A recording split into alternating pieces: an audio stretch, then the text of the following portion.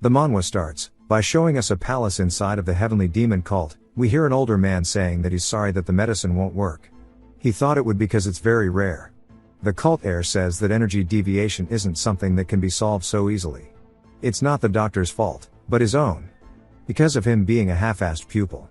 His lower core was broken from birth. If you pair that with a body that can't hold internal ki, he poured all of his efforts into mystic arts and rose to become the cult heir of the heavenly demon cult. It was all a way for him to repay the debt to his master. But alas, he has not achieved that yet. He says that the price medicine of Hebei was useless. He wonders where he could find something better. We then hear a different man telling the cult heir it's been a while, making him stop in his tracks. He asks if he's been well while he, who we learn is the vice cult leader, was absent. The heir says that it's been a long time, and we learn that the vice cult leader is named Chun Hejin. The heir says that his tour around their land must have taken him quite a while. Hejin says as the cult leader and cult heir are both unable to carry out their current duties, it is his obligation to get things done for the prosperity of the cult. The heir says that he sees and he's really grateful for his efforts, but he says it in a very cold tone. Back in his room, the heir says there's no way that Snake just went on a trip to see how the people are doing. He sets his cup down and says he needs to stop Hejin before he does anything stupid, but then he feels a sharp pain in his chest. He says that he did not expect this, to think he'd aim for him the moment he's in his own chamber. It makes sense now why this drink was so damn good. As he starts to crush the cup, he asks the people in the rafters above if they would like a drink as well, saying he feels bad for drinking it all on his own. One of them yell attack, and they start to leap down from the ceiling. The heir says even if they did bring him this prized liquor, they're making a grave mistake for finding him in his own chambers. We see 4 of them plunge their fists straight through his chest, but only for them to have been tricked by one of his illusion arts. The heir is now across the room, saying if they wanted to kill him in his own area, they should have prepared much more, as we see a purple aura from his eyes. They quickly redirect towards him, and he says that he just warned them while sticking his hand out. As he clenches his fist, he says they are not enough. Spiked chains begin to fly around the room, impaling his assailants, killing them on the spot. We see more people appear behind, and he says that it seems they are appearing now that the stage has been set. He says that as his nephew, he's quite disappointed in this shit, as it's none other than Hejin and the other elders who look startled. Hejin says that the crane's red beak is a poison said to melt an entire ox with a single pinch, and he wonders how the heir is still laughing after drinking a cup of it, calling him a monster.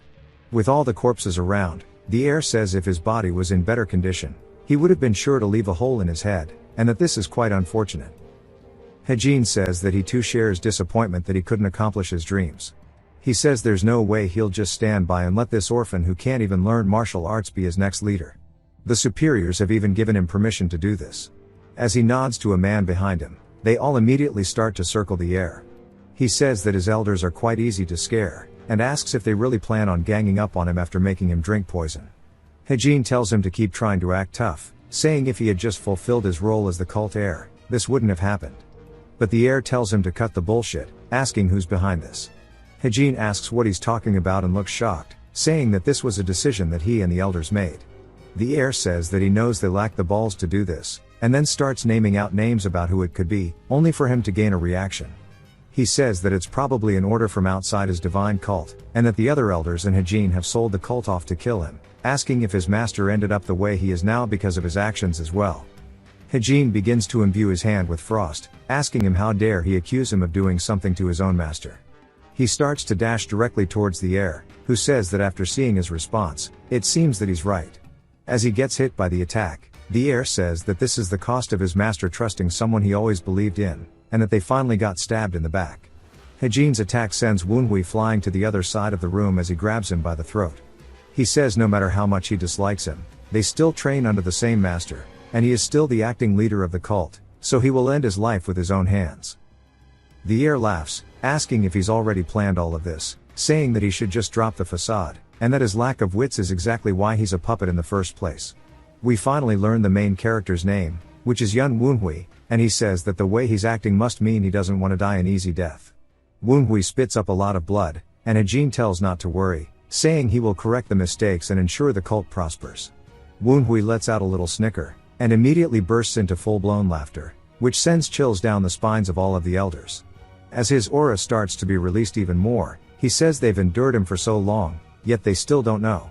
If they wanted to kill him, They should have remembered one small detail. Hejin says that now that his time to die has come, it seems like he won't stop running his mouth, but Woonhui reaches into his robe and pulls something out, which surprises Hejin, as he recognizes it as the demon dragon sword.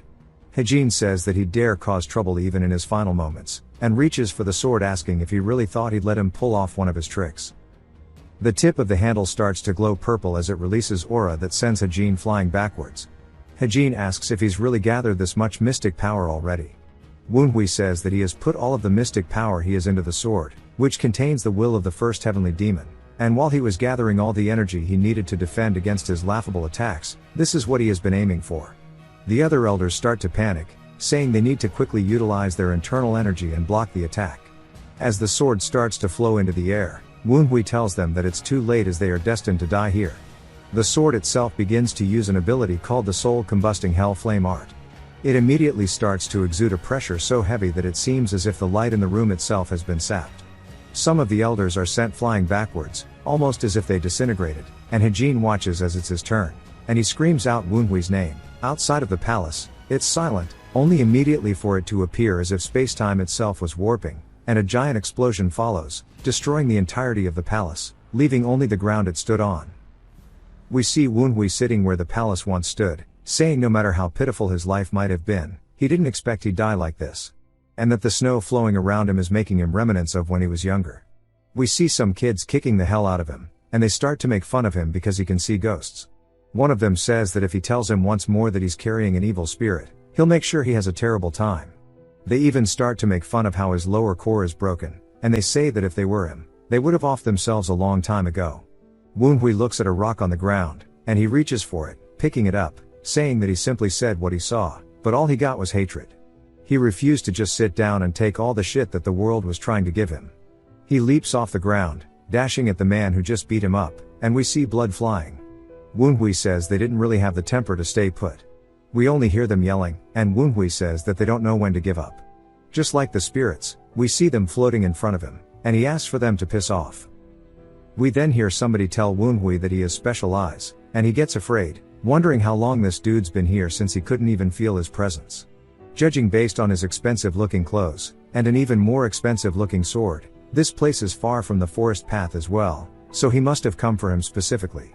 Woonhui starts to laugh, but in a sad tone, saying he must be interested in his cursed eyes, and he can take them if he wants. As he's used to a life where receiving hatred and disrespect is so natural, the person asks if they can really just have them, and Woonhui says that based on their appearance, they look like a master of martial arts, so what would resisting even accomplish? He says he doesn't know if these eyes can act as a medicine for their powers or not, but they can pull them out, eat them, or do whatever they need to. The person quickly puts their coat around Woonhui, saying those eyes are no curse, rather, they are a blessing. Some people like him are born with a blessed upper energy core, or with a special streak in their soul, and those children always end up doing great things. Woonhui says the words sounded so sweet, he would have definitely just thought they were lies. The person continues, saying that he has the potential to become more special than anyone else in the world, but Woonhui was already falling for it because that was the first time he ever felt warmth in his entire life. The person asked if he would follow him, and Woonhui said yes, and this is how he met his master, the heavenly demon. When the heavenly demon asked if he had a name, Woonhui says no. The heavenly demon says that to commemorate the moment he met him, he would like to give him the name Woonhui, which gave him a new reason to live. We see Woonhui sitting there, saying he did whatever he could to help his master, but because of his damned body, his master fell into a state of energy deviation, and accepting death here would be too pitiful. Even though his body is about to keel over, no matter what he does, his body is done for, so there is only one way out of this. He slams his hands into the ground as a golden energy starts to emit from it. He says that he is using the forbidden art of Zoroastrianism, called the primordial divine wheel of reincarnation, which will allow him to overcome death by transferring his soul to another body. Even if it does succeed, he is destined to live a short life due to the body's rejection of the soul. He is using the remaining mystic energy from the fragments of the demon dragon sword to activate this art, and now he will just leave it up to the heavens. He looks over at his master's palace, and begs that he hold on. As the yellow aura starts to bloom into a lotus flower, it opens up, shooting a beam to the sky, and Woonhui says once more he hopes his master stays safe until he returns. His vision goes completely black until he hears some woman yapping at him. She says that as the son of a concubine, he should continue to keep low. He says his whole body is numb and tingling, and waking up to the sound of screeching is just the worst. He then jolts awake, asking if the wheel of reincarnation really succeeded, and we hear the woman call him Tang Woonhui, asking if he's listening, telling him to get up off the damn floor. Woonhui stands up, saying it's ironic that he still has the same first name as his last body. The woman, on the other hand, says that she's been emphasizing this since earlier. She raises her beating stick into the air, asking how dare he not respond to her, but he stops her mid-swing, saying that her breath reeks, asking if she could face away when talking to him, and even calls her an old hag. She looks annoyed, and asks how dare he refuse her teachings and even insult her, and then she slams the door, telling him not to even dream of exiting until he understands his mistakes. Woonhui sits on the bed, sighing out of relief, saying finally he can have some peace and quiet. According to the remaining memories of this body, that woman is this child's stepmother, and that the primordial wheel of reincarnation only works on bodies that have just died or are about to die. Even if this child was not her real son, he can't believe that she beat him to death. He thought his old life was pitiful, but the Woonhui in this body might match it. He says that his body is barely trained and is actually in pretty bad health, but this body has something that his last one lacked. He reveals that it has a lower energy core. He says if he can train his lower core to learn martial arts, and on top of the mystic arts he learned using his upper core, and if he can use the power of his eyes to control the dead, he'll turn it into something that the world has never seen or is ready for. And it's not an if, rather it's a necessity. Only then will he be able to protect his master and show the bastards who backstabbed him and messed with his cult that they picked the wrong damn fight. Woonhui starts to explain that the Sichuan Tang clan is one of Murum's 6 great clans, and the ruler of Sichuan. To their west, there is Tibet, where the Potala Palace is, and Ganghai, where the Kunlun sect is. To their south, there are the Heavenly Dragon Temple, the Shenkong sect, and the 5 poison sects. To their north is the front line of the Central Plains that opposes the Heavenly Demon cult. There stands the group that leads the Tang clan and the vanguard called the Tempest Squad. The leader of the Tempest Squad, who is also known as the Tempest Swordsman, is Tang Ho San. With the Tempest Squad, he founded a branch of the Tang clan called the 9 Dragons Division. The Tang Patriarch, the Dark Supreme, Tang Moon Hyuk, had entrusted the division to Tang Ho San, whom he had deep faith in. Ho San had 3 heirs. 2 were children he had with Nam Gun San Yong, his legal wife. They were his first child, Tang Qiu Jin, and his third child, Tang Yu Chang. Comparatively, his second child was born as a result of sleeping with a servant, a mistake he made while drunk, and that is who he is reincarnated as. While he may be an illegitimate child, he is still the son of the branch family patriarch, which means he is an heir candidate. We hear a servant barking at him, saying that he needs to go beg for forgiveness, as the matriarch said not to bring in any food to the White Pavilion, and that it looks like they will all be starving too. Woonhui sighs, saying he can't believe even a servant is looking down on him, so he smacks the dude across the face, sending him flying across the room. The dude asks what the hell he thinks he's doing since he was being so kind by giving him advice. He says if he continues acting this way, he can't help but fight him back, but when he looks up, he sees Woonhui glaring down at him, and Woonhui smacks him again, making the dude just start to say that if he keeps hitting him, he'll get into trouble. Woonhui doesn't care and repeats this over and over until the dude is in tears, saying that he's sorry. After a bit of slapping the hell out of him, Woonhui tells Hyung Sam that he trusts that he will do the right thing since he's his mother's hometown friend. Hopefully, he understands how he feels.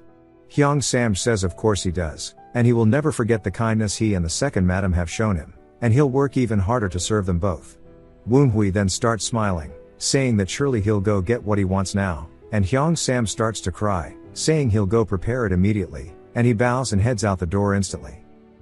Woonhui sighs, saying he can't believe his hand is stinging just from hitting him a few times, and he wonders just how weak the original Woonhui was, saying not only is the body weak, but he also has no allies within the clan, and it's partly due to the matriarch bullying him. It's difficult to move around within the Tang clan at this rate.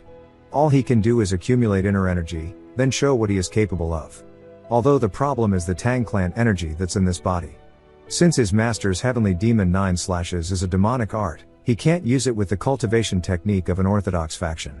However, there must be many cultists within the heavenly demon divine cult who came from the Tang clan and have been around for 1,000 years. This will put a lot of stress on his upper meridian since his body has not been trained, so taking the memories of putting it into the upper meridian that was innately big, he'll copy it from reality into the imaginary space and manifest it there. As he opens his eyes, he says that this space that he is witnessing is purely from his own manifestation, which is part of the heavenly demon divine cult called the millennia-old secret archive. Fortunately, it seems that using the divine wheel of reincarnation didn't cause him to lose much of his memories. In his current situation, the most suitable cultivation method for him would be the venom dragon cultivation technique. After the martial group of the Tang clan that specializes in poison was chased out of the clan, they joined the cult. This is the cultivation technique that was made to allow them to learn the poison arts of the demonic cult. Instead of using demonic energy, they used poison energy and the cultivation techniques of the Tang clan as the base to practice the martial arts of the cult. While the Tang clan fights against the cult, there are groups within the Orthodox faction that use poison in a unique manner. So, if he uses the demonic arts via the venom dragon technique, then no one would suspect him of a single thing. The issue would be that he needs to go through excruciating pain in order to embrace that poisonous energy. To replenish the poison, he also needs to consume poison that is of a higher level. However, now that he has used his upper meridian, his cursed eyes have finally been opened. We see him smiling and asking somebody across the room how long they plan on staring at him for. He says while he was known as handsome in his previous life, he will still get a little embarrassed if they stare too long. As we see, he is talking to Hajin and the other elders. Hajin barks at him, saying everybody always said he was crazy, but still, he dares subject him, the vice leader of the cult, into such a state. All the other elders also say that he needs to release the chains, and he won't be able to handle their wrath. Woonhui says seeing all of them react like that makes him extremely happy. They ask if he has such a shitty personality that it's stuck even with death. Woonhui grabs their chains, saying if there were plenty to kill him, they should have prepared themselves for the consequences. As he pulls Hajin to the floor, he says they already knew what ability he had. As when he looks up at Woonhui, he sees an ominous demon behind him. Hajin asks if this is really the power of the Phantom King. Woonhui says if he remains in this state, he won't be able to even reincarnate, and surely, they will start to get impatient. Hajin hits the ground, saying what he wants is probably information. If he wants all the information he has, Woonhui cuts him off, saying he doesn't need it. Hajin is surprised, and Woonhui says he has many people who will give him that information. He puts his hand directly over Hajin's head, and everything blinks out for Hajin as he starts to get sucked up into the sky. He screams only for him to turn into an orb in Woonhui's hand as he says it's called a wraith sphere. It is filled with extreme resentment of the dead and is exponentially more vicious than the most extreme venom, and now it will become his nutrition. As we still hear Hajin yelling from inside of the orb, Woonhui eats it in front of all the elders, surprising them. He starts to feel excruciating pain in his body, causing everything to tense up, and they say there's no way he's still standing after eating that. One of the other dudes asks the rest if they don't remember that they just gave him the red beet poison and he still shrugged that shit off. Woonhui says that now that Hajin has become nutrition for his venom dragon technique, it's time for the rest of them to make a choice, asking if they will tell him obediently or will they get devoured. He turns them all into orbs and starts swirling them around in his hands, asking if they are really just following the orders of an organization known as the Association, even though they are elders of the heavenly demonic divine cult. They plead to him, saying that they're not lying, and Woonhui says that it's an organization that doesn't even have a name, but the problem lies with its members. One of the elders says they refuse to reveal anything about themselves, and they hope that Woonhui believes them. Woonhui says that the divine cult of the heavenly demon was an evil cult that believed their lord to be the god incarnate. These elders who revered the heavenly demon as their god came to eliminate him, the junior heavenly demon, since he was ruining their god's reputation. At the very least, they feared the members of the society more than they feared their master, the god they worshipped. Woonhui says he thought they had simply fallen for the schemes of the orthodox or unorthodox factions. Then he says the word divergence. There were humans who ascended while attempting to climb the tower standing above the skies. They were absolutes, seen as immortals who could be considered natural disasters in their own right. The real masterminds far exceeded his expectations. He downs all of the orbs, saying there's no time to sit back and slowly adapt the poison to his body, and he needs to speed this up immediately. It then jumps to 2 whole months later in the Grand Matriarch's room. She asks if they're certain that they haven't been serving food to that filthy boy. Hyung Sam asks how he could ever go against her orders, and she asks how he's still fine then, as she thought he would give up in 3 days and grovel at her feet for mercy. There was even a rumor going around the estate that she killed him and replaced him with a double. The clan head is even going to visit soon, so how can she ever face him if he hears of this false rumor? She sighs, asking Hyung Sam if he brought the documents Woonhui asked for. He says there were reports regarding the current state of the martial realm, especially in respects to the outer regions. She says that he's never been interested in those before, wondering how he could change so much in a mere 2 months, then wonders if maybe he found a new supporter. Despite being a filthy bastard, he still has the branch family head's blood. If he impresses the clan head when he comes to visit, the boy's position within the clan will solidify. It wouldn't surprise her if a dirty little pest tried to manipulate him to their advantage. She slams her table, saying only Yu Chang can catch the clan head's eye, asking how dare they try to use that filthy bastard. Someone then knocks on the door, saying that Yu Chang has arrived, and she asks if he already finished his seclusion training. Hyung Sam says that he's going to take his leave now, and she tells him to get out of her sight and report immediately if that bastard tries to do something again. Yu Chang then enters, asking his mother if she's been well, and she says that she has, telling him to take a seat, asking if he achieved his goal. He says that he may still improve, but he successfully obtained Shadow Key. She says well done, and she knew he could do it. Yu Chang says that he heard stories about the bastard on his way here, asking if he really is yet to reflect and beg for mercy after his transgression against her. She sighs, saying indeed, and just thinking about it makes her head hurt, asking what he is up to. He says based on the circumstances, he believes someone is supporting him from the shadows. His mother asks if he really believes so as well, and Yu Chang says that there is no way someone with minimal internal energy can survive with no food or water for 2 months, and that he believes someone is sneaking in some elixirs for him to consume every night. His mother says that's also her conclusion, but she has no clue which imbecile is trying to use that bastard. Yu Chang says that is why he will recommend that Wen Hui participates in the festival when the head arrives. Because if Wen Hui gets a big opportunity, then his backer will have no choice but to help him out immensely. His mother says that's a good idea, and she's sure they'll try to feed him more elixirs to improve his abilities in the meantime, and then the backer will reveal themselves to take the credit for changing the boy. Yu Chang says exactly, and once they know the identity, they can take them down. She wonders what will happen if Wen Hui makes a mistake, saying the clan head will disapprove of the branch family for not keeping him in line. Yu Chang says that no matter how much the backer helps him, there is no way Wen Hui can achieve much, and if he makes a mistake or causes an accident, he will step in and prevent it as his brother. Back to Wen Hui's room, we see a purple aura leaving his room as they continue saying that no matter how much help Wen Hui will receive, there is no way a boy who's barely learned the common Tang clan key cultivation technique can reach a high enough state to accomplish anything within such a short time. Oh boy, are they in for a rude awakening? And then jumps back to Wen Hui talking to Hyung Sam as Hyung Sam says that he has heard that the cult has been in a civil war for the past 6 years. Wen Hui explains that 2 months ago he had asked Hyung Sam to bring him the recent happenings in the martial realm. He anticipated that some time would have passed when he used the Wheel of Reincarnation, but this went beyond his expectations. After hearing that it was 6 years, he started to feel a bit of despair. Hyung Sam says that the heavenly demon of the time went missing. Wen Hui asks what he means by missing, and Hyung Sam asks if that's a problem or something, saying that it was said to be a wicked scheme planned by the cult for a long time, and they were all afraid of when and where the heavenly demon would appear. So now Wen Hui has no idea if his master is alive or not. Even though there's not much, he does have the slightest amount of hope. He wants nothing more than to run all the way to the Tian Shan Mountains right now, but he is lacking in strength, information, and money. Especially information, as we see him training his martial arts. He says those traders will be using all sorts of methods to look for their master as well, and if they haven't been able to find him yet, he needs information that is at least as good as theirs. It also happens that the 9 Dragons division will be visited by the Tang clan's Dark Sovereign Son. Who we talked about before, he is the head of the Sichuan Tang clan and one of the 10 Grand Masters under heaven, the Dark Sovereign Tang Moonhyuk.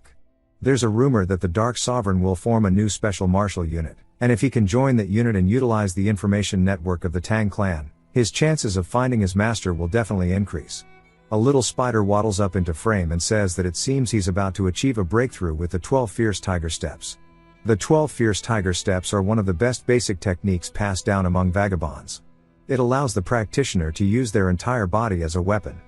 Wen Hui says this is the result he obtained after strengthening his body through extreme muscle training, and while also cleaning his pressure points and meridians by practicing the Venom Dragon art and eating the ghost orbs. Wen Hui asks if he's going to have to eat Bigu pills again, and the little spider says that it can't be helped, as security is too tight. We see it's actually one of the elders possessing the spider. Wen Hui warns him that he'll turn him into an orb if he doesn't behave. The elder begs him, saying that he's done his best. Wen Hui says okay, and asks if he's learned anything new, like where the Dark Sovereign is now. Spidey says that he doesn't know where exactly, but that Yu Chang has returned after finishing his seclusion training. Woonhui says it makes sense he'd return since the Dark Sovereign will be visiting soon, asking if that's all the information. Spidey then says that he saw him scheming with his mother against him. Woonhui asks him what Yuchong and San Young have planned, telling him to spill the beans. After being explained, Woonhui says the recap: they just want to screw him over when the Dark Sovereign visits, and they think that someone is supporting him from the shadows. He says they're literally just writing the story by themselves, and more importantly, a recommendation for the special unit is great. He scoffs, saying that he wondered what they were going to do, but now they're just laying it all out for him, though he doesn't like their intentions to humiliate him. Hyung Sam then knocks on the door, and Woonhui tells him to enter. He enters with some medicine, and Woonhui asks what it is, only for Hyung Sam to tell him that it's something that the matriarch is giving to him.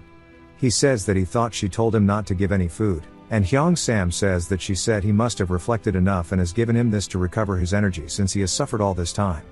Woonhui sighs, saying this is such an obvious ploy, telling him to leave it on the side.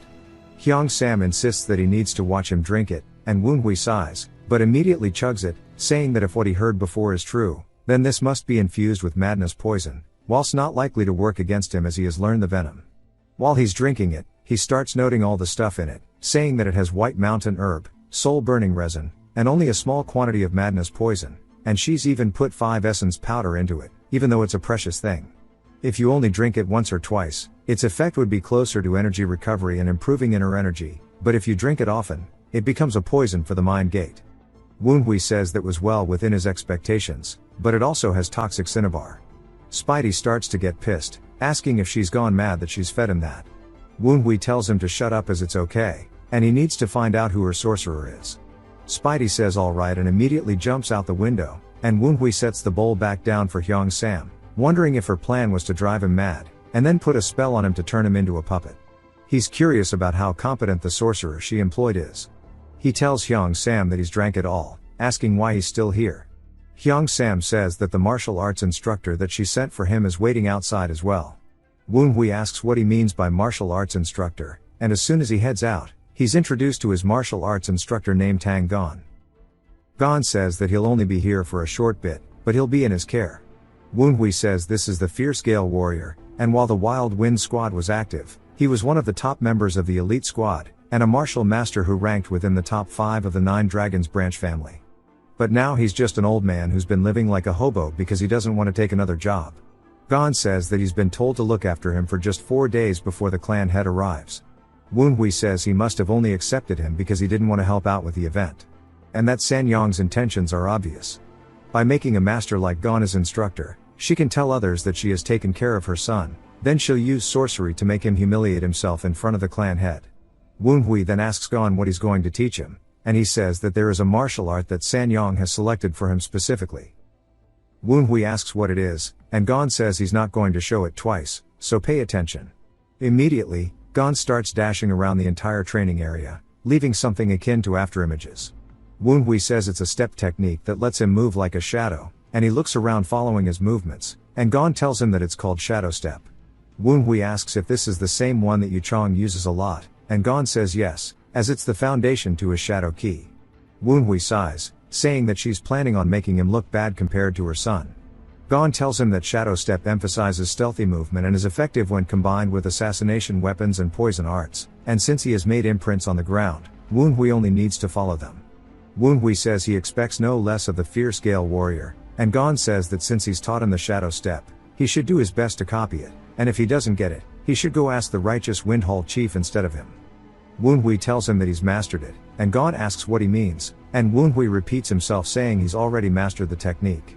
Gon scratches his head, saying he may not know this because he hasn't learned martial arts before, but Shadow Step is a pretty difficult stepping technique. Even the members of the Wild Wind squad took around 10 days for each form. Even geniuses like himself took 5 days, so it'll take at least 3 months for someone like Woonhui to understand the basics. Woonhui cringes at him calling himself a genius, and he says that he guesses it's probably like that in his mind. Gon says that if he understands, then to continue practicing diligently, but Woonhui says it again that he's already mastered it. Gon starts to get annoyed, saying that it's not something he can master by looking at it once, and Woonhui asks if he wants to make a bet, 30 silver coins to see if he's mastered Shadow Step or not. Of course, the homeless guy immediately jumps at the money, and Woonhui says he hears that the monthly wage of the Righteous Wind Hall is around 10 silver coins, and it's probably only a fun bet when it's worth around 3 months of his salary. Gon clears his throat, saying that Shadow Step is a valuable martial art of the Tang clan that holds its soul, and betting on learning it is absurd. Woonhui laughs a little bit and holds it back, asking him if he's a coward. Gon gets annoyed, but Woonhui walks away, saying he must be, and that the fierce Gale warrior said it took him 5 days for him to learn it, and he's a genius, but for a man to back down like this, it's quite pathetic.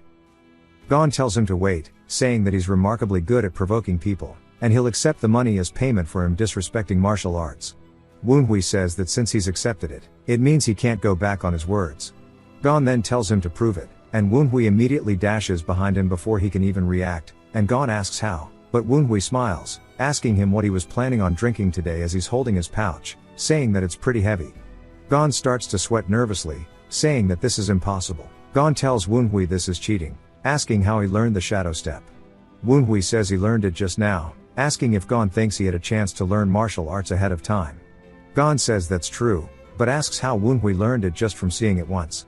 Woonhui says he didn't realize Gon was the petty type who doesn't know how to admit defeat, asking if he wants to try it again. Gon says he's not going to try it again. Woonhui says he can just try a different martial art as it's too boring doing it with just one. Then Woonhui starts to mock him again, asking if he's at such a big disadvantage because he's actually a genius.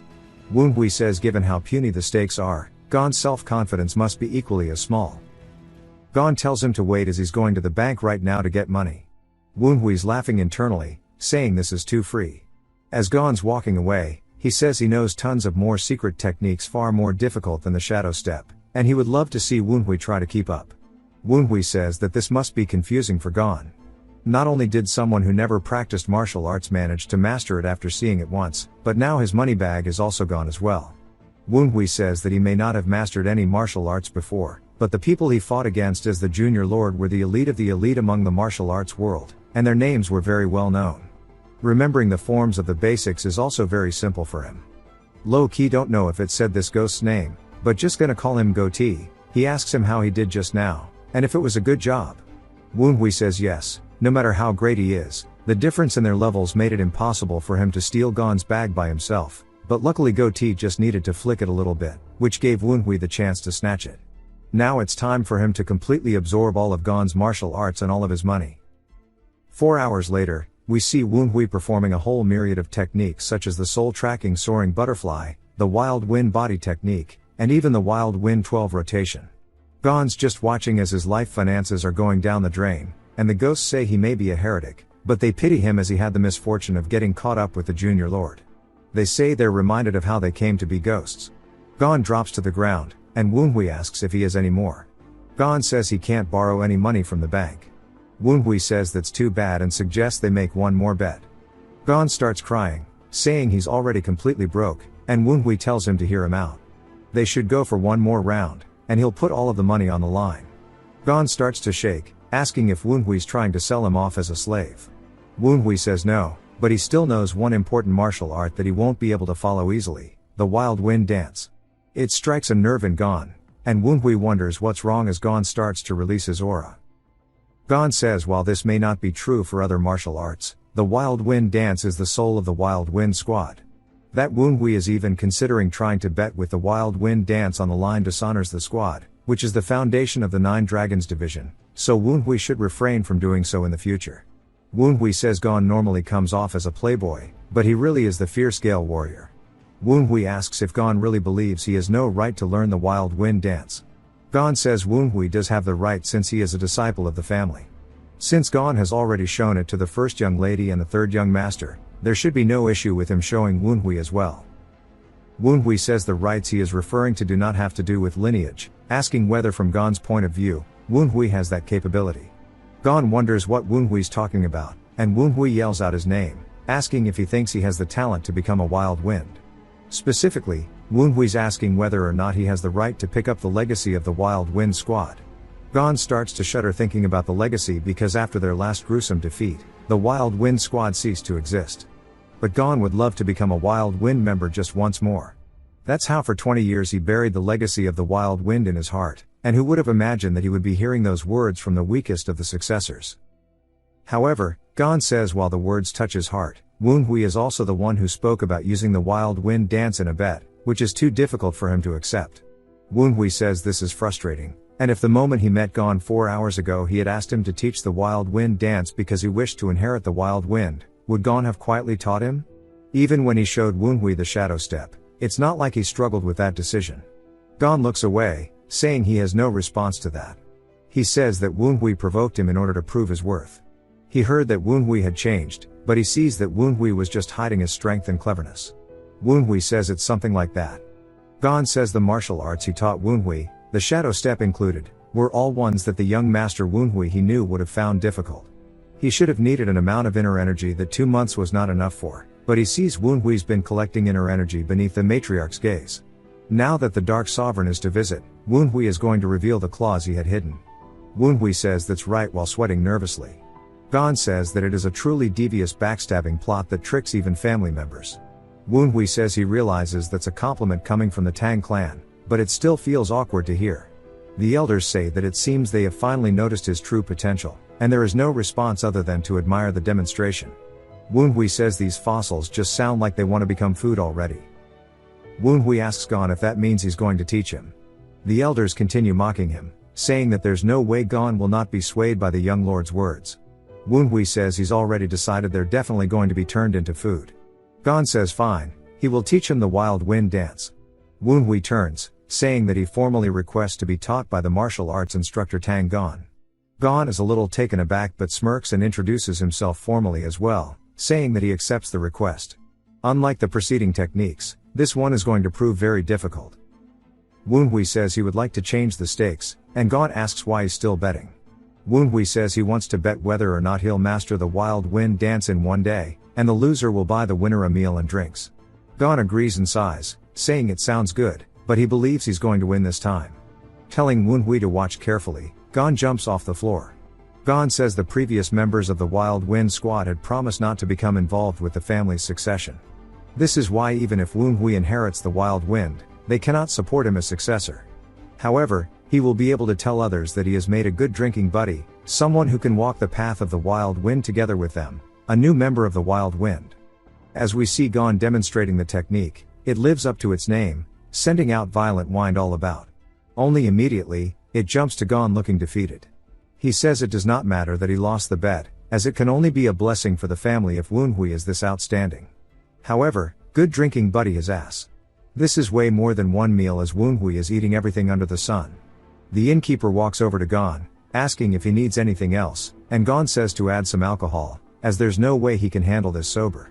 Woonhui asks if he's an alcoholic, saying maybe they should have gone to the Dragon Lord Pavilion instead. Gon says Woonhui's only saying that because he knows how expensive the place is. In the first place, this is a good enough spot as it is the best food in the area. Woonhui says it does seem that way. Gon starts chugging a drink, saying even if it's a bit expensive, he wanted to buy a good one and have a great time. He didn't know Woonhui would order a whole week's worth of food. Woonhui says that going to a high-end inn like the Dragon Lord Pavilion wouldn't align with his plans anyhow. As there are a large number of inns like this one on the main street, thanks to the confinement handed down by the matriarch, he had to be patient for 2 months, and he can no longer delay it. He leaves some kind of mark under the desk. The elder recognizes it as the mystic skill for contacting the demon-worshipping Divine Fire sect and asks if that's what Woonhui came here for.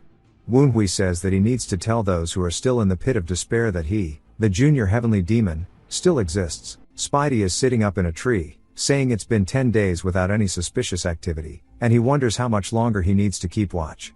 But then something catches his eye as he spots the Quangchang sect uniform, and he wonders why someone from the Tang family is wearing that, only for him to immediately recognize it as the first young lady, Q Jin. He says that since she's the daughter of Sanyong, there's bound to be some scheming if they meet. The mention of the word daughter makes him catch some feelings, and he says that he hopes that child is safe and sound, but he immediately locks back in, saying it isn't the time, and he'll get on the junior lord's good side and ask for a favor. He attaches himself to the side of the wall, and we hear Sanyong asking Q Jin if she intends to push a dagger into her mother's heart. Spidey is confused, and Q Jin says that it would still be nothing compared to the number of times Sanyong has hurt Woonhui, and this time she's ordered for his confinement and fasting. Sanyong tells her not to worry about that, and that right now someone has his back and is secretly providing for him. We see Q Jin shaking with anger, and Sanyong tells her not to worry and just focus on the Dark Sovereign's visit. Kyujin slams the table, asking if Sanyong thinks that's any reason to treat Woonhui like this, and she's sure Sanyong didn't even know someone was backing him, and that she was only trying to kill him. Sanyong wonders why Kyujin is making such a fuss over a mere bastard, yet she's her own flesh and blood. Kyujin says that all Sanyong ever says is bastard this, bastard that, and she hasn't changed one bit. Kyujin says she has no choice but to reveal the truth. Sanyong pleads, telling her to wait as Kyujin storms out of the building. Sanyong says that Kyujin's righteousness has been her weak point ever since she was little, but it's gotten worse after entering the Kwangcheng sect. She wonders how Kyujin will receive the position of successor if she's acting this way. Spidey wonders how to report this, because all he can tell is the family is dysfunctional as hell. Sanyong stands up, yelling, saying it's all that bastard's fault, and there's no need to wait until the Dark Sovereign's visit. She asks if someone's outside, saying she's going to head out. Spidey says that if she's going out of the house right now, it must mean she's going to visit a sorcerer. Back at the training area, Woonhui says it's been 10 days since he engraved the summoning order mark on the tavern, but there's no reaction at all. Even within this county, the demon-worshipping Divine Fire sect contacts should have had deployment information. Either the contact withdrew, or they can't act freely because of some restrictions. It's clear that the situation is not good for either side, and if he doesn't hurry up and become stronger, it's going to get worse. Gon says that Woonhui did a good job, and he sees that Woonhui is good at imitating the weapon arts as well. Woonhui asks if Gon is upset, and Gon says for a person of the Tang clan to learn weapon arts before the assassination and poison arts, he just doesn't understand it. Woonhui says that these Tang clan bastards are so narrow-minded. Woonhui says the dispersing flower staff technique is also a martial art of the Tang clan, and that's why it has been separated into parts like this. Gon is surprised that Woonhui's already noticed, and Woonhui asks if he's not Gon's amazing student who learns 10 things when he's taught one, pointing to himself pridefully. Gon looks grossed out, saying bro needs humility. Woonhui says that because many sects try to express their understanding of martial arts in specific forms, their movements of a signature technique often end up unnecessarily complex. However, the Tang clan is famous for their assassination techniques and poison arts, two martial arts that make use of tools. Therefore, the Tang clan's martial arts have broken their signature technique into parts, so no matter what tools are used, they could move to the next one. While the Tang clan's martial arts are far from flashy, they make up for it in practicality. Of course, the Tang clan system is the basis for successful assassination and effective poison usage. But his master's Heavenly Demon's 9 swords, which he wishes to learn, is also a signature technique that is broken into parts. The Tang clan's weapon art system may come in useful when he mixes it, and it could allow him to use his master's technique, which he can only dream of, more effectively. He's sorry to Gon, but the assassination techniques and poison arts will have to wait. Gon just wonders what Woonhui is scheming and tells him that Kyujin has arrived. Woonhui starts to recall the original body's memories and that his older sister is the only person who ever treated him like real family. She was firmly engraved in his residual thoughts, and even after taking over the body, he's received multiple letters from her. They were all full of worries and affection, and he hopes that Kyujin will have an okay relationship with him. However, he plans to become mortal enemies with Sanyong, and he wonders if Kyujin will stay on her side after that. Gon says that today Woonhui is to go around greeting the elders in the clan, and Gon will return tomorrow. Woonhui sighs, saying he guesses so, and that it's going to be difficult to do this, and he should hurry up with his business before his older sister arrives. Gon asks if it's the thing Woonhui said he was going to start today, and Woonhui asks what Gon means by start, saying it's already completed. It jumps to Yuchong asking Hyung Sam if he has stuck to the pill creation method for the last 10 days. Hyung Sam says yes, he is absolutely correct, and Yuchong throws him a bag of money. Hyung Sam thanks him and quickly runs off. Yuchong then calls out to someone named Mu Yong, who asks if he only has to take care of Woonhui. Yuchong says yes. Since Woonhui has been consuming madness poison for 10 days straight, it's sure to have completely filled his system. Even if Woonhui's backer notices and tries to detoxify him, it will be difficult to fully recover before the Dark Sovereign's visit. Yuchong says they sent Gon as an instructor for appearance's sake, but he's putting a surprising amount of effort into teaching Woonhui. Even Gon took 8 whole days to learn the Shadow Steps forms. No matter how much Woonhui tries to train, Yuchong is sure Woonhui will barely be able to learn one form before the Dark Sovereign's visit. The true issue is Woonhui's older sister. Yuchong heard that as soon as she got home, she got into a huge fight with Sanyong, and there may be a setback in Yuchong's current plans. Once she turns 30, she should officially become the successor of the Nine Dragons branch family. She has too much sympathy to become the Tang clan's branch family leader. She didn't learn the Tang clan's martial arts and immediately left for the Quangcheng sect. Despite all that, she became the Nine Dragon branch family's successor, and Yu Chong starts to smile looking to the sky, saying it should have been him. Someone then enters, saying that a letter has arrived from the White Pavilion, and Yu Chong says to enter.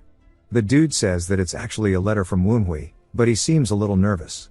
Yu Chong asks what's wrong, tells him to hand over the letter, and it's pretty much just Wenhui cursing him out, saying let's throw hands. Yu Chong starts to hold back his anger, asking if the madness poison is already taking effect, and says it could be a plan set by Wenhui's backer. It could be a contraption that releases poison causing him to lose himself in anger once the letter is opened, which is something easily available within their clan. But then Yu Chong sees there actually is no special contraption on the inside of the letter. It's just Wenhui saying that he wishes to reforge the awkward relationship they have as brothers, and he wants to release any pent-up bad blood like martial artists through a spar. Yu Chong says Wenhui is obviously trying to pull some trick, and he needs to turn Wenhui into a stepping stone in front of the Dark Sovereign and use that as the foundation for his meteoric rise. Yu Chong tells his budget Hyung Sam that he has received the letter, and he's grateful for Wenhui's suggestion, but he wants to reject the duel. An hour later, Wenhui replies back, pretty much just calling him a small fry side character.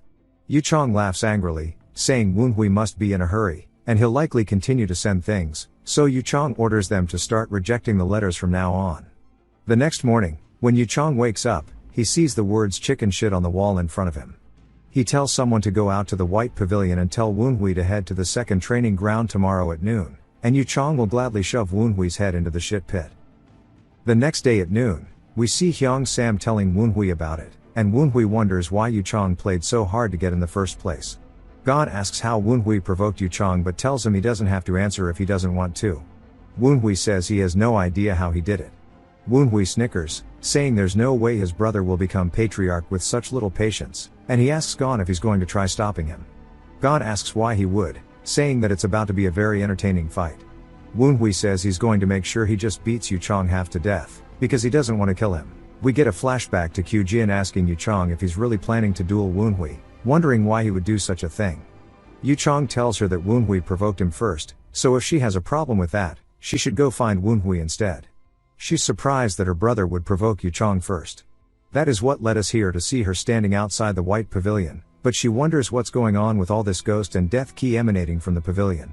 As she heads inside, she's sure that this is exactly what it is, as there are multiple instances of death and poison ki staining the area in many places. It's like the dwelling of a martial artist that's gone to the outer path. She then feels a chill as there is ghost ki directly behind her. She quickly draws her blade and swings it behind her, aiming straight for Wenhui's neck. He manages to stop the blade, and she's surprised, asking if he is really Wenhui. He tells her that her greeting is a little violent, and she quickly apologizes, saying that she did try to stop it but didn't expect her attack to get stopped in the first place. Wenhui says that she just had to come in when he was doing his inner energy cultivation using the Venom Dragon Essence art, and he noticed her way too late. His plans will go bad if his current poison and inner energy levels are exposed to Yu Chong, and if Sanyong sent her here before his fight with Yu Chong, then this is going to be real bad. She says that she was worried because of what she heard their mother did to him, but she's really glad to see he's doing well, and she starts to smile. Wenhui says it's the same expression his master would give off, and he can tell she's truly worried about him. He says that it looks like she wasn't sent by the matriarch, and his head starts to hurt.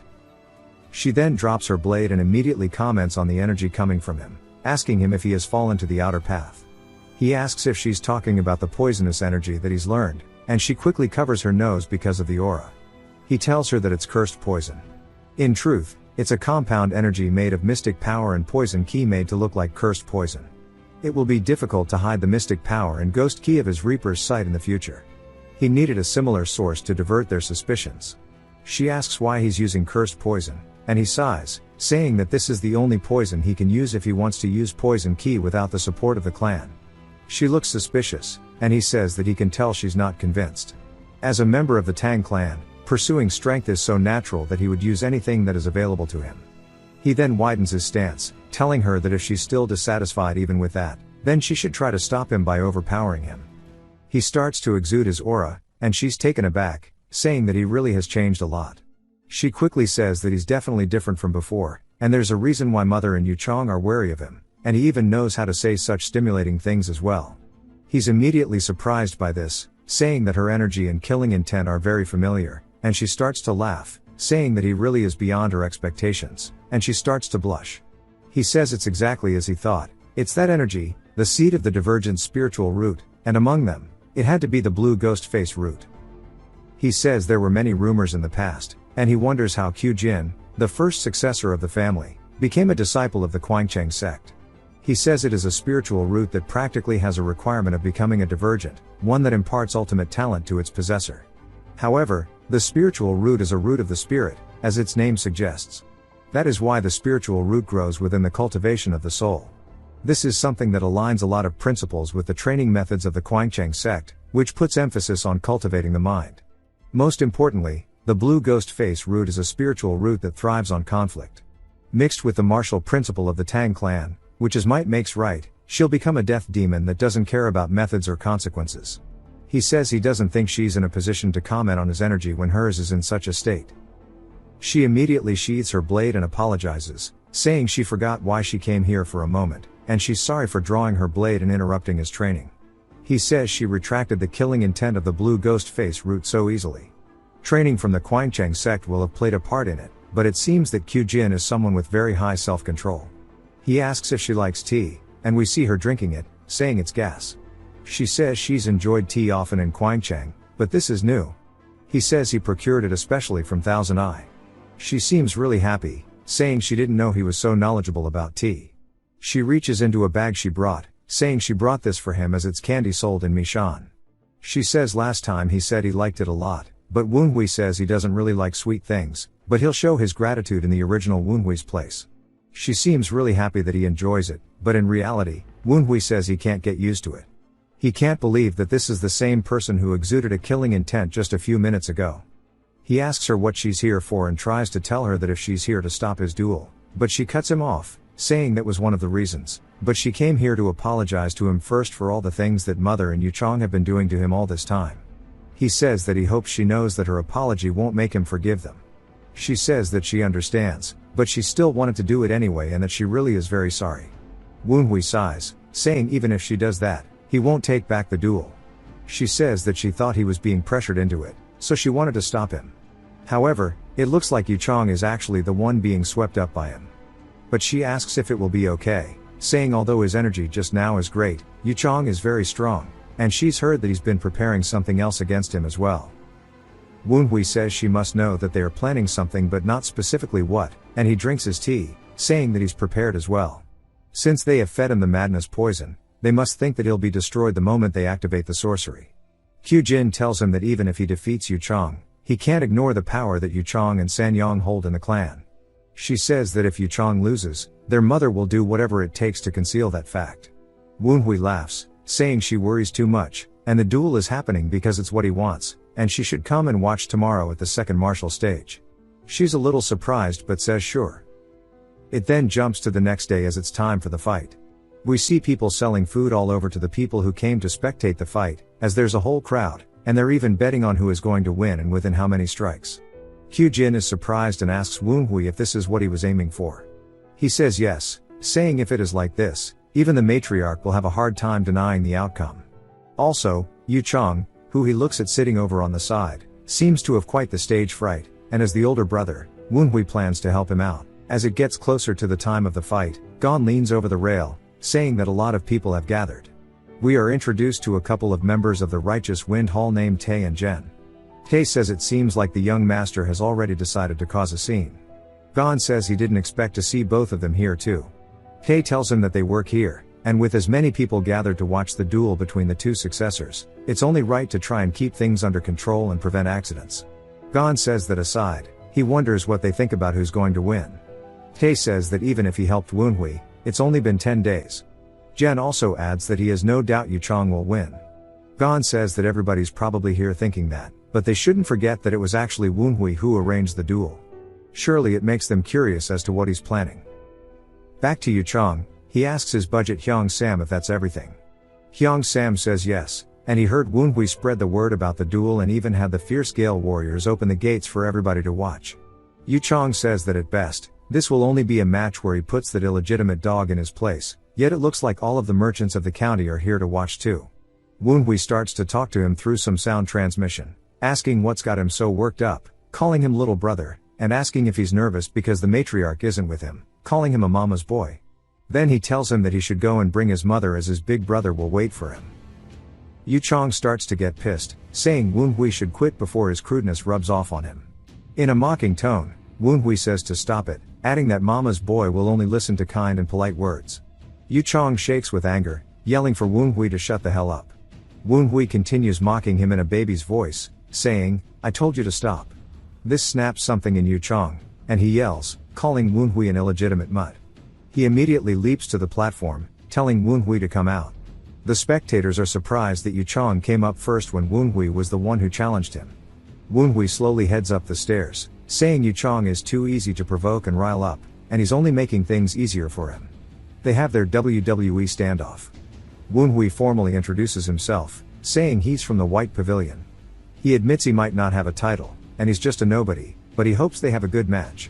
Yu Chong starts to laugh, asking why Woonhui is behaving himself, and whether he's nervous now that he's actually on stage.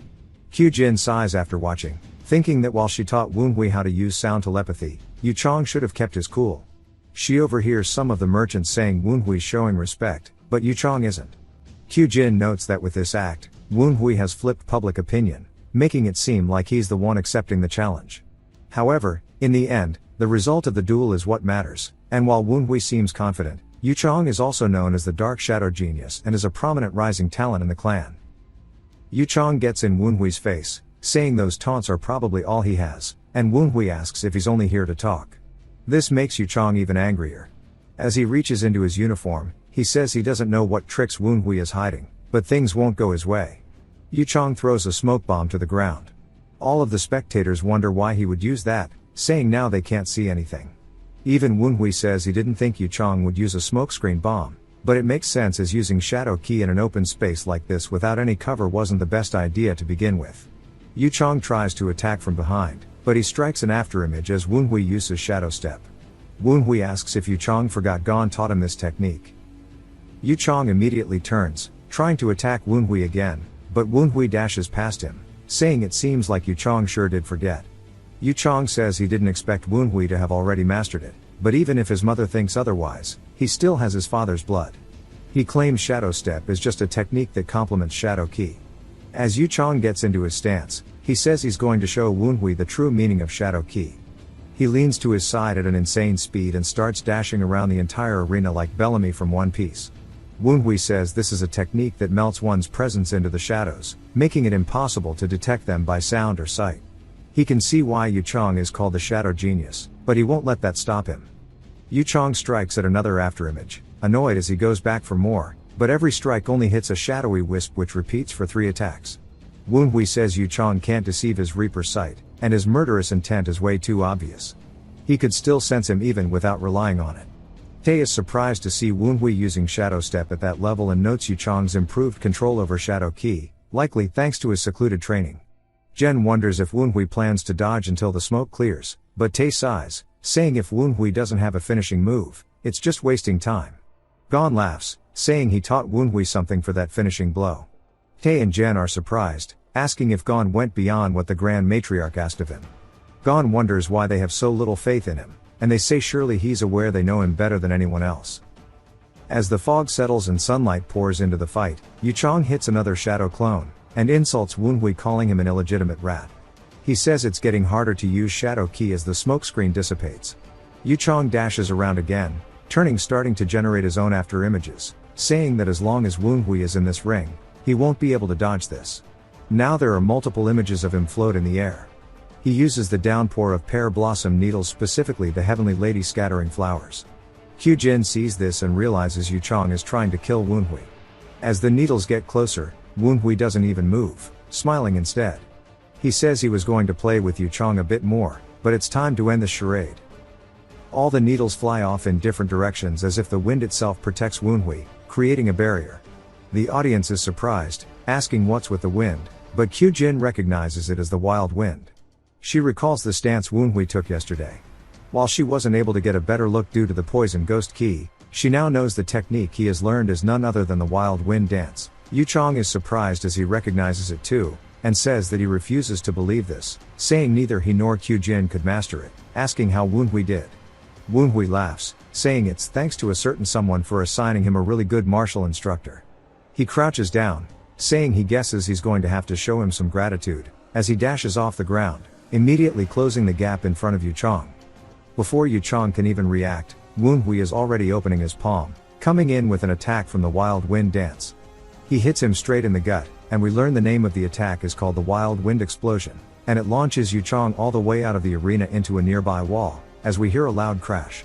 We see him slumped over in front of the wall, as he has even dented it. The audience is surprised that Yu Chong lost to Woonhui in a single strike.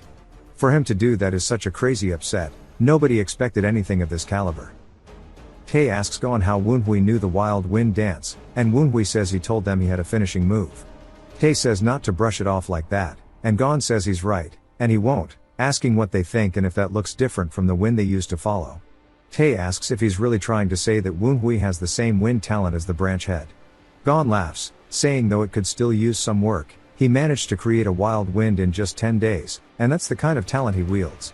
It might be too early to make a decision, but keeping tabs on him is worthwhile at least, asking if they agree. It says besides, he doesn't know if they were just empty words, but he claimed that he would inherit the Wild Wind Squad. So how can he not have high expectations? Gon then realizes he's still shrouded in the wind, and wonders what he's doing, as Woonhui calls out to Q Jin, asking if she would also like to have a duel, saying even though her little brother may be lacking, he would appreciate it. The audience are confused who is talking to, and then they recognize her as Q Jin, and they say that now that they actually are looking at her, she must have left Ching Cheng in time for the Dark Sovereign's visit, and they didn't recognize her because it's been so long. They say that they wonder if this means they'll get to see a duel between Woonhui with his mastery of the Wild Wind Dance, and the greatest prodigy of the Sichuan clan, Q Jin. They start to cheer her on, saying this will be on a completely different level than the previous one, and they sure are lucky, and they start chanting her name, which makes her feel uncomfortable. Jen says that it seems like things are heating up, and Tae asks Gon if he thinks that Woonhui stands a chance.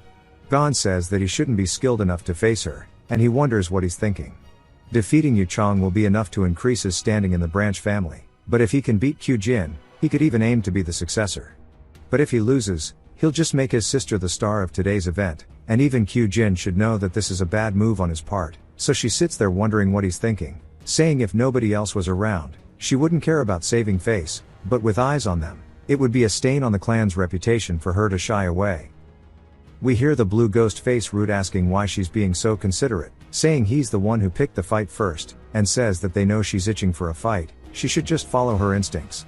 She covers her ears, shakes her head, saying no, saying that Woonhui's been abused for too long, and she needs to prioritize him over the reputation of the clan. Woonhui then asks her what she has her thinking so hard, saying it's just a friendly duel, and that she's worrying too much, as she can just enjoy it. That immediately makes her realize something, as she leaps past him, saying that she's been holding back so much. Everybody's glad that she actually entered the stage, and we see her pivot, turning around, and she formally introduces herself, saying that she has received the teaching of Monk Woho for 5 years, and the one energy of heaven and earth, but she says that the people of the martial realm have graced her with the title of Thousand Petal Beauty, and she hopes it'll be an honorable duel. Woonhui does pretty much the same thing she just did, telling her not to go easy on him, that everybody starts cheering, saying now the duel is official. He says that she seems happy, and she says that it has been a while, as we see her actually blushing, and she says she hasn't been this excited in forever. He says that she seems a little too excited, and she asks how she could not be, as her dear Woonhui wants to have a duel with his big sister, as we see her sheath hit the ground. Woonhui says well then, and starts to get into his stance, asking her if she is ready. She says of course, as we see the blue ghost face Root starting to take hold, and she starts the charge in, telling him that it's time to get started. He says he hoped that she would give him at least a 3-second head start, and he uses another technique from the Wild Wind Dance called the Cutting North Winds technique, blocking her strike, creating a shockwave.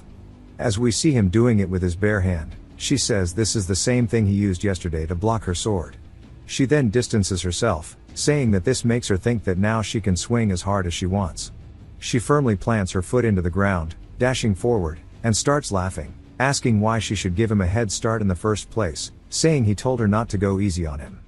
Woonhui says that she's fast, and in that case, he needs to try to throw her off as he uses the shadow afterimage, splitting himself into 3. She says that she can't believe he's using Yu Chang's technique, even though he just saw it, and that he's blowing her away, but she immediately cuts through the other images, heading straight towards Woonhui, saying that it is still too half-baked, as we see him having to block the attack. It sends him backwards a little bit, but he manages to regain his footing, asking when the swordsmanship of Ching Cheng was so violent. She says that this isn't the Ching Cheng swordsmanship, but since he's hiding that energy he showed yesterday, she's going to keep her secrets too, as she starts to laugh. He thinks about something, and then says in that case he'll show her, as he starts to activate his aura, as we see a purplish hue start to form off of him as he's using the Venom Dragon's essence art, called the Ghost Dragon Release. We see her eyes light up, and she says this is what she wanted, as that poison in Ghost Key is so desirable. She launches some wind attacks towards him, and then readies her blade, and in the reflection, we can see the blue ghost face root enjoying the hell out of this, as it seems as if it's possessing her, as it says that it has been itching to fight against this key. Woonhui says that the atmosphere has completely changed now. The killing intent of the blue ghost face root has been bound by the clear energies of the Ching Cheng sword, and oddly enough, she reminds him of a demon wearing the clothes of a maiden. Since he's been given the first hit, he shouldn't hold back, and he'll control the flow by starting off with a strong attack. He punches forward, but she sidesteps it, recognizing it as the wild wind explosion that defeated Yu Chang, saying it's much stronger than before. She immediately counters, as we see a blade coming for Woonhui's eyes. He barely ducks underneath it as it cuts some of his hair, and he says that it was too obvious. The movements of the wild wind dance are too wide, and he should be careful about that whenever he fights someone stronger than him. He thanks her for the lesson, saying that the wild wind dance is a one-hit lethal martial art that boasts explosive momentum and fits with the supreme techniques of the Tang clan, but one-hit lethal techniques only work on those of a similar level. Woonhui puts his hands up, ready to block in case she goes for a follow-up attack, but she doesn't. He says in that case he needs a martial art that fits for continuous exchanges, as he gets ready to use the 12 fierce tiger steps, and that he plans to imbue the wild winds into this. Of course, Kyujin immediately recognizes the stance change and is surprised he learned that as well. While they're trading blow for blow, Woonhui says the greatest advantage to the wild wind dance is its explosive propulsion. If he uses the propulsion of the wild wind for the rotational movements of the 12 fierce tiger steps, it will allow him to do everything more explosively. We see him jump straight over her slash, she look in scary. He comes down from above with a flying axe kick, which she backsteps, causing him to smash the ground instead. He says he needs to go even faster than this, as he starts to use the wild wind dance to propel himself forward. She says she understands he's trying to connect the flow of the chained attacks, but he should expect his opponent will strike back when they have the distance. She uses the sword of discharge lightning of extreme light. We see the attack starting to hit Woonhui all over, as he can only block so much of it. He says he was too reckless by charging her, as he continuously keeps getting scraped by the attacks. He ducks into her next attack, narrowly escaping death, leaving her surprised, but she immediately says that this is now a real fight, telling him to entertain her more, as they are yet again trading blow for blow in the middle of the stage. The crowd starts to go wild. One of the spectators notices something, as it's none other than the budget Hyang Sam, as Yu Chang is awake, asking what's going on. Yu Chang says on top of him losing, he didn't expect Woonhui to be able to keep up with Kyujin as well. He asks if his mother has returned, but budget Hyang Sam says no. He says he knows Kyujin won't lose, but the longer this takes, the higher that bastard's worth will increase. As he hears the crowd starting to chant for Woonhui, he says, and although it won't happen, if somehow Kyujin does lose, it would lead to the worst case scenario, and he begs for anything but that. Yu Chang's fist comes straight into contact with her blade, and he knocks it backwards up into the air. He says this is his chance. As he goes in to take advantage of the opening, it seems he was a bit careless, as Kyujin's knee flies straight in, hitting him in the chin, and she says he's focusing on the sword too much. He says he didn't expect this, as kicking techniques don't belong to the Ching Cheng sect, and she asks if he's that confused, saying although she's learning under their guidance, she's learned the martial arts of the Tang clan until just 5 years ago. Woonhui says that the Ching Cheng's honest strikes and the Tang clan's striking techniques that aim for weak points which can seem as dishonest are two opposite martial arts but are aligned perfectly for some reason, and that this must be the true power of the blue ghost face root. As he comes in for a kick to her head, she ducks underneath it and immediately closes the distance, getting behind him by utilizing shadow step. He narrowly avoids getting his head lobbed off, but again loses some hair and distances himself, saying his mouth feels hot. and his heartbeat is pounding throughout his entire body, and this is how it feels to actually use martial arts and fight somebody. Kyujin tells him that he's pretty interesting, and he asks what she means. She says the fact that he can't escape the strict forms of martial arts and his movements make him seem like a beginner, but the way he reads his opponent's moves and avoids them is as sensitive as that of an old master who has fought over 100 battles. He laughs, asking if that's really the case, saying that now he understands how he moves for her. With his original body, which had no inner energy, he needed to survive amongst the peak martial artists who could kill civilians with a single hit, and reading his opponent's intentions and dodging their attacks was the battle strategy he honed for decades to survive and win. But after he gained inner energy, he forgot about those important things, and when he used the dark arts, he didn't use them because he was lacking in the basics of the mystic arts. And he starts to smirk, saying that won't change for martial arts either. She starts to get excited since he's seemingly different, and says that's a great look, as it looks like he's thought of something to try. She jumps through the air, twirling as if she was dancing, saying that she can't wait to see what her precious Woonhui came up with. Now that she's in his face, she tells him to go ahead and show her. He starts to read her intentions, saying that she's not aiming for his vitals, as it's in the blue ghost face root's nature to enjoy a duel as long as possible, and combined with Kyujin's way of holding back, it's created carelessness. As we see him preparing his hand for an attack, he says he's thankful for her kindness, but that doesn't mean he won't use this opportunity, as he uses the splitting tiger's claw, sending her flying backwards. But she seems a bit disappointed, saying that it's not a bad attack, but this is still the same.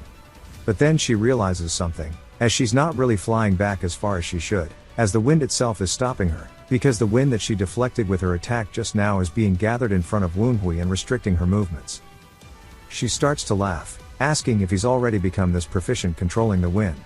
Woonhui rears his fist back, readying for the finishing blow, and Kyujin realizes that this is actually dangerous. She puts her sword up to block the attack, but the attack is so powerful, as soon as it comes into contact with her blade, there is an extreme shockwave unlike anything else they've seen today, shaking the entirety of the arena and the ground around them. Gon and his boys, and even every one of the participants, Yu Chong included, can't believe what they just witnessed.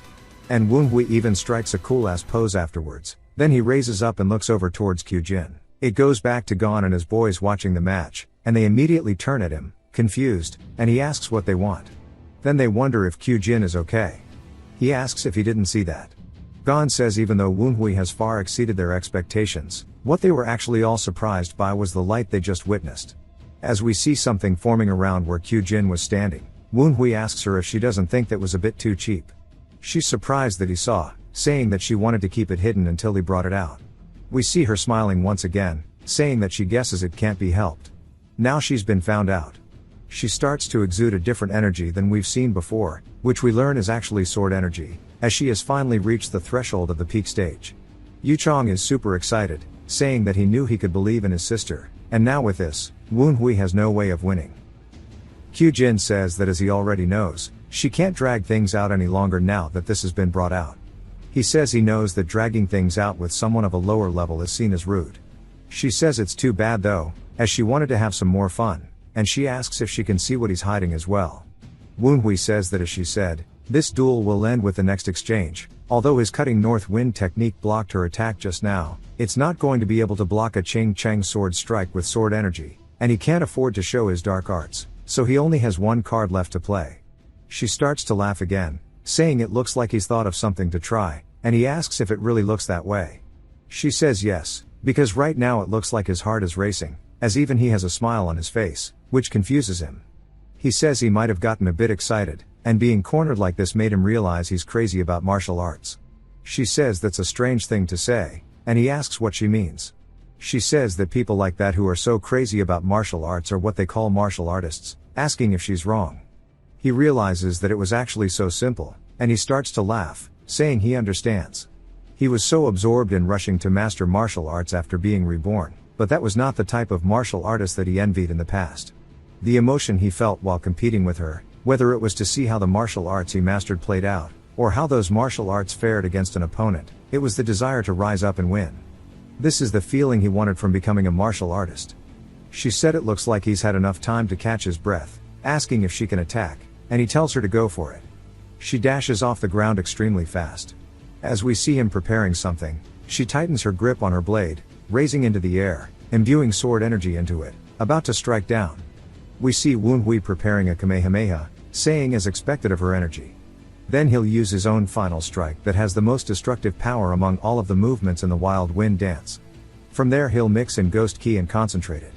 He stretches his hand out, readying his technique as they both collide with one another. We learn it's called the Booming Wild Cannon, as the collision from their aura actually sends bits of the arena flying through the air. Woonhui starts to get pushed back, and he wonders if it's not enough against somebody who's almost at the peak. The sword energy starts to actually split around his attack, and he says that he needs to clear his head of these trivial thoughts because he's being pushed back. Whether his strike will land or not, it's not as simple as that. The remnants from her attack go behind him, absolutely shattering even more of the arena. The pressure alone makes Yu Chong almost fall over, and he says that he's upset that a gap has grown between his and his sister's skills. There's no way that Woonhui survived a hit from that attack unscathed. Then he starts to see a purple aura in the middle of the smoke from the arena, and says there's no way. This is the moment Woonhui has been aiming for. As we see, her sword is pretty much out of sword energy, and it looks like it's about to crack. He says this was the moment when even she's caught off guard, because that is indeed what's happening as we see the crack on the sword expanding even more. He completely shatters it, dashing past her, sending parts of her blade through the air. He says it was inevitable because once the sword energy left, it only became a normal sword. His hand starts to shake, and he says that his arm has been paralyzed. But in a fight, the winner has normally decided the moment a sword breaks, but it's not over yet. As we see him readying aura into his feet now, he says that because it's Kyujin, she's the wielder of the blue ghost face root, as we see her turning to smile. He also starts to smile as well, saying that he knows she won't be stopped by a mere broken sword, but of course, it's the same for him. He makes the first move, leaping off the ground, soaring into the air, saying that he's going to put all of his remaining strength into this final strike.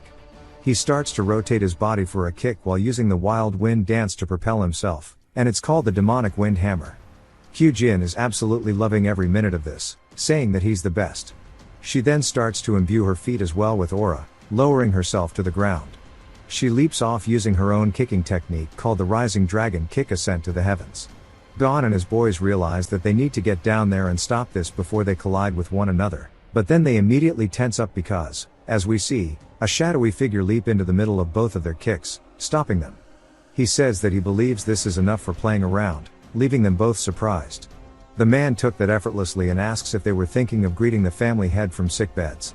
Kyujin immediately greets him as the family head, but Woonhui hesitates for a second and says that this must be his father, but he does the same thing she does and greets him. We are finally introduced to Tang Hosen. Dumpling tells him that he must be careful, and Goatee says that he thought he would have gotten weaker after the Wild Wind Squad was disbanded, but he can't believe he's accomplished this much. But Baldy is just scared. Woonhui says that he can also tell, even if he specializes in leading large organizations, he is still the leader of the Tang Clan's Special Martial Unit, and he thought the Wild Wind Squad's leader would only be as strong as the elders of the Heavenly Demon Cult, but seeing him now, he's much stronger than that, and he's not certain he could have defeated him in his past life. His father tells him that his gaze shows dissatisfaction, asking if he has something he needs to tell him.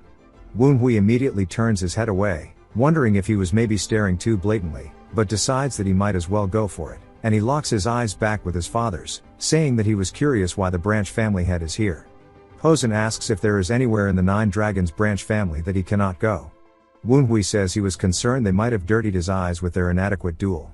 Every single person there starts to feel very surprised and tense about the ways he's addressing his father.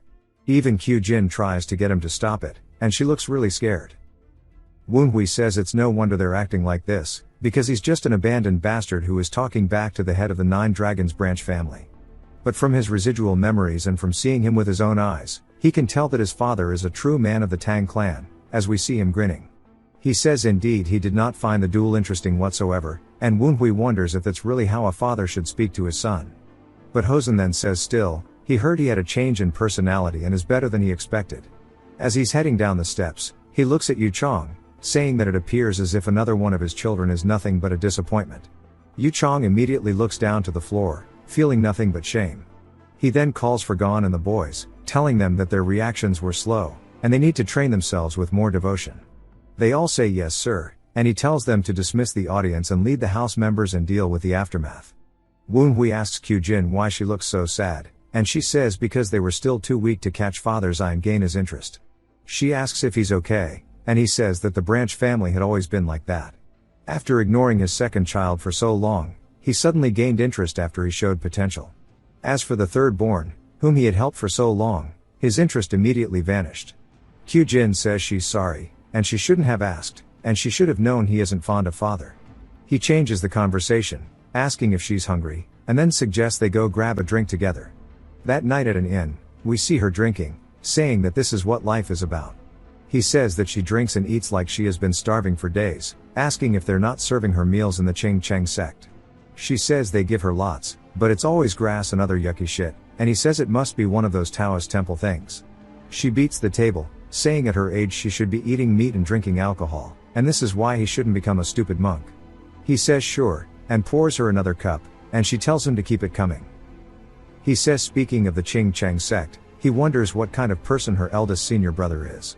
She starts to blush and asks him why he's bringing him up, and Woonhui says that she mentioned him in quite a few letters, so obviously he's curious, as he mentions how much she keeps talking about him, and she gets embarrassed telling him to stop it. He says that she mentioned he was coming to the clan head's visit as a guest from the Ching Cheng sect, and he should learn more about him and treat him adequately when they meet, but he says it in an evil tone. She readies herself, saying he's mastered the wicked tricks of the Tang clan, and she will beat him for this. He says the fact that the eldest disciple, Yi Chul-san, is visiting is something to be careful of. There's a rumor that the Dark Sovereign's purpose for visiting is to find a new special martial unit like the Wild Wind Squad, and if that rumor is true, then countless sects around Sichuan will come to monitor or prevent that. That's also true for the Ching Cheng sect, which has had a long relationship with the Tang clan, and the fact that they're sending Kyujin's eldest senior to visit means they do not trust her, but she probably doesn't realize that. He then notices something and waves, and Kyujin asks if his drinking friend arrived, and we see it's none other than Gon, who says that he should have gone back to the training grounds, and Kyujin spits out her drink. Gon says he was impressed with her growth, as he didn't expect to see her manifest sword energy. Kyujin bows while thanking him, and uses sound transmission to ask Woonhui why he never told her that Uncle Gon was coming. He says that she never asked, and she calls him a brat, and quickly pulls out a seat for him. He then thanks her and says that they sure have ordered a lot more today, and he just hopes they didn't order in his name again. Woonhui asks if he can do that next time, and they bang glasses together, cheering, as Gon asks if he banged his head too hard in the fight. Kyujin is just surprised, asking him why he's being so friendly with Gon. He asks what she means, and she asks if he doesn't know what kind of person Gon is. They haven't finalized it yet, but he's basically Ho-san's sworn brother. He's rescued Ho-san from perilous danger during the bloody Ching Cheng battle, and the clan head personally gave him his warrior title. What a chat of a friend. Woonhui realizes this might be bad, and immediately calls out for Gon, calling him uncle, and Gon asks what's wrong. Woonhui says he didn't know about his relationship with his father, and apologizes for the great discourtesy he has shown him, begging that he'll accept his sincere apologies. Kyujin nods her head and tells him that was nicely done, and she's sure he'll forgive his transgressions. Gon looks absolutely disgusted, asking her what the hell he is doing, and if she taught him this. Woonhui starts laughing, and asks Gon what were the reactions of the other Wind Hall members.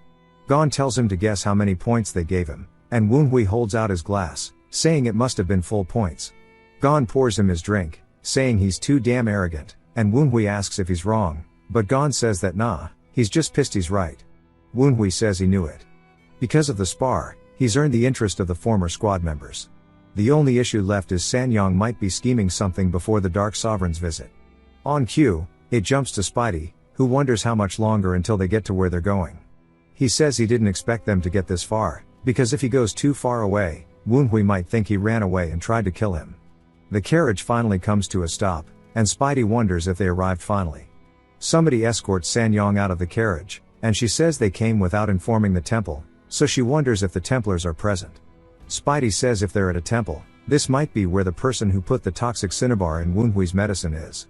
He starts to feel a very strong demonic dark energy, wondering who the hell she is collaborating with. As the door slowly opens to the gate, somebody exits thanking her for coming this far, calling her a follower. They say that the Master Templar informed them she was coming, and Sanyong says that their spiritual connection always surprises her. Spidey immediately recognizes that what she is talking to is not a living being, but a Jiangshi. Spidey says that it must be one with its past life, and since it has the ability to make judgments, that makes it an advanced Jiangshi. And since he's using an advanced one that most Fengxi practitioners find very tricky to create, as a mere servant, this isn't the simple residence of a trivial sorcerer. Although he's not sure if reporting everything he's seen thus far would be enough, doing the bare minimum also wouldn't be enough. He needs to satisfy Woonhui to the point that he will listen to his plea. We hear an old voice saying, I pray, please bestow upon me more divine decrees, as he's hitting his staff into the ground. The little Jiangshi from earlier tells him that Sanyong has arrived, and he says to let her in. Sanyong greets the master, Templar, who says that he sees she's returned because something hasn't worked out, and that she possesses far too much greed, and God only takes care of believers who can consistently submit themselves wholeheartedly. As they dislike the people who only appear when they need something, she asks what they would think about somebody who makes offerings in large amounts, so large that other believers could not even fathom it. The Templar starts to laugh, saying, well, of course, they would think it would be very cute, as we see his face for the first time, bro fugly. He asks if she likes the money as well, saying he knows he does. Spidey wonders if he's part of the Mao Shan sect, saying they're much more sinister than it should be. She says if successful, she'll bring another chest full, and the Templar says very good, as she knows how to earn the favor of God. The heir then gets very serious, and he asks her what he can help her with, and she asks if he remembers what they discussed before, and he says that she wanted him to brainwash the illegitimate child, saying that's already in progress. She says that the situation has changed, and she needs something faster and surefire. He thinks he knows what she wants now, and Sanyong says that she wanted to use him as a pawn she could throw away after the Dark Sovereign's visit, but Q Jin's behavior and the movements of Woonhui's backers could blow up on her face, and she asks the Templar to turn him into an advanced Jiangshi. He laughs, saying he must have really struck a nerve. Spidey can't believe what he's hearing, saying he needs to go notify Woonhui immediately, because if the Master Templar is capable of freely creating advanced Jiangshi, then Woonhui is for sure no match in his current state. As soon as he gets out, a whole lot of red eyes start glaring at him, and he recognizes that they are beast Jiangshi, saying that if they can control these types as well, he now understands that it's the Black Bone Ghost Valley, the offshoot of the Mao Shan sect that joined the Heavenly Demon cult. The Templar then tells Sanyong it seems like she had a pest attached to her, and she asks if she was being followed. The Templar laughs, saying that person uses a very unique sorcery to control the ghost, and the backer of the illegitimate child might be much more annoying than originally anticipated. She sighs, saying that she will contribute another treasure chest, and he laughs, saying okay. She tells him to make sure he earns what he's been paid, and turns that lowly bastard into a Jiangshi and exposes the backer. He tells her there's no need to doubt him, and now he should first chase after the backer that followed her all the way here. Something quickly appears behind Sanyong, as we see another Jiangshi asking his master what he needs. The Templar says he needs to chase after the escaped ghost and find the sorcerer behind it. The Jiangshi says yes sir, and immediately leaps out of the room, flying through the air, saying for even the beast Jiangshi to be unable to capture it, it must be quite a nimble pest. He puts his fingers to his mouth, and whistles, launching even more beasts forward. Spidey wonders what's with the eerie presence he senses, aka his Spidey senses are tingling, as we see him hauling absolute cheeks from all the creatures. As we see him in the jaws of one of their mouths, he just begs that Woonhui can run away, and then he gets chomped on. It jumps back to the White Pavilion, and Woonhui asks Q Jin if she's really not leaving. She says that she'll go home while she sobers up, and he sighs, saying that now that Yu Chong has been humiliated, Sanyong is going to go out of her way to harm him. He bets that Q Jin is conscious of that as well, and he tells her just not to be a bother. She tells him to continue with his training. Goatee says for being an ascetic of the Ching Cheng sect, she sure is an upright child. Baldy agrees, but wonders how Sanyong, who's so wicked, and somebody like Hosen had a daughter so kind. Woonhui smacks them over the head telling him to shut up, asking if they want to become pills already. Poor Dumpling caught astray. Woonhui then notices something, and Baldy asks if there's something wrong. He says something feels different from when he had the duel earlier, and they ask what he is feeling. He says there was a bit of a disconnect between his actions and movements when using martial arts, as if the cogs weren't fully aligned, and he thought it was because he was still a beginner, though he can still feel that disconnect is definitely lesser now. Goatee says that he was a famed instructor in the cult during his younger years, asking if he can inspect his body. Woonhui tells him to go for it, and we see Goatee starting to get a feel for what's going on, and he asks Woonhui if he knows the term cultivated energy. Woonhui asks if he means his inner energy, but Goatee tells him that it's a bit more specific than that. Woonhui tells him to explain it, and Goatee says that inner energy, even when going through the exact same training, builds up with different characteristics, depending on one's identity, constitution, and even their own understanding. Woonhui says that what he's saying means that his heart and mind got contained in the inner energy. Go-T says that's correct, and that's why martial arts, like the great absorption technique, which sucks out somebody else's inner energy, is unable to provide a large increase. Though he can't be certain, as Woonhui is a special case, between the cultivated energy that built up in the original body over 17 years and the energy that he has now cultivated hold different characteristics, which could be what is causing the disconnected sensation. Woonhui wonders what it means now that the disconnect is shrinking. Go-T says it likely means that his cultivated energy and the original Woonhui's cultivated energy are slowly harmonizing. Woonhui wonders if that means he started to accept his identity, and maybe that would mean he's starting to fuse with the original cultivated energy of the body. Since he has no choice but to live inside of it, he thought that it was his, but it seems that subconsciously he must have been thinking that this body belonged to someone else. But through this duel, it seems like he's gone from thinking of using martial arts through this body to just thinking that he's using martial arts. The emotions he's experienced by personally meeting Kyujin, who he's only known through memories, seems to be slowly breaking down that subconscious barrier. Woonhui asks him how far he thinks he's to so far, and Go-T says around 40%. Woonhui says that if he can continue to increase the fusion rate, and Go-T cuts him off saying that if he does so, he will be able to more easily attain a higher level of martial progress, and Woonhui says that's perfect. He then widens his stance, saying being one in body and mind is essential in sorcery as well. So the higher the fusion rate between the body and his soul gets, the more he will cover his mystic power from his previous life. Kyujin watches him train, saying that he's really changed a lot, and now he's full of confidence in focusing on martial arts, and she feels sorry that he's been forced to change. But he has now started to build up his own foundation, and it will only grow sturdier from now on. However, Sanyang will not just wait patiently and let Woonhui's foundation settle. Immediately, she starts to sense something as the blue ghost face root comes out, saying that something is here, and Kyujin says she knew it. Even Woonhui starts to sense it. When the elders ask him if this is what they think it is, he says that's right, it's ghost fog, and because of the composition of the toxic cinnabar, he knew they were a necromancy user, and they finally took the bait. Now he can't wait to see how big the fish actually is. We see the guy from earlier saying it's been a while since he's had a hunt, and if his master's prediction is correct, the one behind that bastard child uses a very unique form of necromancy. But that's the case, the tools they use must be just as unique. The traces on that spider were leading this way, so the caster must be inside. He laughs, saying he can't wait to start. He starts doing some Naruto hand signs, saying that the parasitic vulture and ghost fog are ready. The ghost fog will disrupt one's perception, and if he ties it with the bramble ghost fog formation, nobody outside of the fog will be able to know what is happening on the inside. As he makes his way through, he starts to look around, wondering where his prey is.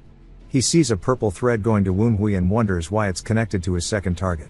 He says he must have been left behind, saying that the caster activated the technique by controlling the brat instead of directly using necromancy.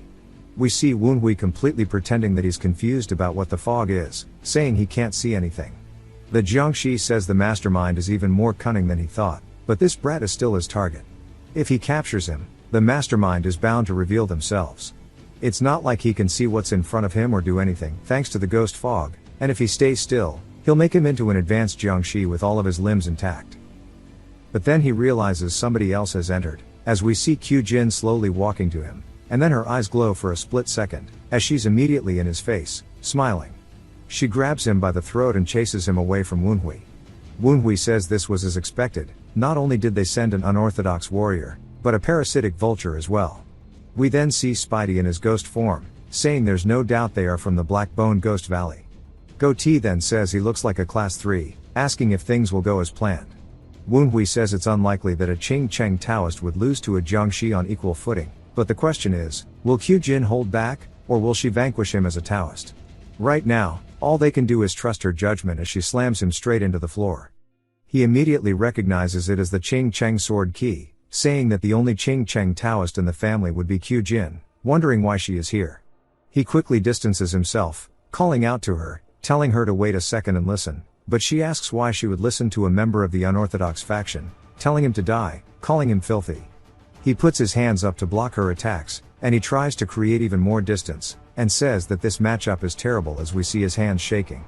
He says even if he wants to fight properly, if he ends up hurting her, the deal with Sanyang will be ruined even if he accomplishes his mission. If that happens, his furious master will torture him with anything he can. Before he realizes he's spaced out, Kyujin says that he picked the wrong time to do that, as she uses one of the Ching Cheng sword techniques, which we saw before, the sword of discharged lightning of extreme light. She starts cutting him up, making blood fly out all over, saying that he just has to die while laughing. But he realizes he's in a bad situation, and says if this is how it's going to be, then he just needs to accept it, and he tells her he was holding back because she's the daughter of Sanyong. Kyujin is surprised hearing her mother's name out of his mouth, and he continues, saying that it's her fault for not listening, as he starts to take the bandages off of his arms, and aura starts to come straight out of the forearms, forming some kind of blade. His legs also start to beef the hell up as he's using a ghostly amplification technique, turning him into an actual mass monster. Kyujin is nervous, realizing that this is actually quite bad. The Jiangshi swings his hand down, and she manages to block it, but of course, it seems like quite a heavy blow. He tells her that if she had just backed down, it would have been easier for the both of them, and he's only doing this in order to accomplish what Sanyong wants.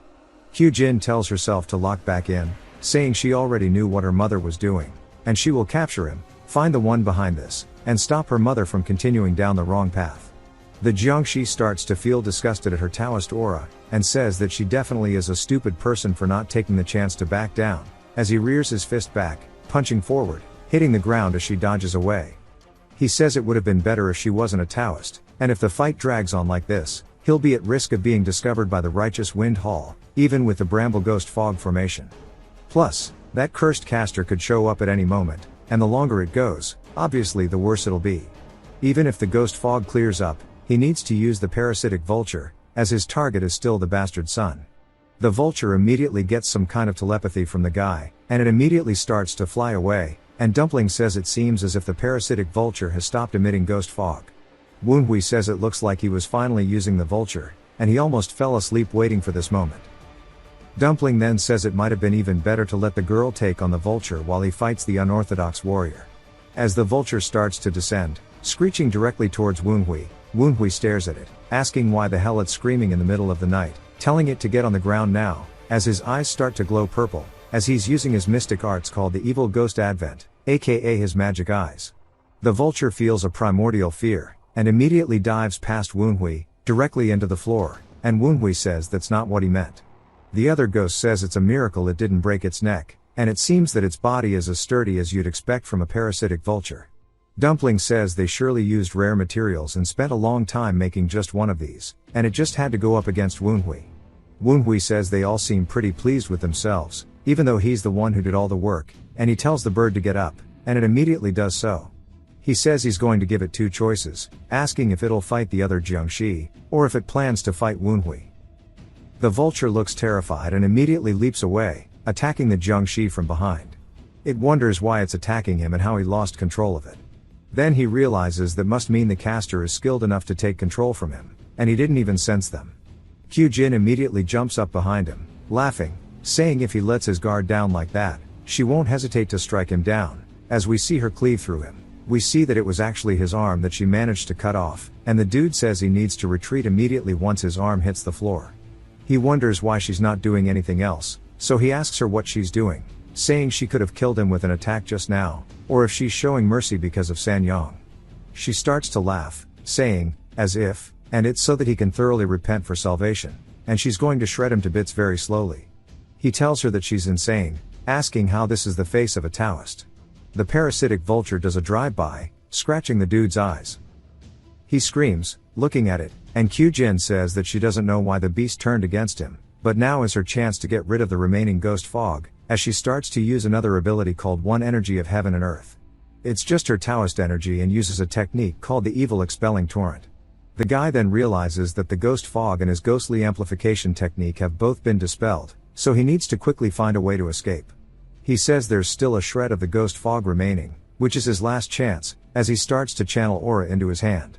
He slams it down into the ground, causing a minor shockwave. Kyujin blocks, thinking it's an attack, but instead, he immediately leaps backward, going to grab his arm. Kyujin and the parasitic vulture immediately chase after him, asking where he thinks he's going. The man senses something and decides to leave his arm behind as it starts to glow. Kyujin gets caught in the explosion, but she quickly regains her balance. We see the man cracking some kind of pill in his hand, and Kyujin leaps off the ground, dashing towards him, trying to stop him from doing whatever he is planning. As the blade gets closer to his face, we see it pierce some kind of fog instead of the man, as he's already gotten away. She says that things really went exactly as Woonhui planned. Back to the flashback before this all started, she tried telling him that it was a spell from the unorthodox faction, and he asked if she would mind assisting him. He started yapping to her, and we learned that he didn't want her to kill the Jiangshi to begin with, as he needed to extract the information from it.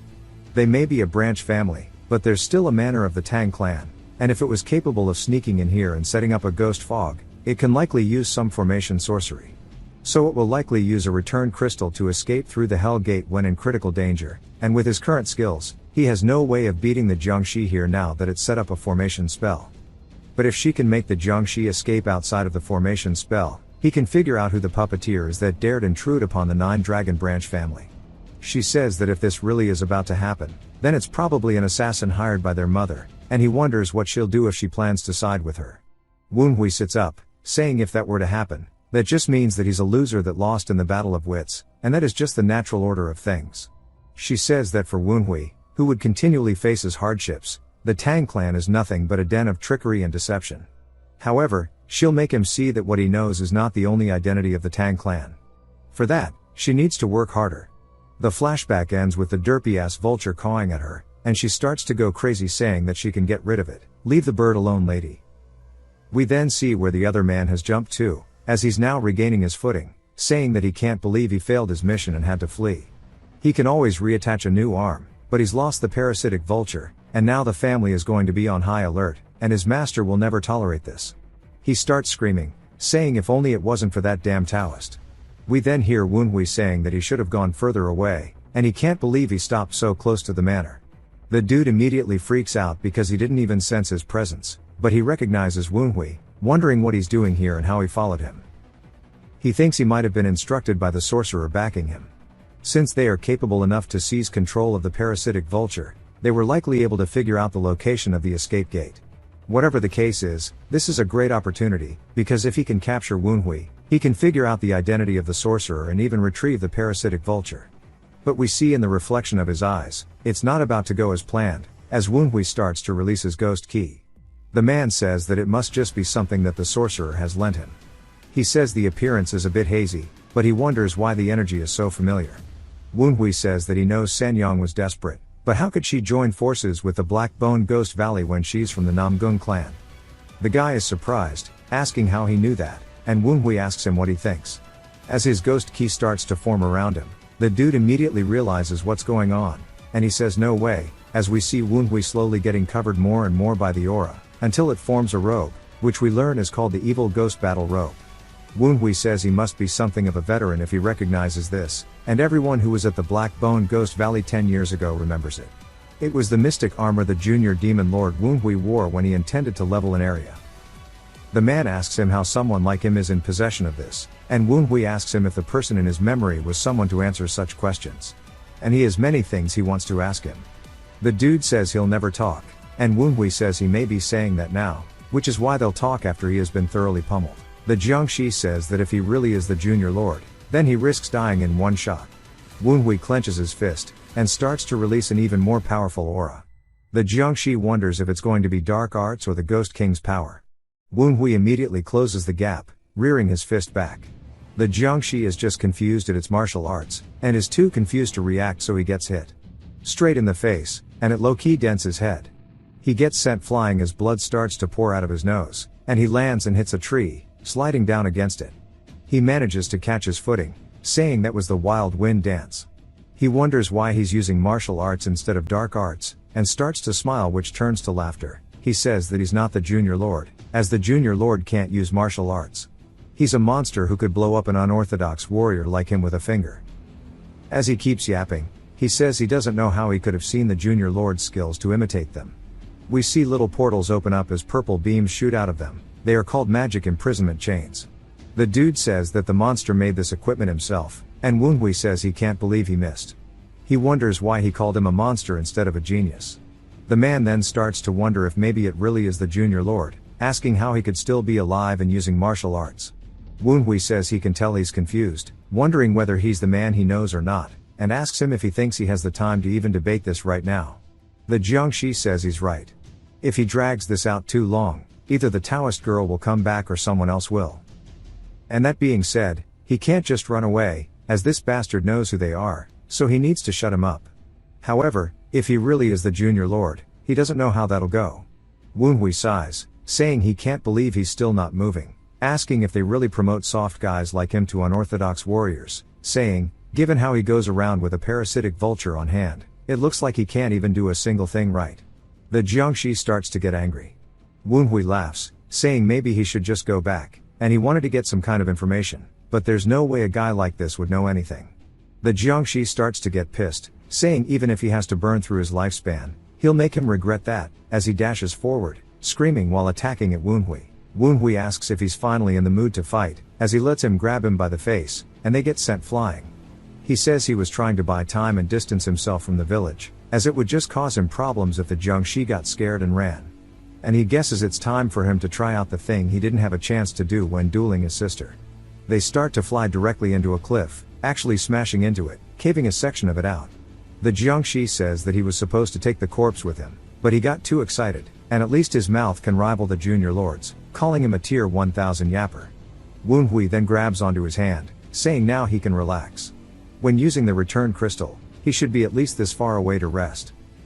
The Jiangshi wonders why his attack didn't work at all, and Woonhui asks how he could carry his corpse back with an attack like that, when it was so half-assed. The Jiangshi pulls his hand away from him, wondering if it really is the evil ghost battle robe, saying that's not possible. He then uses his one arm and unleashes a barrage at Woonhui, who sits there tanking it. He wonders how his fist, which has been enhanced by overloaded demonic essence, isn't making even the slightest impact upon hitting him. Woonhui asks him if these are really meant to kill him. The Jiangshi rears his fist back for an even bigger hit, punching forward, and it makes a great impact, but we see Woonhui caught it. He says he's done testing his defensive capability. Now it's time for him to test out his attack. As he imbues his fist with aura, he punches the dude straight in the stomach, sending him flying backwards out of the cliff. Sending him flying backwards all the way out into the ground. The Jiangshi says that strike confirms it, and this dude is in the lower level. His attacks definitely can't hurt him. If he waits for the evil ghost battle robe to run out, he can win. Woonhui asks what he's laughing at, and asks if it's because his attacks feel weaker than he thought they would, or if he's thinking that he just has to hold out until the robe wears off. He says that since he chased after him, knowing full well that he's a black bone ghost Jiangshi, he wants the Jiangshi to think about if he really didn't prepare anything at all, or if he's just dumb because his brain is rotted like the rest of his body. The dude gets offended, saying he just keeps talking shit while relying on the battle robe, telling him to show what he's prepared then. And he starts to wildly swing at him, saying that he better do it before the effects of the robe wear off, and we see not a single attack has landed on Woonhui. He even tries to go for a kick, only to hit an afterimage, as Woonhui has leapt up behind him using the shadow step. Woonhui then kicks him in the back of the neck, but the Jiangshi is not fazed, saying that his attacks have no impact. Woonhui already knows this, saying that it's not possible for him to penetrate his defense yet, since he's an unorthodox warrior, but he still has a couple things he can try. He lands back on the ground, saying it's a bit of a shame, but he should probably just finish this fight off. We see Woonhui preparing the same attack he blocked Kyujin's sword ki with, but the Jiangshi doesn't seem fazed, asking if he still hasn't figured it out, that his attacks have no effect on him, as he just laughs while the attacks hit him. Woonhui dashes past him after finishing his barrage, but the dude still says that shit just tickles, and unlike his ghost battle robe, he doesn't have a time limit. He can hit him all he wants, as he'll suffer his payback soon. Woonhui lands from his dash, saying that he was worried he was going to evade and cause things to drag out, but it seems as if he is foolishly taking all the blows he can. But it makes sense, since he's a Jiangshi, and his brain is rotten. He says that now he's just yapping, since he's at a disadvantage, asking how long he's going to keep running his mouth. But then blood starts to fly out of his mouth and nose, and he says that these are the symptoms of poisoning, asking how poison can even affect him in the first place. Woonhui says that it's not a normal poison, and immediately the Jiangshi realizes it's a ghost poison. Woonhui thanks him for letting himself get hit, saying he packed it densely throughout his body, telling him to have as much fun as he wants. We see a bunch of ghosts fly out of his body, eating away from the inside. He does his best to pull them off, and they start to materialize, turning into straight nightmare fuel. Completely eating away at his body, causing him to scream out very loudly until he drops to his knees, looking utterly defeated. Woonhui gazes down on him, as if he was looking at a bug, and the Jiangshi asks him to just answer one question, wanting to know if he's the Junior Lord. Wenhui stares down at him for a second, and then crouches down, saying that this isn't the end of him. As he holds out a chain, which is the magic imprisonment, the Jiangshi starts to shake, saying no way. Wenhui gets rid of his robe, telling the elders he's going to be heading out first, and to make sure to educate the new recruit, so he obeys orders, as we see the elders now regaining their actual forms, saying that his wish is their command. What a cool scene. Wenhui walks away, confidently knowing that the boy's got his back. Wenhui says that was harder than he expected, and he guesses it's because he's not proficient enough to subconsciously use martial arts, so he's unable to use spells that require longer prep time. Once he gets more used to it, though, he can start working on his spell casting speed, and he guesses he just has a lot more homework from now on. He then senses something, saying that somebody's staring at him, but he wonders if somebody's been watching this entire time, wondering who it is and where they are watching him from, and we see it's none other than his father, Hosen. Wenhui sighs, saying that he gets that he's part of the Tang clan, but to not do a thing while watching it all. With how far away he is, he likely couldn't see exactly what he was doing, but he should have been able to see that he was fighting an intruder, and he calls him disgusting. Q Jin then calls out his name as she starts running over, and he says that she didn't have to come find him. Then he freezes for a second, as he sees her dragging the vulture by the neck as she asks him if he's hurt. He says no, but wonders what she's doing, and she says that she thought maybe she'd learned something, and she wanted to cut off its wings so it couldn't fly away, but its wings were tougher than she expected, and she couldn't cut through them. So instead, she just beat the hell out of it, and he says he should make sure not to anger her in the future. He bows, saying unfortunately he got away, and she worked hard to set it up for him, and he's sorry. Q Jin then says that she's sure they can figure out where the whereabouts of the other people are by beating up this Jiangshi. The vulture immediately hides, running to Wenhui, and starts to cry while seemingly begging him. Wenhui says sneaking in a beast Jiangshi of this size won't be easy, and we see the vulture start to glow purple as it quickly shifts to a smaller form that looks nothing like a bird. What the hell is this thing? Wenhui's surprised that it just knows spells, and then realizes something, but changes the conversation, saying he's going to keep him in the white pavilion for now, and he's sure that she's tired as well, so she should head back. She looks worried about something, but says that since the intruders ran away, she'll head to her room. And immediately turns around, but we see she has a whole different expression on her face. We then hear Wenhui asking somebody if their master is the neglectful white bone wraith. It's the dude from earlier who's bowing, saying that is correct. Wenhui says it's been a while since he's seen him, and the dude goes to ask him if he's ever met his master, but immediately says the dude's name instead. Wenhui says he knows him a little bit. He learned some dark arts from him in the past, though he ran out of things to learn after only a month. But on top of him, the fortunate Blue Bone Phantom, the awakened Crimson Spectre, and the immortal Green Devil are also here, which means that 4 of the 12 dark ghosts have set up near their county and are scheming something. Wenhui says for all 4 of them to be nearby, there's only one reason to have any interest in this county at the moment. It's the visit of the Dark Sovereign. Since he is one of the 10 Grand Masters under heaven, and with Moonhyuk's plan to establish a new special martial unit from their perspective of the cult, they can't just stand by and watch it grow. Normally they would plan on either planting a spy within the martial unit or making the unit smaller than the clan's ideal plan. But if that was all they intended, it would not call for the presence of 4 elders. Seeing as how they roped in Sanyong, their schemes are going to be far more grand and sinister, and the divergent organization that has seized control of the Heavenly Demon Cult, aka the Society, they might be trying to increase the strength of the Heavenly Demon Cult by pulling strings behind the scenes. Normally it would have been a ploy that would have been reckless and stupid, but now it could become a valid move, and it would be a plan that they could have never even dreamed of carrying out before, which means they are planning to assassinate the Dark Sovereign. All of the elders call him foolish, saying even having the 12 dark ghosts here are no match for the Dark Sovereign, as even the sect masters of the 9 great demon sects couldn't do a thing to him, since he is one of the 10 Grand Masters under heaven. Wenhui asks the Jiangshi if he and the White Bone Wraith are the advance team. The Jiangshi says that he doesn't know the details, but he does know that reinforcements are coming in from the Tianshan Mountains. Wenhui is surprised and finally gives the dude a nickname of number 15, and asks him what he needs. Wenhui asks 15 if he knows anything about the society, and 15 says since he is a pretty lowly being, he doesn't know of which society he is speaking of. Wenhui says that's alright, which means that the orthodox warriors of the Black Bone Ghost Valley are too low on the totem pole. That means he needs to capture the geezer instead, aka the White Bone Wraith, to obtain information. The problem is that if he tried capturing him at his current level, He'd be absolutely defeated by his fortress of spells. Woonhui says that he guesses this is everything he can learn from number 15. Gon immediately enters the room asking Woonhui if he is safe, then says he was ordered by Hosen to summon him, asking why his yard is in such a bad state. Woonhui asks what he means, and 15 tells him that he thinks he's referring to the mess from the fight between him and Kyujin. Woonhui tells him to calm down as he'll explain it on the way, and this could be easily solved by borrowing the strength of Gon and the righteous Wind Hall. But before that, he needs to take care of business, as we see his father waiting for him. Woonhui needs to figure out what he knows and how he'll act. Woonhui respectfully greets him, saying that he is graced by his presence, calling him the branch family head.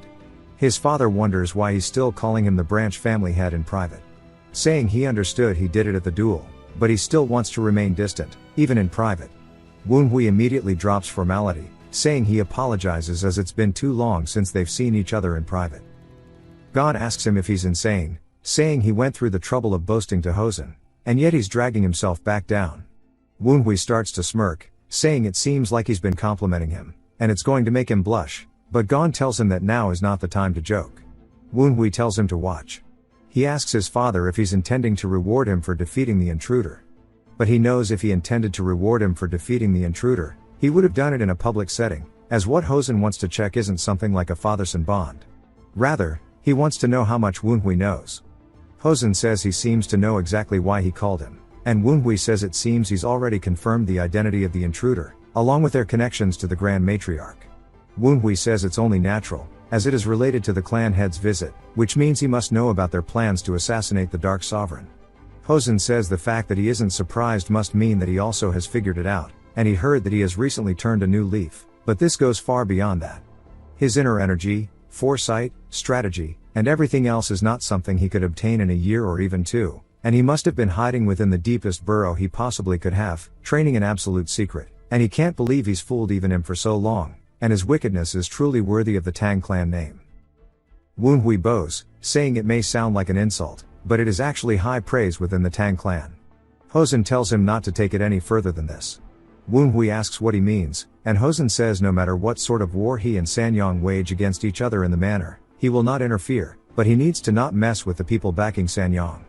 Woonhui says he's okay with his son and wife having a messy fight over household disputes, yet he wants to leave the cult and a group of outsiders alone, and he wonders what the hell he's planning, calling him a wicked snake. Woonhui says okay though, and whatever his reason is, he cannot go after the white bone for now, and Hosen says that since his business is over, he's going to excuse himself. Woonhui says that before he leaves, surely he should be rewarded for defeating the intruder. Hosen says judging by how he stopped him, he must want something specific, that he cannot obtain himself, telling him to ask for it, and Woonhui says he would like to train within the Twisted Forests, which we learn is a special environment full of poisonous bugs and bizarre beasts, and if he goes there, he can quickly recover the mystic powers of his past life. Hosen thinks about it, but tells him that only the clan head has the authority over that place, and he can make the request when he sees him, but he cannot make any promises. Woonhui says that it seems like the plan is a no-go. His father then says he can make up for that. As he reaches into his robe, he pulls out a butterfly, telling Woonhui that he can take this with him, as it sits on his index finger. Gon is surprised by it, and Hosen tells him to be quiet. Woonhui wonders what it could be and why Gon is so flustered by it. It doesn't look like anything more than a decoration, but maybe there's more to it. Hosen asks if it's not to his liking, but Woonhui says it is. He can't believe his father asked him that, yet he spreads his energy around so much that he can't approach. He's basically telling him to use some other means to take it. Woonhui tells 15 to get on it, and he immediately starts to fly in. The butterfly decoration then starts to move, which Hosen notices as it lifts up off of his hand, floating through the air straight back to Woonhui. We see Hosen even has a slight smirk on his face, and he says now it is his. He tells Gon they should get going, but Gon is actually freaking out internally. He quickly runs over to Hosen. Woonhui wonders what this is. Goatee says that from the looks of it, it might be a high-quality ornament, and Dumpling says that it might be some kind of assassination weapon. Woonhui squeezes them.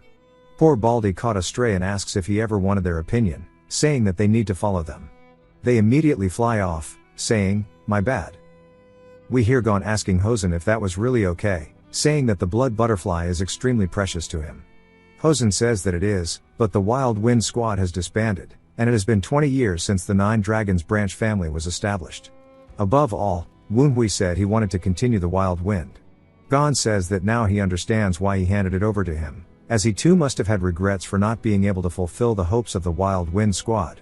Gon says the other two children have seen it, but Q-Jin and Yu Chong had no interest.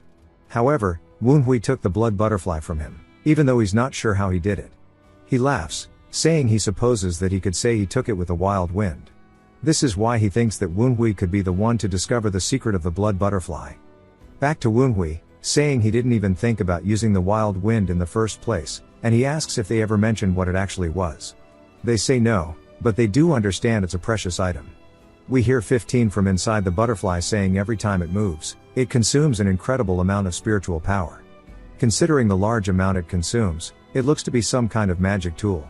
Woon-hui wonders what exactly its use could be and tells 15 to get out of there so he can confirm it. He starts to pour his own aura into it, saying that since it belongs to the Tang clan, who don't specialize in spiritual power, he wonders how much it could possibly consume. As we see it starting to absorb his power, but then it just stops, leaving everybody confused. But Woon-hui starts to get pissed, asking why it's such a pain to charge. As he starts to release even more aura, pouring literally everything he is into it, nothing happens, and they all sit there blankly again. He starts to scream, saying he'll just continue doing it until he can't. We see him in bed saying that he's been so pissed off about that damn butterfly that he wasn't able to sleep at all. If he can't figure out what it is, so he'll just leave it alone for now. As if the White Bone Wraith figures out about yesterday's failed attack, he will try something new. But due to Hosen's warning, it's difficult for him to act rashly, and he wonders if there's any way he can stop White Bone's plan without drawing the attention of Hosen. It's not like the answer will fall from the skies or anything, so he should just take his time. But of course, that's exactly what happens as that little bird guy comes back. He almost forgot about him, and he actually did fall from the sky. He looks down at him curiously, saying that the parasitic vulture is a powerful beast Jiangshi, but it's not strong enough to go up against many unorthodox warriors. So he needs to make it even stronger so he can use it. As he starts to make his own hand bleed, he says his blood will act as a medium and produce a special refinement item loaded with information about the Ghost King using his Reaper's Sight, otherwise known as the Ghost King's blood. All of the other Ghost Boys are surprised to see that, saying they can't believe they are envious of the beast. As their forms start to break, Goatee yells at them, saying they need to lock back in. Since it was loaded with information about the Ghost King, it is an exceptional elixir for those associated with ghosts. Woon-hui asks the little bird if he wants it. It, of course does, and he asks him why he should give it to him, as it hasn't given him anything yet. If he tells him where the black-boned ghost beast's Jiangshi farm is, he'll give it to him, but wonders if he'll even give it to him. Birdie immediately starts headbanging, and Woon-hui says that's good enough, giving him the treat. Bro immediately transforms from his cute self to the ugly bird form. He starts screeching while absorbing the power, and we see his feathers being grown anew as his facial features start to change too. All of the Ghost Brothers notice this as the bird is transformed from a vulture to a whole different creature. They say, according to the rumors, this wicked beast is the lucky bird that serves as the drum of war, announcing the advance of the demonic fiends called the Jah. Woon-hui asks Birdie how it feels to be born again, saying it looks like this body is more useful than a spider's. We see a ghostly figure looking at his hand, and it's none other than Spidey, who's surprised by what's going on. Goatee's so happy that Spidey wasn't killed. We learn Spidey's name is actually Huan. Huan asks Woon-hui why him, and Woon-hui says that he has 3 reasons. First, as a reward for his loyalty, the moment that those bastards who were running away from him died, they were cursing him out, but he was different. The second reason is because he expected him to ensure the safety of his daughter. Huan's surprised by that, and Woon-hui asks how he's supposed to guarantee the safety of his daughter when he doesn't know what she looks like. Instead of making him find time to spare, he should go find her himself with his own hands. Huan's completely taken aback, and Woon-hui says that the third reason is because he'll understand a ghost's words more easily than a bird's. Huan wishes he left that part out. He says that he thought he had been freed of his restraints, and it seems like he cannot truly be free from the Junior Lord. He says that after losing his wife, he had but one goal, which was his daughter. The moment that Hajin kidnapped her was the moment his life crumbled. In the end, even though he betrayed both the Cult Lord and Woon-hui, he wasn't able to protect his daughter, but now that opportunity has returned to him. We finally learn his title is the Resentful Demon. He says he pledges loyalty to him and that he will follow him until the end of time, all due to the second chance that Woon-hui has given him. What an absolute Chad. Woon-hui asks him if the vulture's memories remain, since if they do, he will know where the farm is. Huan says he will immediately fly there and tear those guys apart with his newly attained beak and talons. Wen tells the resentful demon to head out and destroy the farms and notify those traitors of the divine cult's advance. Huan says, "As you command," and immediately flies out of the house. Wen says once he begins to destroy the farms, White Bone won't have time to pay him any mind, and he can buy time this way. Manhwa. We see a carriage pulling back up to the estate as it's none other than San Yang, saying traveling through the night sure is tiring. She then sees a report from Yu Yang, which is the budget Hyang Sam, and she says that since the corner is folded, it means it's urgent. She reads that Yu Chong sparred against the bastard and that Wen actually managed to win. He even fought off against Q Jin, and it was a draw, and that it all happened within the presence of Hosen. She wonders just how this all happened, but before she can get too lost in thought, Q Jin screams out her name, asking where she has been. San Yang panics and quickly changes the conversation, asking what she's doing here so early, saying that she just had some urgent matters outside. Q Jin wonders if she can't discuss what she was doing out there with her, but tells her anyway that a Jiangshi trespassed into the Nine Dragons branch family and attacked Wen last night. San Yang feigns ignorance, asking how such a terrible thing could happen. She then says that the one she saw yesterday must have dealt with the bastard, and it's unfortunate, but at least the bastard is now gone. However, Q Jin then tells her that she fought against it, which catches San Yang completely off guard. She asks why she would fight it in the first place and if she's hurt anywhere. Q Jin says she's fine and that the intruder brought her up and hesitated to face her. San Yang starts to feel stressed, asking how they could cause such a mess, and says that she does everything for her, but it's not for her sake, and the bastard is nothing but a hindrance in their lives. Q Jin asks if she really hates Wen that much, so much that she'd hire a Jiangshi when her own daughter trains in the Guangcheng sect. San Yang starts to feel scared, but Q Jin turns around, saying that if she has no intentions to stop walking down the wrong path, then her daughter will be the one stopping her. San Yang's voice starts to break as she calls out to her, and she starts to have a complete mental breakdown, asking why Q Jin doesn't understand that this is all for her. She falls to her knees, letting out a blood-curdling scream, saying it's all that bastard's fault, and she should have crushed him a long time ago. She says she'll go straight back to the temple immediately, as this is the only path for Q Jin's sake. Back to the boys out on the town, we see Gon telling Wen that he sure has guts, asking if he really has to go outside today even after getting attacked last night. Wen says if he's going to keep complaining, he should go back to the estate. Gon says he cannot, as he must follow the family head's orders. Wen tells him to stop complaining, and they get to where they're going, which is none other than a place called Lueben's Forge. Wen says he must be quite confident in himself, naming the forge after the god of Taoist skills and craftsmanship, aka the first sacred master craftsman. Wen walks inside with Gon, and they ask if the master is here. One of the workers recognizes Gon, saying that the master is in the back. The master then comes out, asking if the wild horse is here, and Gon says he's glad to see him. He introduces Wen to him as the blacksmith's owner, named Tang Chuk Yang. Wen tells him it's an honor to meet him and goes to say who he is, but Chuk Yang asks if he's the stubborn blockhead's second son. Wen is a bit taken aback but says yes, and he heard he's known Hosen since the Wild Wind Squad era, but to call him a blockhead is a bit rash. Chuk Yang then tells Gon that he's sure he didn't bring him all the way here just to introduce him. Gon laughs, saying it's just as Wen says, there's something he wishes to be made.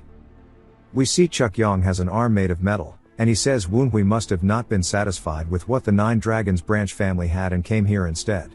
He says he'll make it for him if he can just leave the blueprint here and go back home. Wen looks over, saying he sure does have a lot of commissions. He's not surprised, as plenty of the Tang clan members asked to get their weapons inspected to prepare for the Dark Sovereign's visit, and he bets that he would have been turned away at the door if Gon wasn't with him. He tells him that his blueprint is quite complex, so he may need his presence to explain it to him. Chuk Yang asks if he thinks it's his first time making something for the clan members, calling him a brat. Since no matter how boldly he's drawn it, he can craft any assassination weapon to perfection. Wen says that he's not actually commissioning an assassination weapon but rather just a sword. Chuk Yang goes to ask him if he's going to become a Taoist like his sister, but Gon immediately starts screaming out sword and starts shaking the absolute piss out of Wen, asking if they came all this way to commission a stupid sword and not an assassination weapon, and demands to know the reason. Wen dies, the end. He tells Gon that he asked him to introduce him to a skilled craftsman, and he never said anything about commissioning an assassination weapon. Gon says that it's true, and he starts to cry. Wen says now he feels sorry for him. Chukyong says that the wild horse must have high expectations of him. He tells him to come on in the back, as he wants to see his blueprint up close. Woonhui lays it down on the table, saying he wants to remodel this black sword into this new design. Chukyong's surprised, and Gon asks what kind of sword it is. When Gon takes a look, all he sees is that it's a steel folding fan, but Chukyong tells him it's actually a sword. Woonhui says that he's much more skilled than he expected to find it immediately, and Chukyong says that using wires is quite interesting and deceptive, to be honest. Woonhui says he's grateful that he finds it so interesting, and Chukyong says he's not here for the flattery, telling him to come over and explain this outrageous sword to him. As they start doing it, Gon watches from the other side of the table, as do the ghost boys, saying they never knew that Woonhui was so knowledgeable about such devices, as they can't even follow the conversation. Goatee wonders why a sword would be made in the shape of a fan. Baldy says that they're even going to put gunpowder into it, and he wonders if any of them have seen a sword like this, saying it might be a secret weapon of the Tang clan. They start to float around Gon, who's also completely lost about the conversation, but he's pretending he understands, the best character in the series. Chukyong says this is quite an egregious sword, and Woonhui laughs, saying there's just too many things he wishes to do with it. Chukyong says that it appears he's going to have to do this one personally. Gon is surprised by this, and Chukyong says that this device, the sly snake of a boy wants to build, isn't something his disciples can even handle.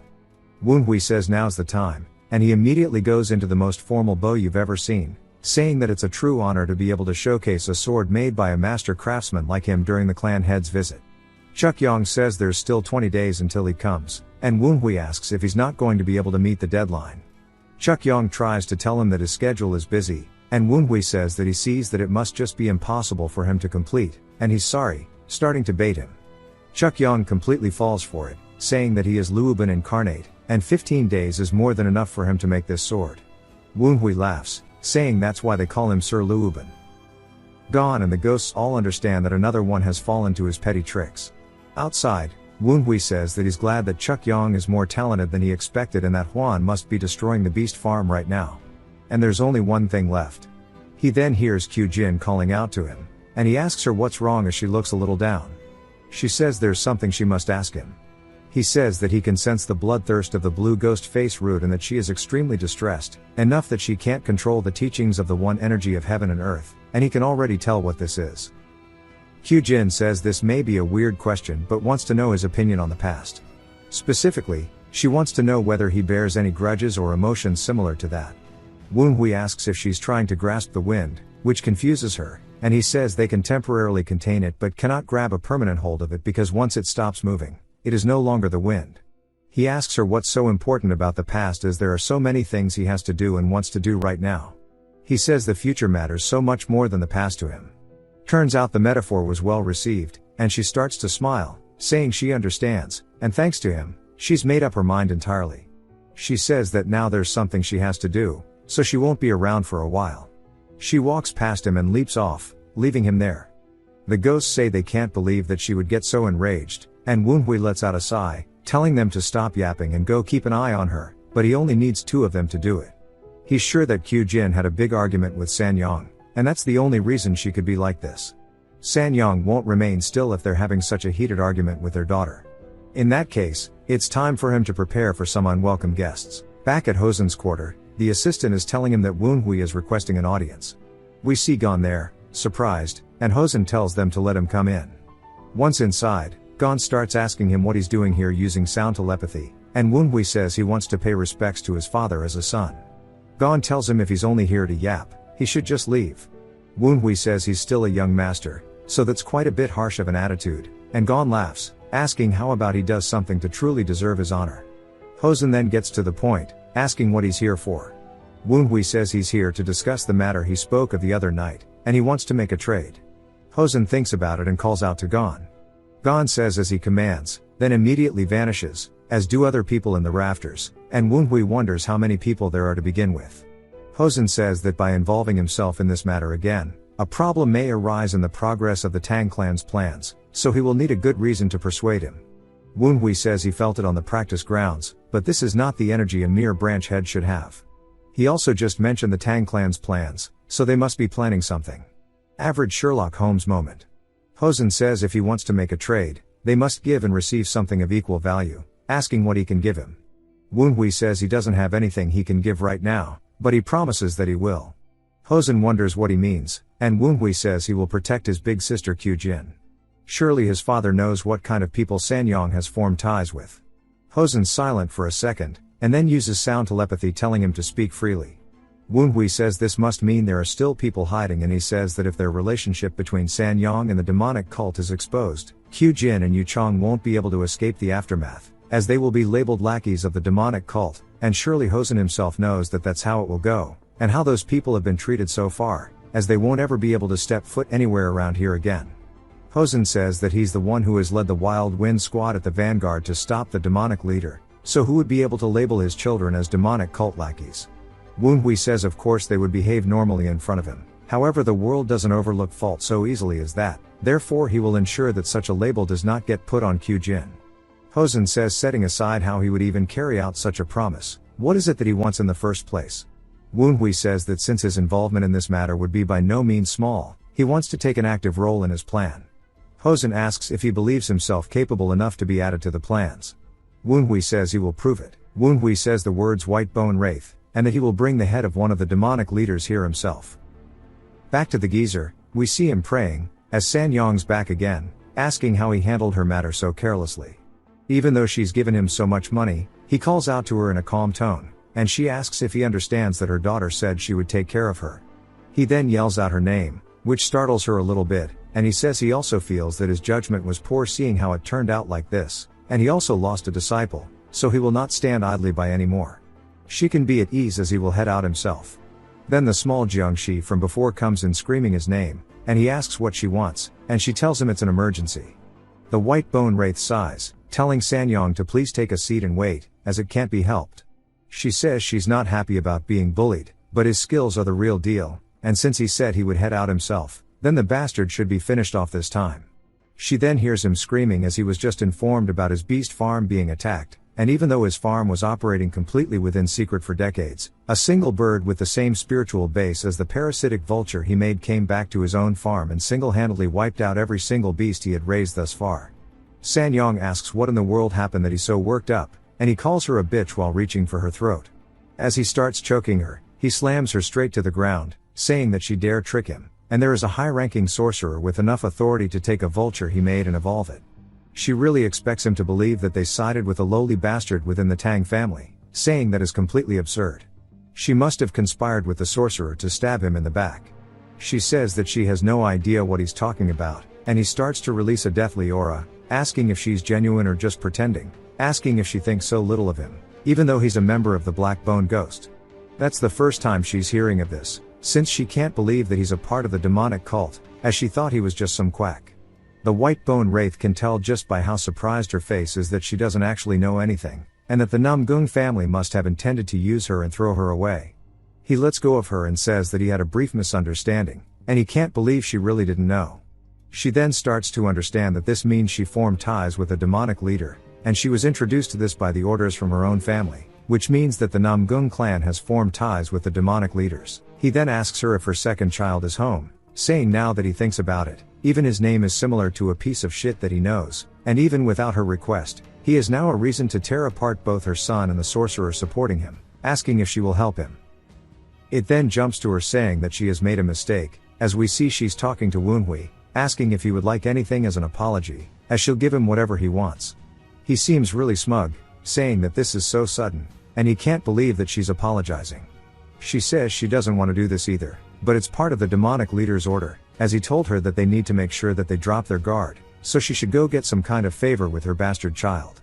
And she asks why she would do such a thing, and he says that he guesses it can be helped, and he'll have to convert her into an advanced Jiangxi and make her do what he wants. She tells him to wait, saying she'll do it, and she says that she needs to do whatever she can to get on Woonhui's good side and catch his backer, and while it's humiliating, she still wants to live. He says that she sure is acting rather fearlessly, and then uses sound telepathy, saying that he supposes she's afraid that the branch family head will find out that she has formed ties with the demonic cult, and she sweats nervously asking how he knew, and she can tell he's not just saying things either, as his eyes are full of certainty. She starts to shiver in fear, saying that she only just now found out they are demonic cult members, so how in the world did he know? Woonhui then starts to completely overwhelm her, saying that she seems to be very flustered. He starts to walk towards her, and she says that she thought that the backer he's been with for the past few months was the one controlling him, but those eyes of his are not the eyes of someone who would be controlled by anybody. And while she doesn't know whether or not his backer offered him aid, the one running the show the entire time has been none other than Woonhui. However, if he still has only a shallow understanding of everything, she can try to play it off, so she tells him she has no idea what he's saying, and he says that this means she would have no problem with him telling the branch family head. He starts to use sound telepathy again, saying if he starts with the Righteous Wind Hall's investigation, the information about the strange shrine she visited often will come out, and all the items in storage related to her family's clan will come to light. He says that sounds fun, as who knows what the Namgung clan would say about all of this. She realizes that they would completely exile her, as they would say they didn't know she had formed ties with the demonic cult, and she would be the only one taking the fall, and it is completely feasible that the Namgung clan would do that to her. Her voice starts to shake, and she says that she is still the matriarch here, so there's no way she can be disposed of so easily. Woonhui laughs, saying even if she is the grand matriarch, it seems she can't be honest with herself, and she asks him what exactly he wants. He then starts to grin ear to ear, saying there's quite a lot of information that he would want from her. We then learn that over the course of a week, Sanyong showered him with all sorts of treasures, such as a heavenly silk robe, some gauntlets, some boots, and other shit. To purchase these rare items in such a short time, Sanyong had no time to scheme, and as a result, he is now dripped out from head to toe. He says that the Namgung clan is really rich, and even after extorting so much, they still have a lot left. The ghost boys say that it must be pretty nice to be covered head to toe in such rare items, and that she must be close to bankruptcy. They say she's a fool for picking a fight with the junior lord, and Woonhui says they shouldn't be the ones to talk, as they did the same thing. But these items will definitely help a lot. But this is the most important thing he's got, as he pulls out a green orb, and they can immediately tell it has a lot of poison energy, asking what it is. He says it's a medicine he created by mixing some wilting fungus and toxic flame herb with white life oil. They say that looks like actual poison, asking if he's attempting to level his Venom Dragon Essence art to 6-star. Woonhui smiles, saying that's right, as he's going to open up his middle dantian and rise to the peak stage. As he heads outside, he says that the wilting fungus is often used as an ingredient in elixirs, but incorrect usage can make the toxic fungus grow and kill you from the inside out. To enhance that toxic growth, he combined it with a toxic flame herb and white life oil, making this pill's properties incredibly poisonous. For someone who practices the Venom Dragon art, there is no better elixir. The ghosts say they understand his intentions, but it might be too poisonous even for him, asking if he's sure he can handle it. He sighs, saying that's why he also procured this, which is the Divine Ozurite medicine, an elixir said to boost one's inner energy, which was made by the Divine Doctor of Life and Death. He swallows it, saying he'll first use this to level up his inner energy, and now that he has pure energy flowing through his mind, it is time for him to use the next thing, which is the wilting fungus thing he made. As the elders said, the poison would normally be impossible to digest. With his Venom Dragon art being at the level it is, he will surely experience intense and sufferable pain unlike anything he has ever felt before. As we see it swirling around his lower dantian as he is slowly starting to absorb it, he screams out in pain while making a strained face. The poison key starts to erupt from his body, sending the ghost flying backwards, and they can't believe it's exuding so much, asking Woonhui if he's okay. Woonhui says that the fungus poison is exploding through his whole body, and he needs to take it and convert it into energy for his Venom Dragon art. As we see it all coalescing into his lower core until it's condensed into one ball, he says now he has to use this energy and bring it straight up to his upper dantian, which is his heart. An orb starts to form there as the aura immediately shifts to a purplish hue, different from the green one we saw before, showing that he succeeded. He sighs out of relief, saying he actually did it, as he has now achieved the 6-star Venom Dragon art. All of the ghost boys start congratulating him for reaching a new stage, saying that his growth is unparalleled. Woonhui says though still small, he can feel the essence has taken hold in his middle dantian, and he endured the 5 dragons crossings, reaching the peak stage. We then see Gon leaning over the wall, saying he heard a loud sound and came running worried, but turns out that wasn't the case, and he asks Woonhui what he did this time. Woonhui says he ate an elixir that his father gave him. Gon says he doesn't know which elixir that was, but he bets that he definitely ripped her off, and whatever the case, he's sure that he's itching to find out how much stronger he's grown. Woonhui immediately starts releasing his aura while holding onto his staff, saying he truly has a good martial instructor, and he leaps forward, saying he won't refuse the offer and he'll go all out. As he readies his weapon, Gon says that it's crazy he can already imbue his weapon with ki, and they trade blow for blow right in the middle of the arena. Gon says that Strike had quite some power behind it, asking if he can handle this as he thrusts his staff forward. Woonhui says that Gon's movements used to be impossible for him to follow, but now he can see them clearly, and on top of that, he can move his body more freely as well, as we see him advancing through Gon's barrage, saying this is the clear difference between stages, and he can now share the same sight as his instructor, and by imbuing his weapon with even more ki, it means that he can take every one of his techniques to the next level. Gon immediately recognizes that he's using the 12 fierce tiger steps with the spear, and does his best to block the attacks as it's Woonhui's turn to release an onslaught. Gon does manage to block it, but it causes him to have to create some distance, but he manages to catch his footing, saying that he guesses he can't half-ass it any longer, and Woonhui says he already told him he was going to work him to the bone. Sometime later, after their sparring, Gon asks if he's heard the rumors that's been circulating, and Woonhui asks what he means. He says that it's the rumor that he and Sanyong have made peace, and they're even saying nonsense like he's been given up on becoming the heir, so he has been blessed by Sanyong. He asks what's wrong with that, saying maybe he does plan on giving up on it for the harmony of the family. Gon asks if he even knows what that word means, saying that the rumor stems from all of the gifts she is giving him, but he knows that no such thing could happen between them. Woonhui starts to use sound telepathy, saying he can't say that he's wrong, but he needs Sanyong to act that way, so it's easier for him to go after the White Bone Wraith. Gon asks who that is, and then recognizes it, asking him if he means the neglectful White Bone Wraith, one of the demonic leaders of Black Bone Ghost Valley. Woonhui asks if he didn't hear from Hosen, and Gon goes to tell him, but Woonhui says he must have dozed off in the meeting. Gon says that now he understands that Woonhui must have figured out that she's connected to them. Woonhui compliments him, saying even though he acts like a bum most of the time, he becomes serious as soon as the cult is mentioned. Gon asks how he plans on fighting them when they fortify their bases with spells, and Woonhui asks if he means the Mystic Ghost Formation. Gon says that means he's aware, and within that formation, advanced Jiangxes has become even more powerful. And to tell him the truth, even if he went all out, he's not confident he could defeat a demonic leader inside of that formation. Woonhui says he knows, and if they fight them head on, there will be immense losses. According to the information spilled by number 15, the temple forces are composed of 4 unorthodox warriors and a spirit class warrior created by White Bone, and White Bone is said to have achieved a higher stage not long after his death, as the society likely bestowed him with power. Gon then asks what his plan is, saying surely he has won. Woonhui says of course, as the final piece is about to fall into his hands, so he just has to be a chill guy and wait. That night, we see Sanyong begging for him to save her on her knees, and he says that since she's here in the middle of the night, a bystander might assume that he's the one trying to kill her, and he can see that she's having a hard time, thanks to both the temple and the Namgung clan. She says that's right, and he knows the situation she's in, as we see she looks completely exhausted and drained.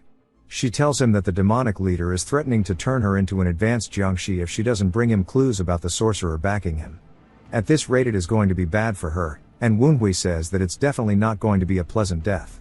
She says she'll do whatever he wants, no matter what it is.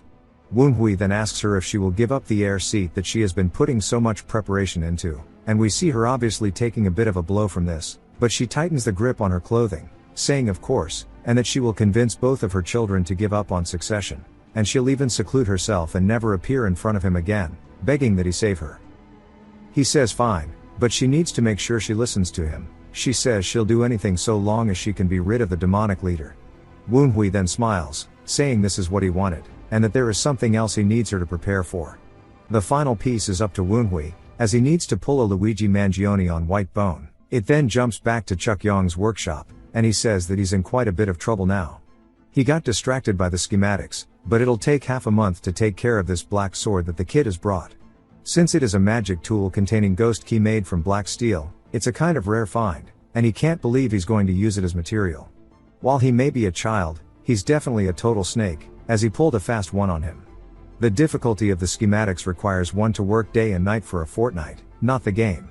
And his disciples are nowhere near skilled enough to help. He doesn't have 2 bodies, so he has no choice but to tell him that he's going to be late. We then hear another man saying that he's surprised to see him backing out of something. And when Chuck Yong turns around, he's surprised, asking him why the hell he's here. The man laughs, asking why he's so scared, saying it's been so long since they've seen each other and that he's hurting his big brother's feelings. And we are finally introduced to Moonhyuk in the flesh, the Dark Sovereign. Did not know these two old dudes were brothers. Chuck Yong says that's because he should be at the Nine Dragons branch family, asking why he's here without his guards. Moon Hyuk gives him the thumbs up, saying that he snuck out. Chuck Yong says that he's causing trouble for Yi Won again. But Moon Hyuk says that it's quite an interesting toy, asking who requested it. Chuck Yong says that it's the son of that emotionless statue, Hosen. Moon Hyuk says that he heard he was called the Shadow Genius, but for a child of Hosen's to request something like this when they're so young is pretty crazy. Chuck Yong says no bro, second child, not third. Moon Hyuk double checks that he means Woonhui, saying that he heard that he was weak and talentless. Chuck Yong says that he was surprised when he saw it himself, but he's actually a total snake. He wants to use sword techniques and fan techniques with a single weapon to confuse his enemies, buying the distance he needs to throw assassination tools the entire time. Moon Hyuk seems happy, saying that's a toy befitting the Tang name. Chuck Yong says if that was all, it wouldn't be so difficult, but there's two other parts. He shows him the material that he's trying to make it with. Of course, we already know what it is by this point, but he also mentions how he learned sorcery to master cursed poison. Moon Hyuk picks up the blade, saying that means he wants to apply cursed poison to his sword and throwing weapons, asking what the final hurdle is. Chuck Yong then tells him that he's that dumbass's disciple, and he asks if he's talking about Gon. Chuck Yong says yeah, but it gets worse, as he actually learned the wild wind dance from him as well. Moon Hyuk seems genuinely surprised, while Chuck Yong continues, saying that he wants this singular weapon to not only contain multiple forms, but also to be capable of wielding wild wind and curses. Noticing if he now understands how greedy this kid is, Moon Hyuk begins to smirk, saying that he was complaining about not having enough hands. Chuck Yong says yeah, asking why it matters, then tells him to wait, as we see Moon Hyuk rolling up his sleeve, saying that now he can't wait to see how that kid will use this toy. It jumps back to Woonhui, as Sanyong is saying that she's finished the preparations he asked for, but confirms that it's just going to be the two of them going. He tells her that Gon will be coming as well, but he had something to take care of before departing. He finally makes his appearance, jumping over the wall, asking if it's necessary to leave at such a weird hour. Woonhui tells him that this is the best time. Gon then informs him that he has eliminated Mu Young, Budget Hyung Sam. Woonhui says good work, but Sanyong yells, asking why he would do such a thing. Woonhui says that Mu Young was smuggling intel out of the Nine Branches dragon family to the Namgung clan and even the temple. Sanyong sweats nervously, saying that she sees, that she can't believe how sloppy the Mind Shadow troop of the Namgung clan is. On top of finding Mu Young, Woonhui uncovered something even she wasn't aware of, and she's been getting played in the palm of his hand this entire time. Gon asks if it's really just going to be the three of them, while Woonhui holds up a grody-looking face mask, telling him yes, and to wear this for now. Gon asks if he's sure about this. Woonhui says of course, and they already know what they both look like, telling him to put it on as they should get going. Gon sighs, saying this is troublesome. On the way there, Gon mentions how the fog is getting really thick. Woonhui says that means they're getting to the start of their territory. Then Gon immediately asks if he senses that as well. Woonhui says yup. Even though they're hiding their presence in the ghost fog, he can see them clearly thanks to his Reaper sight. There are countless Jiangsis, and they've likely increased security due to their farms being attacked. And it wasn't just a rumor that the White Bone achieved a higher stage. His formation sorcery is also more advanced. Woonhui then notices something else, saying that the flow of this mystic power is familiar, telling 15 to come out. 15 says reporting for duty. Then Woonhui asks if White Bone took his sorcery manual. 15 says that he doesn't know the specifics, but he heard the 12 dark ghosts found an incredible item while cleaning up the wreckage of the Junior Lord's quarters. All the other ghost boys start yelling, calling him foolish, asking how dare he steal from the Junior Lord. But 15 says that it wasn't even him. Woonhui says he thought it would all be blown to dust by the explosion, but some of his pieces of the Ghost King grimoire survived. Using spells against someone who knows the properties of your sorcery is akin to using a lock against someone who has a copy of the key. He'll have to be careful of using spells until he adjusts his Ghost King grimoire. The carriage finally comes to a stop, as the carriage dude says they've arrived. They both help Sanyong out. I just now realized they are dressed up in blue to symbolize the Namgung clan, or I'm cooked. The door then opens as the little Jiangshi welcomes her, asking what she's doing here. Sanyong says she brought the bastard child's items as the Master Templar requested. The little Jiangshi says that recent developments have put them on high alert. Because of that, she'll transport the boxes, telling them to keep them here. Gon is surprised, and asks Woonhui if they're going to have to brute force their way through. Woonhui tells him to have some patience, as Sanyong clutches up, saying that she doesn't know what the items have, as they might have spells cast on them, and that mystic powers become tainted when they're handled by the dead. She's asking her if she'll be fine if it gets tainted by her hands. The little Jiangshi realizes she's right, and tells them to go ahead and follow her in. What a W from Sanyong. She then tells White Bone that Sanyong has brought the items she requested. He yells, saying to let her in, all excited, and as the doors open, Sanyong looks nervous, and greets White Bone. White Bone says it's about damn time, asking her if she's brought his things. She says yes, and she's unable to discern what items have been enchanted, so she just grabbed everything in his room while he was gone. White Bone laughs, saying good work, and this is more surefire than her making a bad guess. Sanyong then nods to Woonhui and Gon to walk with the boxes, and they do exactly that. White Bone says he can feel the mystic powers without even opening the chest, and that she's done very well, and that he's going to use these right away to track him. As soon as he opens the chest, he's surprised by what's inside, saying this is odd, as he sees a whole chest of bombs. He asks what the meaning of this is, as both Woonhui and Gon grab onto Sanyong, darting out of the temple. While White Bone is still confused, Bro is slow in the head. He then hears the fire burning on the fuse, and has an oh shit moment. He realizes this is bad, but his boomer reflexes weren't enough, as the explosion roars throughout the temple, even making its way to the front gate, exploding everything inside, sending it flying everywhere. It even makes its way to the forest, as we see Woonhui and the rest taking cover. Gon says that should have nullified the formation while taking off his mask. Woonhui does the same, saying mostly that the spell is not fully gone yet. Gon asks if he's saying that the White Bone lived through that explosion. Woonhui reminds him that he's a Jiangshi. He saw him unleash his mystic power before it exploded. He might have lost an arm or a leg, but he's definitely still alive.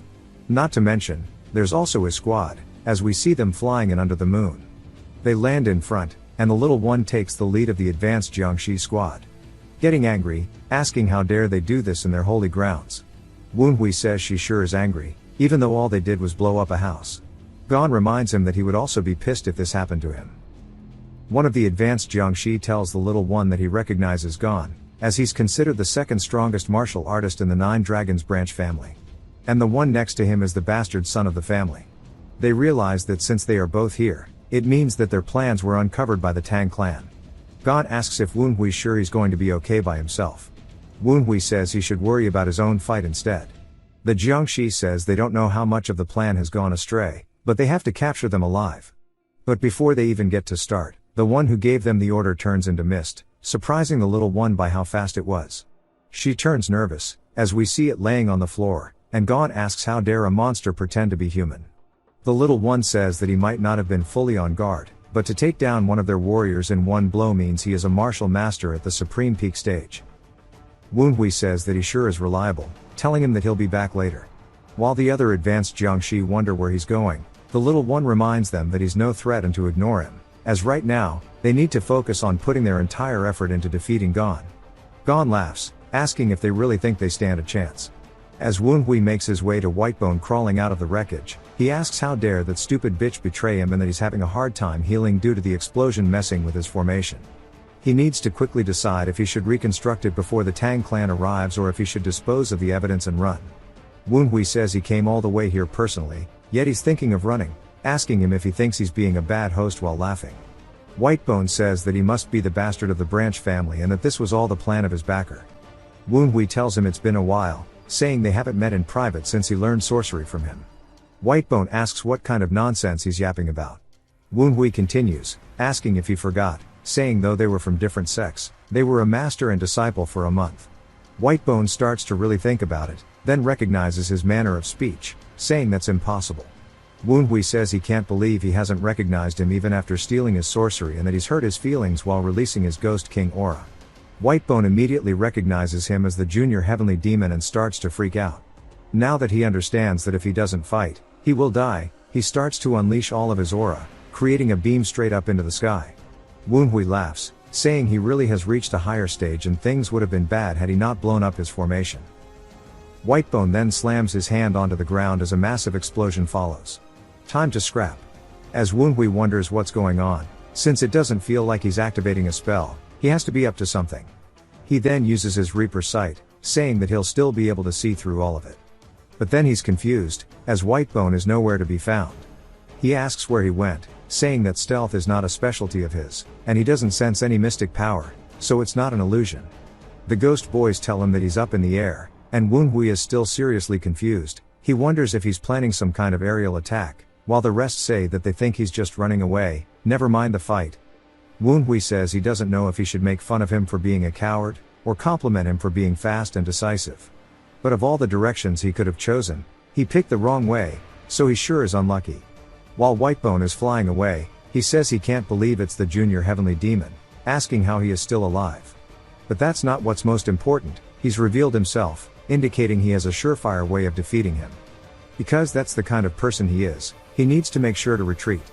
He then senses some energy down on the ground, and we see it's none other than Q-Jin, preparing some energy from the Quangcheng sect. She unleashes an attack in a cross pattern, as it soars to the air up to Whitebone. He realizes this is no good, as he has no way to dodge the attack. As he gets hit directly by the attack, even his bird gets destroyed. Woonhui says that's what he gets for ignoring him and leaving, and then greets Q-Jin. She asks what he's doing here, and he says he was exterminating demon cultists with Sanyang. She's surprised, and he says that Jiangxi he just knocked down is a heavenly demon cultist, and he's here to defeat him. She says that she only came here because she heard that her mother was scheming with a sorcerer that resided in this mountain, but for it to have been a cultist, that's unbelievable. Woonhui says that he gets her confusion, but he needs to focus on the geezer before he tries to run again, and he tells her that he'll deal with the cultist himself, asking if she can go help Gon as he is fighting multiple opponents alone while protecting Sanyang. She barks at him, asking if he really came with just the three of them, and he says that's because it was a sneak attack. Woonhui says that even though she fought with her mother, she still cares about her deeply, which is a good sign. Q-Jin says that since things are urgent, so she'll ask questions later, telling him to run away if things get dangerous. She then nods, telling him she'll be back, as she starts running towards Gon. Woonhui laughs, saying now then, he thinks he's got enough of a break while he chatted with his sister, telling him to get up already. He knows that a demon fate Jiangxi of the Black Bone Ghost Valley can easily recover from this, and he better not be scheming in hopes that he lowers his guard. Whitebone then comes out of the ground, annoyed that he saw through him, and grits his teeth as he piccolos himself a whole new arm. He says he hasn't changed that mocking tone of his, but he was definitely dead, asking how he's alive. Woonhui tells him that it's hard to believe, as immortality and reincarnation are the eternal wish of all sorcerers, but this is more than enough proof. As he starts to equip his battle robe, Whitebone realizes he's not bluffing, and screams, saying he sure has transcended death, and he can't believe to see that somebody has actually done it. Now it's time to scrap. Woonhui tells him that he has a lot of questions for him and not to run away like a coward, as they should keep this quick. Whitebone prepares an attack, saying that he sees he's still a pro at running his mouth, and then he's going to rip it off of him for being so disrespectful. Whitebone's monsters then make their way out of the forest, as we see an army of beast Jiangxis leaping towards Woonhui. Woonhui raises his hand up while using the Wild Wind Dance, specifically the Wild Wind Frenzy. He dashes through all of the beast Jiangxis, ripping them apart one by one, making his way directly to Whitebone. Whitebone's surprised that he's using martial arts, as he gets hit straight in the face, sending him flying as he even lost some of his teeth. Whitebone says that he's fast, but the reports always mention that the bastard child has yet to reach the peak stage. So this power of his makes no sense. He wonders how he leveled up so quickly in a short time period. As Woonhui begins to unleash a flurry of blows, Whitebone says that it's crazy that the bastard is able to use martial arts, saying that even Woonhui wasn't able to in his past life. He roars, making Woonhui backstep to create distance, and when Woonhui lands on his feet, he asks if he doesn't have any tricks up his sleeve, saying that if this is all he's got, then he's pretty disappointed. Once more, Whitebone signals to send his troops forward, telling him to shut up. Woonhui asks if he's really using the same move, saying that while he may be stupid, he's not this stupid. Whitebone then clenches his fist, yelling explode, as all of the beast Jiangxis start to swell up like balloons. Woonhui says corpse explosion was way too obvious of a move, and as the explosion hits immediately after, Whitebone sprints off, saying he can't believe he had to waste his precious Jiangxis like that, but that should have bought him some time. Of course, it didn't. Woonhui's already beside him, asking him where he thinks he's going, punching his face one more time, sending him flying away, crashing into the ground. Whitebone is now struggling to even breathe a little bit, and he looks up, saying that it's all because his formation was destroyed, and he needs a lot of time to cast large spells, but he's not giving him any time to begin with. Woonhui asks if this is really the best he can do despite stealing his spell book. White Bone says that it's because he blew up his mystic formation that he's unable to do anything.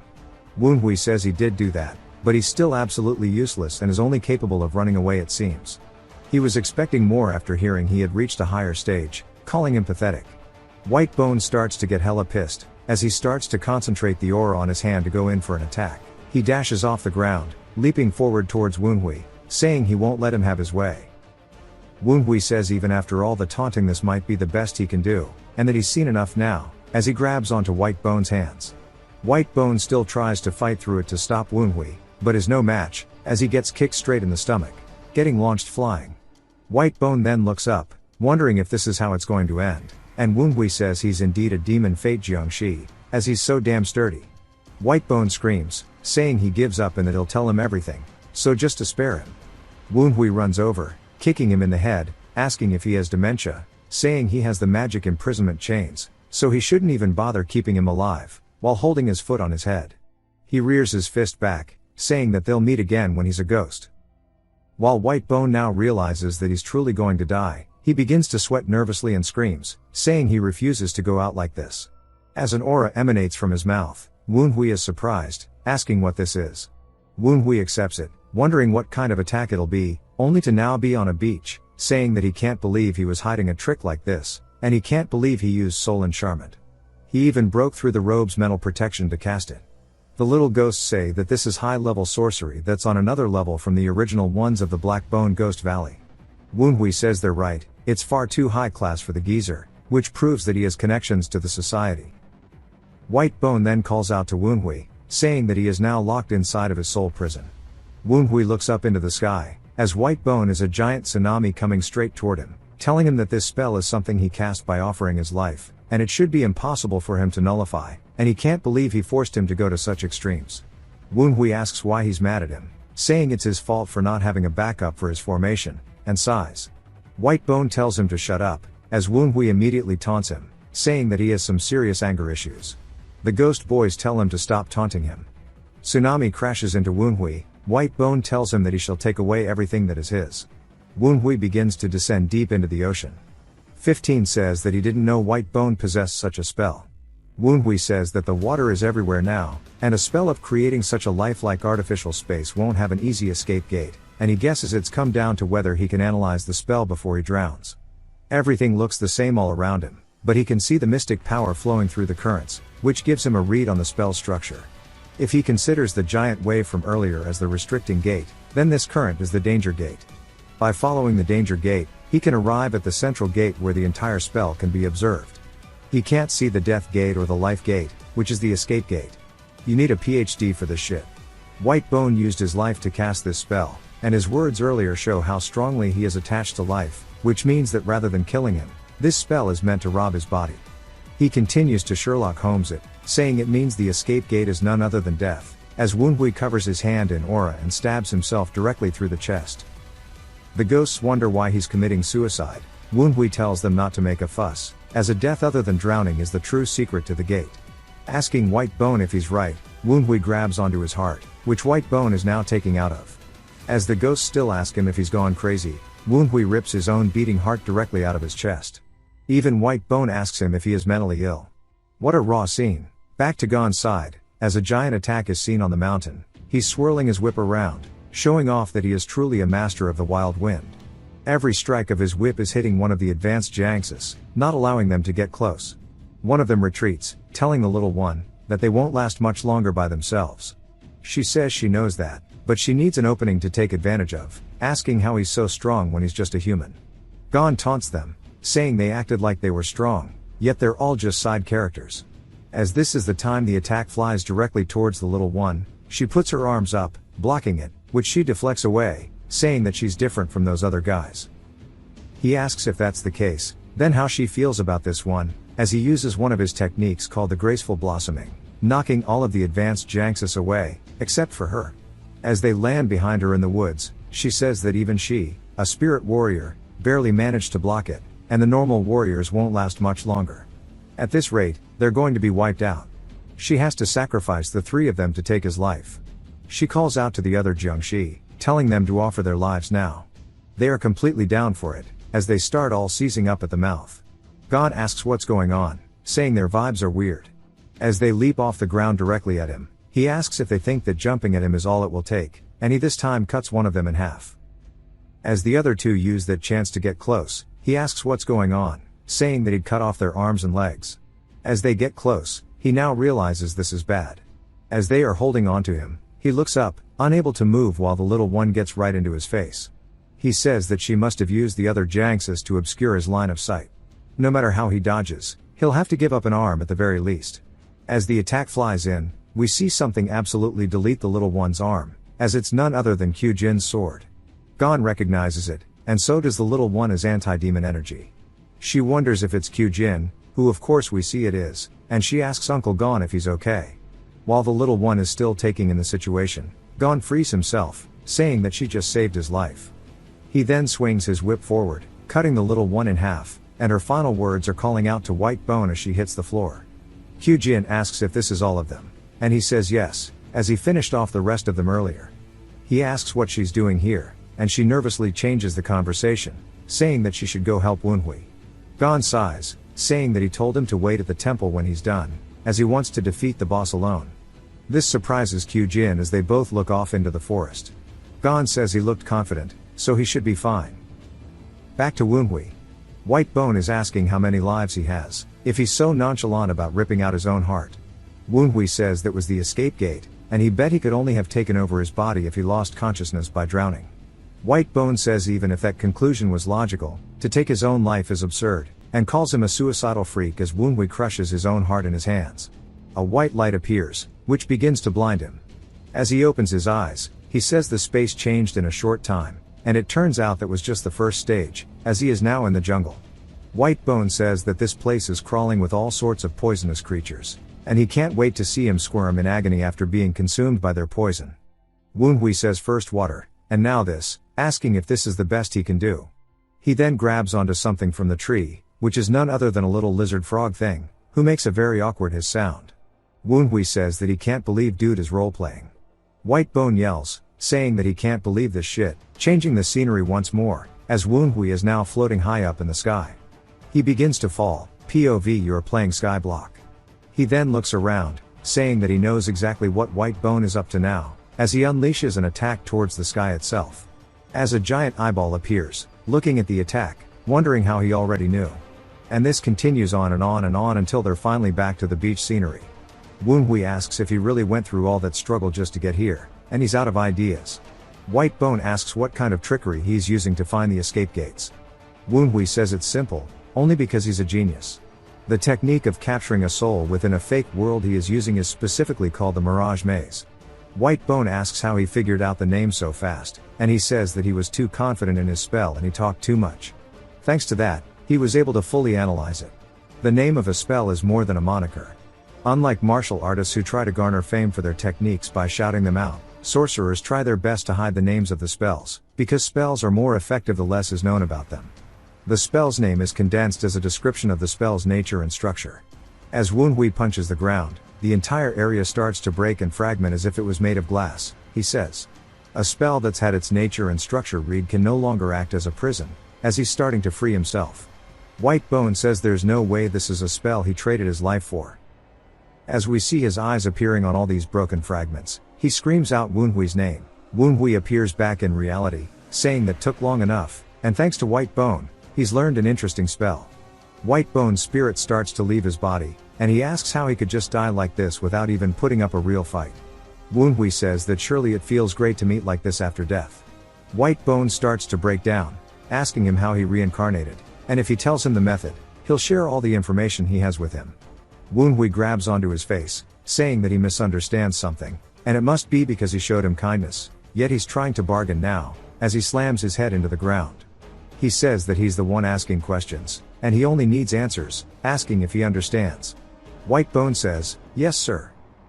Wunhui says that 6 years ago, when he died on the sky-shattering peak, he wants to know what happened to the Tian Shan Mountains, to tell him every single thing and not to leave out any details.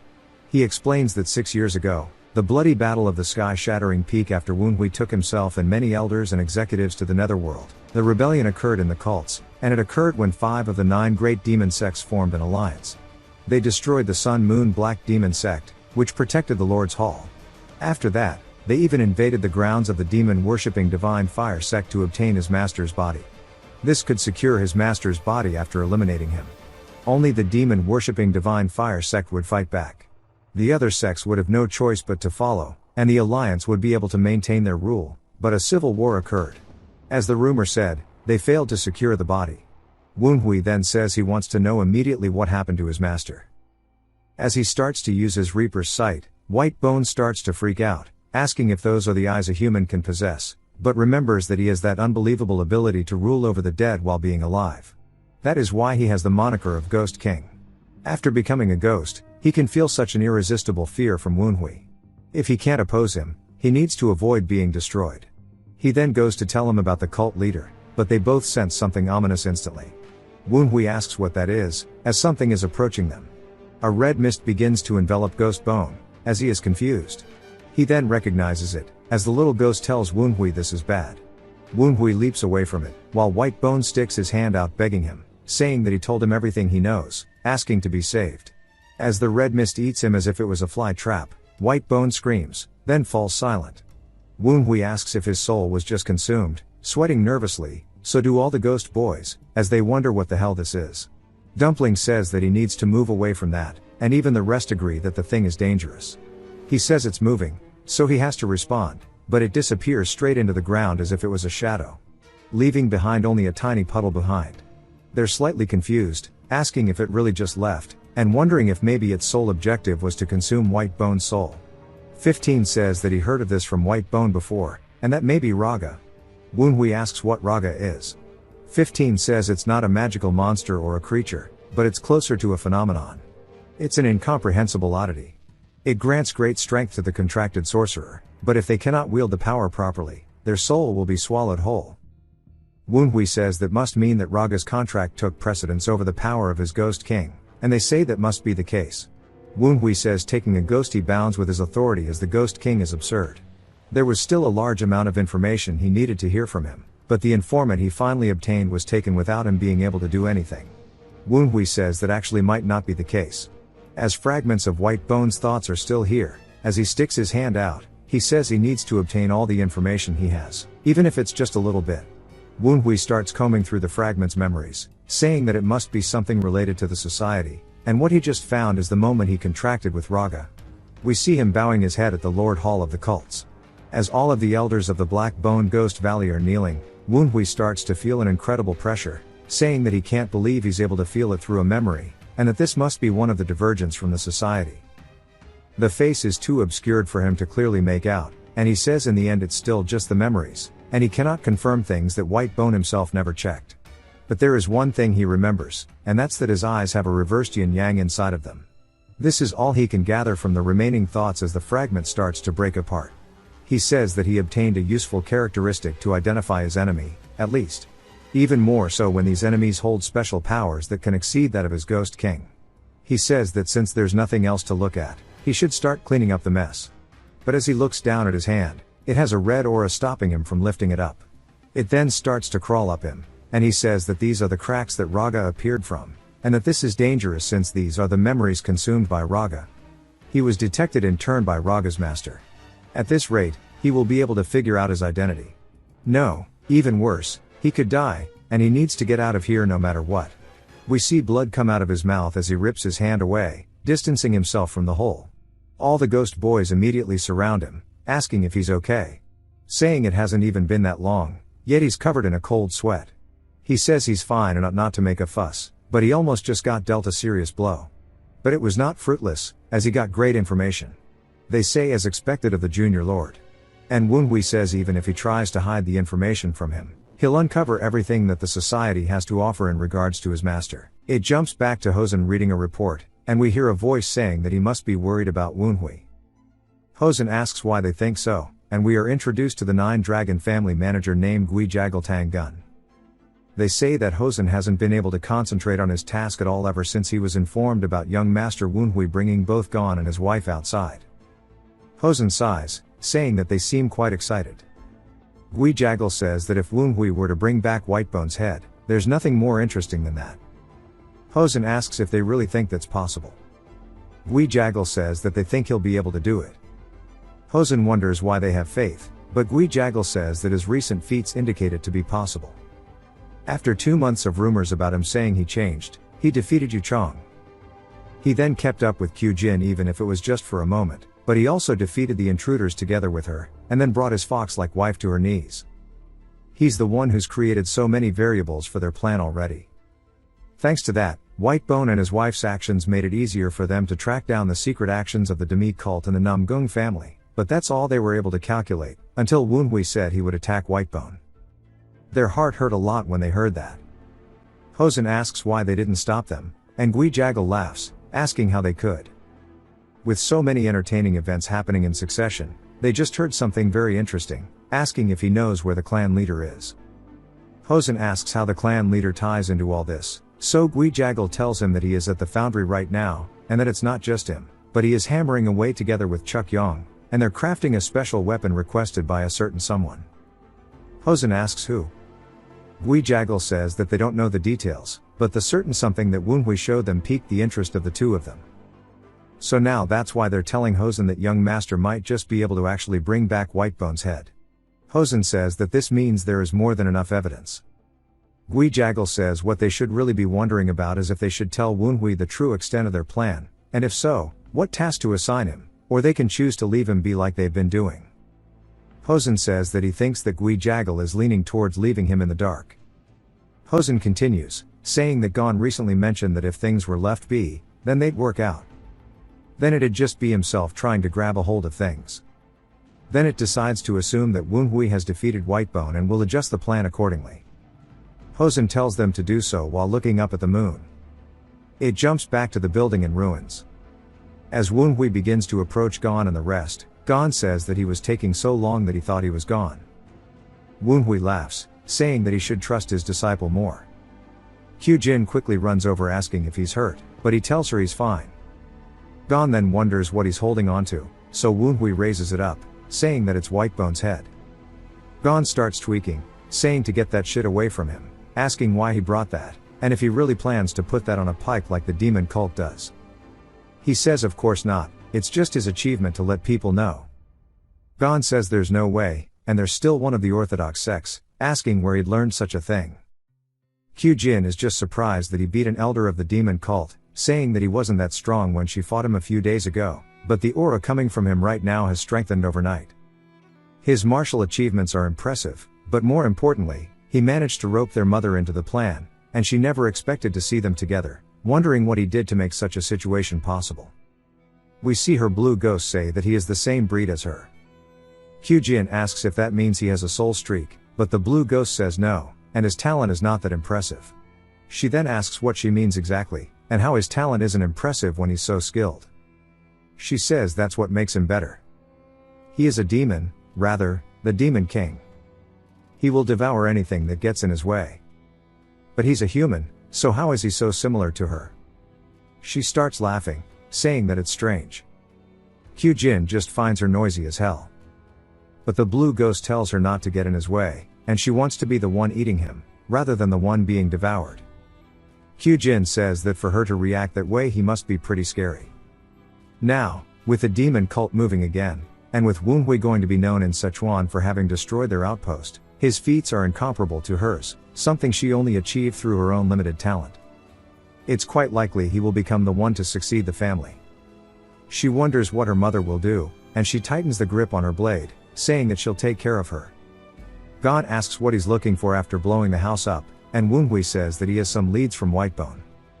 He asks 15 where Whitebone might have kept his hidden treasures or letters. 15 flies over, saying that there's only one room that he and the other Jiangshi could enter, and he believes that he'll be able to find what he's looking for there. Woonhui walks over to it, saying that there's a contraption, so something must be hidden underground. As it starts to fall open, Woonhui says this might be his treasure chamber. He and Gon leap down into it. Gon says that he sees his letters and treasures were well organized, and it must also be a code that the demon cult uses, so it's going to be hard to interpret them here. When he looks over at Woonhui staring intently at it, Woonhui is actually reading it, and it says that they have found 3 who appear to be of the demon god mythos, and they need to pursue and capture them before the mythos leader arrives. Woonhui says with this he's found what he was looking for. Afterwards, they search the rest of the chamber and read Whitebone's records of what he did to get settled, the messages he exchanged with his superiors, also how he acquired the funds from his antics. They also found a box of secret records labeled Namgung. Woonhui says they should move them before the demon cult and the Namgung clan notice and deter them. They can't carry everything immediately. Woonhui tells Gon to guard this place, and that Kyujin and Mother can head back to get people to help them carry it all. She asks what he'll be doing, and he says that he's going to chase a clue left by Whitebone. She asks what he means, and he says that he got some information while he fought him, and he's going to check on it before it gets removed. She asks alone, saying that it might be a trap. He says that he still needs to do it, as the information could change what the Tang clan must do. Gon sighs, saying that he guesses he can't stop him, but one of the other 12 black specters might appear, so he will accompany him. Woonhui says that he's trying to say that he won't be able to take care of the other ones as easily as Whitebone, but it's going to be a pain for others who accompany him while he searches for people of the revered demon god mythos. He tells Gon he needs to guard here, and it would be a great loss to the Tang clan if they fail to protect all of this. Gon realizes he's right, saying alright. He tells Kyujin the only person who can relay the information properly would be her. She asks what he means, and she realizes that with her mother here, even if the other accompanies them, she might be able to twist the information into something favorable for her. Only she can relay the information to their father. Woonhui says that he'll leave a trace wherever he goes. She can send backup when she finishes taking care of relaying the information. She says alright. And that she'll come as soon as she gets this sorted out, so he needs to run if it gets dangerous. Gon says that he'll stay here and protect it, and Woonhui tells him they worry too much and that he's going to head out now. As he darts away, leaving them there, he gets deeper into the forest. Goatee says that even from their perspectives, nobody else has ever trusted him as much as he does. Baldy says that he also sees the sincerity in their worry for him. Goatee says if they had been in the same faction, they would have loved to have a drink with them. He smiles, saying they truly are great people. If it weren't for those 2 within the family, his identity as Woonhui wouldn't have meant much more than his body to him, and he now has people that he wants to have by his side, but his rescue isn't the duty of Woonhui of the 9 Dragon family. It's the duty of Woonhui the cult heir instead.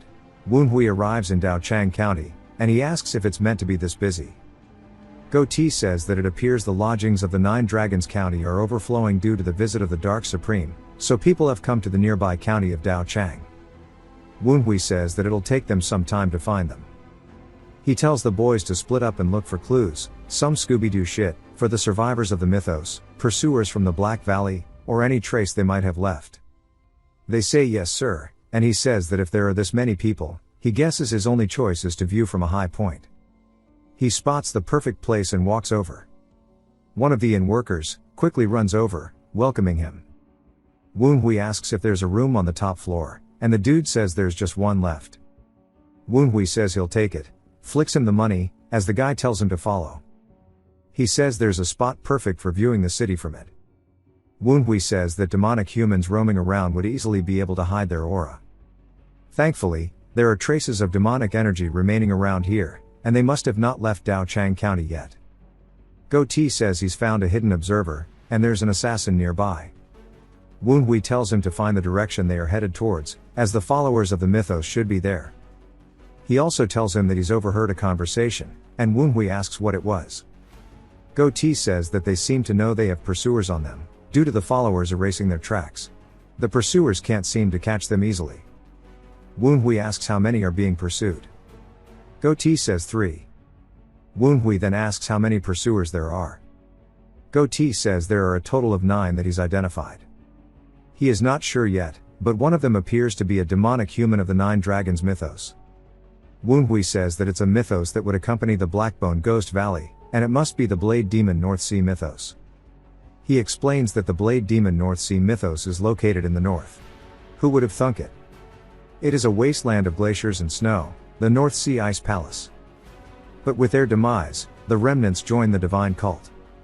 The chill they create is powerful enough to freeze the ground wherever they go. They were able to become one of the 9 demon mythos groups within a short time of entering the cult.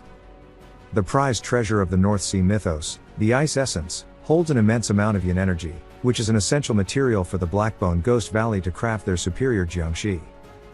Because of that, the Blackbone Ghost Valley had sworn loyalty under the Sword Demon North Sea mythos, acting as their hunting dog. So the people behind the assassination attempt of the Dark Supreme would be the Sword Demon North Sea mythos. Woonhui asks Go-Ti how strong someone from their group is. Go-Ti says they had kept their aura hidden, so he was not able to tell. Woonhui understands, though, that if someone can perfectly hide their aura, it is a master who has reached the peak stage, and this will be more difficult than expected. He tells him to identify their location, and follow them more clearly. Go-Ti says okay, then heads out. Woonhui watches the sun setting, saying that it took longer than he expected to find them. We hear a man yelling, asking if there are really no more rooms. The guy apologizes, saying that it's quite busy today. The dude asks why he's giving such an excuse, and Woonhui says that there are 3 of them by his age wearing good clothes, and they must be children from prestigious families. He doesn't know about the guy, but the 2 girls have immense aura. They probably would be able to make their name as well known as his sister. The guy introduces himself as Dork Loser of the Golden Sword sect. He'll politely ask one of the guests to leave, so they should let him in. Woonhui has heard of the Golden Sword sect from when he was in the cult. It is a new sect founded about 30 years ago, with no shortage of money and power from establishing trade with the West. Woonhui watches Dork Loser, and the girls try telling him that they'll be fine, and it's unfortunate that they don't get to try the tea of Dao Qing, but nothing can be done if there is no room. Woonhui says that he can tell that he's trying to impress the girls, but he's having the wrong effect. I guess I'll call this guy by his name, which is Woogie. Woogie spots Woonhui, asking him how he's been. He can't believe that he knew him, saying this makes things complicated. He then walks over, saying there's no room, asking if they can sit together. Woonhui says judging by his rude demeanor, they weren't friends, but it's only natural that he wouldn't have any, and that he'd normally beat him up, but he doesn't have the time to worry about someone like this, and he'll be leaving soon once his boys bring him the location of the others. So he tells him to go ahead. Woogie tells the girls to come over, and we learn that their names are Shima and Suman. Woogie then sits down asking for the menu, as one of the ghost boys flies up quickly, telling Woonhui that they found the others and that there's 3. Woonhui says finally, but then they get interrupted by a very loud sound, and the innkeeper tries telling a man that he can't do something, and he gets bumped out of the way. The dude says that he has business here, so nobody should move. As him and his group enter, Woogie starts to get scared, asking what's going on. Go-Ti recognizes their weapons and aura, saying they appear to be swordsmen of the Lion sect. As their name implies, they are known for their sharpness and their aggressive behavior. The guy approaches the table, asking one of the women if she is Shima Sunyi of the Changhua cabin. Woonhui asks what that is, and we learn that she is the daughter of the Clear Sword Sky Emperor, and he is one of the top 10 strongest martial masters along with Woonhui's master and the Dark Supreme. One of the ghost boys also tells him that the sect leader of the Lion sect challenged a year ago, and that he got destroyed in only 10 exchanges. So they must want to take revenge on the daughter of the Sword Emperor. Sunyi asks what he'll do if she is, and the guy introduces himself as Baek Doyong as a representative of the Lion sect. He challenges her to a duel. Some of the patrons of the inn recognize him as the Crimson Lion Blade, saying that he's brutal, and they can't believe the second disciple of the Lion sect leader would be here. The other woman, Suman, speaks up, saying this is too rude, to challenge someone out of nowhere. Doyong says that seeing as how she is with Sunyi, she must be the youngest disciple of the MA sect leader, and she is the Clear Moon Lady. And we learn that her full name is Yusuman. He tells her that the quarrel is between the Lion sect and the Changhua cabin, and he doesn't believe it's right for the MA sect to interfere. And if Shima just can't win on her own, he guesses it wouldn't matter if she attacked as well. Sunyi says that she will accept this stupid challenge, and Suman tries to talk her out of it, but she tells her not to worry, as if she backs out of matters like this, then she shouldn't be able to call herself the daughter of the Clear Sky Sword Emperor. Doyong laughs, saying she's bold, just as expected of the Sword Emperor's kin, and they should move to a better location, and the backyard of this tea house is quite large, perfect for them to fight. Go-Ti says that the situation appears to be wrapping up, and that the people they are looking for have gone into the alleyways, and that the other boys have split to track them. Woonhui says they wasted their time over something useless, and he wants to go to the closest one. As he starts leaving, one of the dudes notices him, saying that he's sorry, but until their duel is over, he must stay in his seat. Woonhui asks what he's talking about, and Doyong yells, saying that everybody who remains will witness their duel, particularly Woonhui, who seems to be accompanying her. Woonhui tells the guy to move, as he bumps into him, and then he puts his blade to his throat, telling him to sit back down, asking if he didn't hear. Woonhui grabs the guy by his face and slams him into a nearby wall, surprising everybody there, and he says that he already told the dude to get out of his way, asking why the hell he couldn't listen, as he starts smiling with blood all over his face. Goatee says that those fools messed with the cult heir at the time he was most on edge. The other people from the lion group ask if he really dares touch one of their members, and two of them leap at Woonhui with their swords drawn. He starts to get pissed, asking what they mean by dare, and releases his aura while widening his stance. He then clenches his fist and punches one of the guy's swords, and the dude laughs, thinking that he just cut his hand off, saying that this is for his crime of going against their sect. Then he looks down, realizing his blade is broken, only to get kicked in the neck and sent flying across the room. The other man starts to come in from the side and swings straight down at him. Woonhui rears back his fist, punching through his sword into his face, also sending him flying. Doyong is just surprised, saying that this is the elite Blade Lion squad that allows them to reign over the area, yet his boys just got bodied instantly. And for him to defeat two of that elite squad so easily, means that he must be decently powerful. He then says that he tried not to step in, as there is a duel to attend to, but he shall show him why they call him the Crimson Lion. He also starts screaming while running in. Woonhui says normally he'd just disarm the guy, but they messed with the wrong person, and he's not in the mood today. He dodges the first attack, and Doyong instantly tightens the grip on his blade, going for a follow-up, saying that if his blade touches him even a single time it's over, but he misses, and this happens again and again, as he continuously says that he just needs to hit him one time. He starts to get frustrated, asking if he only knows how to run, and that he needs to stand and fight like a man. Woonhui tells him that he's just bored. As Doyong thinks that this is his chance, he goes in with his full swing, and we hear a very loud sound that surprises everybody. Even Sun Yi is surprised. As Woonhui is grabbing onto his blade, he says that he got his hit in, and it didn't work, asking what he plans to do now. Doyong is just in disbelief. As Woonhui rears back his fist, he hits him with an uppercut that would make the boys out of Hajime no Ippo proud. Sumin says that she can't believe he defeated one of the most renowned rookies, and it was not even a close fight, as bro just got hit with a ring dinger. His men from the elite squads are screaming and drawing their blades, asking how dare he attack one of theirs, and begin charging him. Woonhui says they really like to use the word dare, and he charges straight in. They get off screen, and he tells the only dude left that he has a choice to make.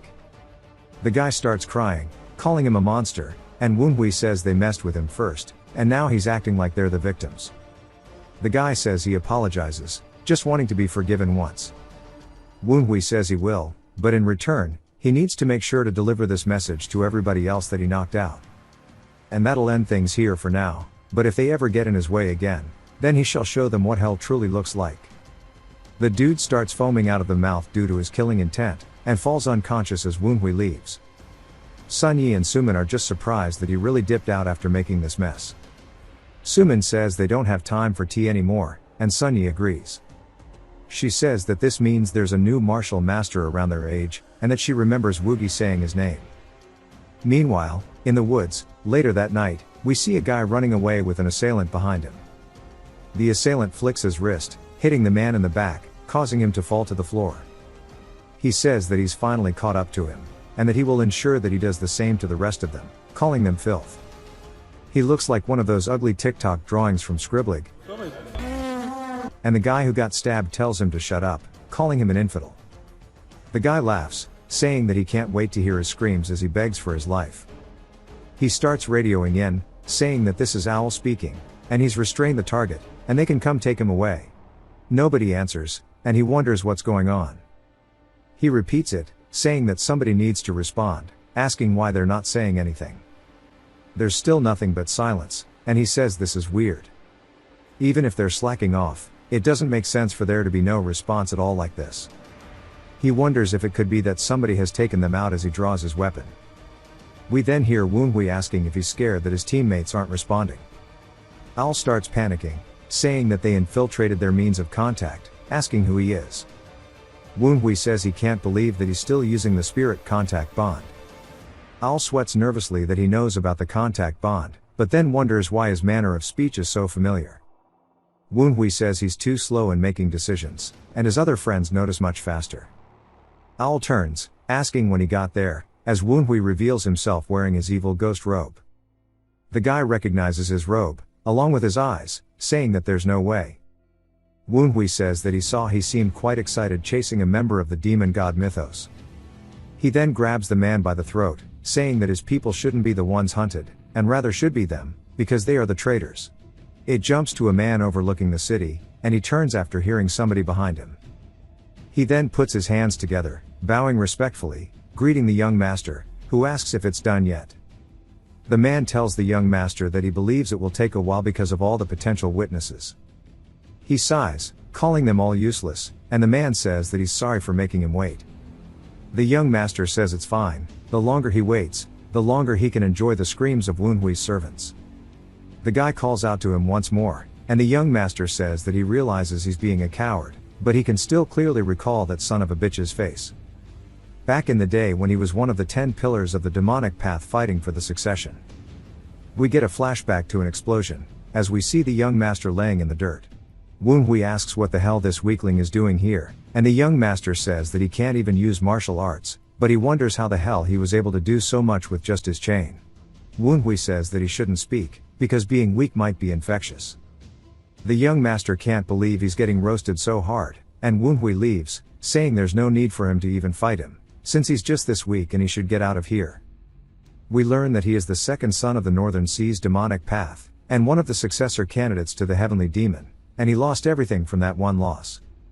He had barely made it to the early supreme peak afterwards, but that bastard just died without giving him a chance to get revenge. But he hasn't lost everything yet, because if he kills all of his followers, he should feel at least half of the mortification that he does. The man says that he will do everything he can in his remaining life to help with this. The young master says he appreciates it, and then they both sense something off in the distance. We learn that his servant is named Bagzan, and Bagzan says that it is the energy of the demon god mythos, and there must be a sorcerer over there. The young master says that he seems a lot less skilled compared to Woonhui. But a dead swordsman of the Black Bone Ghost Valley won't be able to defeat him. Bagzan says that he will take care of it if he permits it, and the young master grants him permission. Bagzan dashes off, and the young master grits his teeth, saying that energy is disgustingly similar to Woonhui's. Back to the present, Woonhui asks how he dared to put his hand on one of his followers. Al says that he was just doing what he was ordered to, and Woonhui says he's sure someone like him wouldn't have any authority. Al says he's grateful that he understands, before Woonhui pierces straight through his chest with his hand, stabbing him into the wall. Al asks why. Woonhui tells him that divine punishment to those who betray the cult is something that will never be forgotten, and that his friends will follow soon, and he clenches his fists, telling them all to die. As Al starts to crack into tons of pieces, he then explodes outward, painting the wall. Woonhui then hears footsteps and turns, seeing the person from earlier, who notices the robe and the eyes. He then takes off the hood, asking if he is truly the successor. Woonhui smiles, asking who else they think it would be, and they immediately get excited, running forward, calling him a young leader. They say they're so glad that he's alright. Woonhui says that he's done well, and the kid starts crying, but Woonhui tells them that he doesn't have to say anything because he knows how he feels, and they have a wholesome moment. But it doesn't last for long, as Woonhui senses somebody, saying that he would love to stay and talk for longer, but it seems an interesting individual has shown up, so they should stay away. Bagzan then lands beside them, saying that he didn't know there was someone at this skill level here, looking at Owl's exploded corpse. He says it looks like they've caught a bigger fish than he expected, and Woonhui tells him it's been a while, saying that he didn't know the living corpse of the Northern Sea was still out and about, and he guesses that means the Guminki is somewhere nearby, asking how the weakling is doing. Bagzan says that he thought his outfit looked familiar, and there was also a man who used to call the young master by such a nickname. Woonhui says that he's exactly who he thinks he is. As Bagzan starts to release his aura, the cold energy starts to encase the entire area, and the ghost boys tell Woonhui to be careful, as Beg Zan is a blade demon and the guardian of the master of the Northern Sea's demonic path, second son, and that he was the strongest out of the blade demons, but didn't know he was this strong. Woonhui says that it's surprising that an ice ghost that only lives 10 years is still alive, saying that he should be around 15. Beg Zan says that he thought he died 6 years ago, so it's more surprising to see him alive, and that he's been guiding his followers to hell, thinking that he'd be there, but it seems like they won't get the chance to meet him. Woonhui starts to have a sinking feeling in his stomach and turns, looking towards the child from earlier, who begins crying, looking super sad, saying that Minky was obsessed with them. Woonhui starts to get pissed. Beg Zan then starts to form an icy blade on his hand, saying that it seems like he's barely managed to stay alive, and compared to Minky's ki, his is not even comparable, and that he won't lose this opportunity to kill him here and now. Woonhui tells him that he seems to be mistaken. His whole life has always been full of hardships, and that is a life that he has been accustomed to thus far, but even though that's how his life has been, he has never once known defeat, and he tells Beg Zan that he'll give him 3 seconds. Beg Zan says that he would like to see if the even lasts that long, as he dashes forward, saying that he won't let him run his mouth anymore. Woonhui says that people like him never seem to learn, as he opens his eyes widely, staring directly at Beg Zan, who begins to freeze up, realizing what's going on, as a purple mist begins to envelop them both. Woonhui says they never learn their lesson. Beg Zan asked when he had the time to prepare this array, and if he was waiting for him to attack him. Woonhui asks if his intelligence has gotten worse since he's closer to death, wondering what kind of idiot runs at a sorcerer. Beg Zan raises his ice blade arm and looks a bit worried. He asks if this is the Blackbone Territory's thorny ghost fog, asking if he thought this would be enough to trap him in. Woonhui says it's a little bit different than that, as it gives off a purple aura to deflect his attack, so much so that it makes him backpedal to create distance. He realizes it's not just ordinary thorny ghost fog, asking what else he's imbued with it. Woonhui says he made it specifically for them. It's called the Soul Restraining Fantasy Net. It's a very advanced technique made with the unique mystic techniques of the society, but it requires an enormous amount of energy to activate, and he doesn't have enough for it in the realm he's at now. But if you're wondering why he's still using it, it's pretty simple. It's because his purple eyes are specialized in effectively and quickly activating these kinds of things, and he can use his purple eyes to prevent using too much energy, and he also used the Thorny Ghost Fog, since it works nicely with the Soul Restraining Fantasy Net. Paired with his eyes and his own unique twist on the spell, he wants to call this one the Purple Fantasy Net. Beg Zan laughs, saying it does seem like he mixed in quite an advanced technique, but he shouldn't have enough energy to withstand his power. Woonhui says that he's going to prevent him from doing that. As a purple miasma floats around Beg Zan's chest, he immediately spits up blood, wondering when exactly he was poisoned. Woonhui says that he mixed it into the ghost fog itself, so if he tries to use his ki right now, it'll just worsen his condition. And he'll have no choice but to hold his breath and circulate ki if he wants to get rid of the poison. But it will not work, because his wraith poison is special. Just circulating his ki won't be able to stop it from spreading because of how fast it is, especially when it's his body full of yin energy. His body is the best environment for his wraith poison. Beg Zan tells him to stop hiding like a coward and show himself, and Woonhui asks what he means by coward, saying that's quite the praise. As he appears behind him, Beg Zan says he was going to die anyways, and he'd rather kill both of them than to die from these stupid tricks. He starts to imbue everything he is into his sword and swings down using the Ice Soul Blade technique, specifically the Heavenly Ice Slash, as he shatters the ground, sending out an icy chill across the entire area, blowing back a lot of the thorny ghost fog. Woonhui says that he knew that it would be destroyed because he activated it in a rush, though he still can't help but be disappointed. It seems like the poison did its job though, as Beg Zan's face starts to have a dark hue to it, but he says that him closing the distance when the sorcery has been broken is naive of him. Woonhui asks what he's talking about, saying that it is rather too close for him to activate a new one, as he blocks the attack with his wrist. Beg Zan says that he may have the evil ghost war robe to protect him, but he doesn't have as much energy as before. Woonhui says that surely he thought he would have considered that too, as he's also changed already, as he starts to imbue his hand with aura.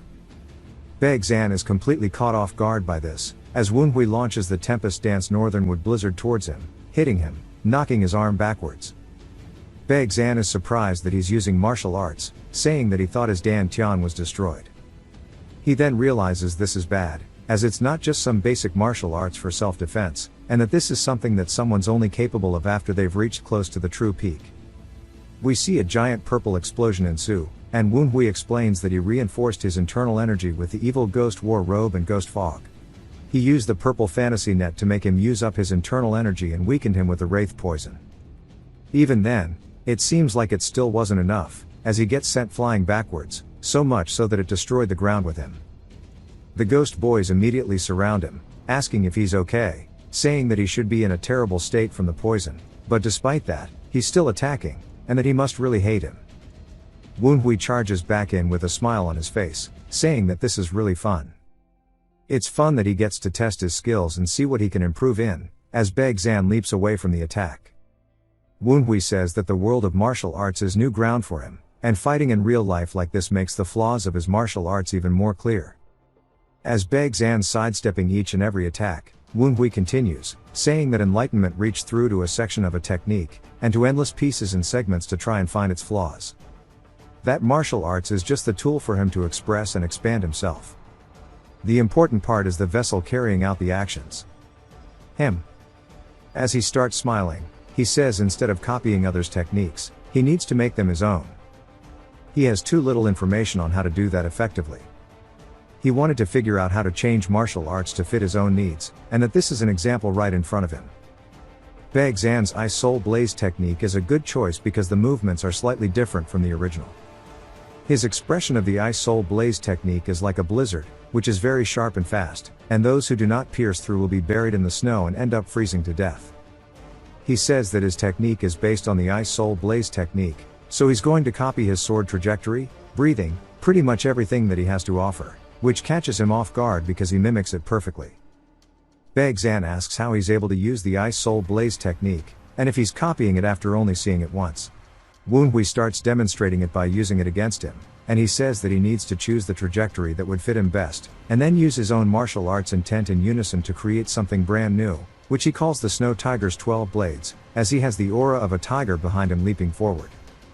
He starts cutting Baekzan all over his body, and Baekzan asks if he really just combined his techniques after only seeing it so briefly, saying that he's an absolute monster. Manhwa says that he doesn't know why he's calling him such names when he's a literal ghost that should have already been long dead. As he swings down using his tiger's claws, he says that he could be nice and call him a prodigy instead. Baekzan's arm gets cut off as it soars through the air, and Baekzan says that if he dies like this, he would be too ashamed to see the young master again. As he manages to stay upright, charging forward with a palm strike, it is called the Ice Soul Divine Palm, as it hits Manhwa directly on the chest, sending out a frost explosion between the two of them. Manhwa looks down at his palm and realizes something as he backpedals to create distance. Baekzan laughs, saying that he should have not let his guard down, asking how their ice poison tastes. Manhwa puts his hand up to his chest, as the ghost boys surround him, saying that they can't believe he's still putting up a fight. But this is really bad, because at this rate, his vessels will all freeze up. Manhwa can tell that this is different from the old ice poison. Baekzan laughs, asking if he's noticed, as it's called the heart-corroding ice poison, and it eats away at the heart until its victim is dead. There is no antidote either, as it was created with not having one in mind to begin with. Manhwa says he was wondering why they were going after the Tang clan, but he guesses this is why. He asks if this is what he has received from the society, which catches Baekzan off guard, surprised that he knew about them to begin with, but realizes that he should have expected as much from him, and that it's a good thing he's getting rid of him now.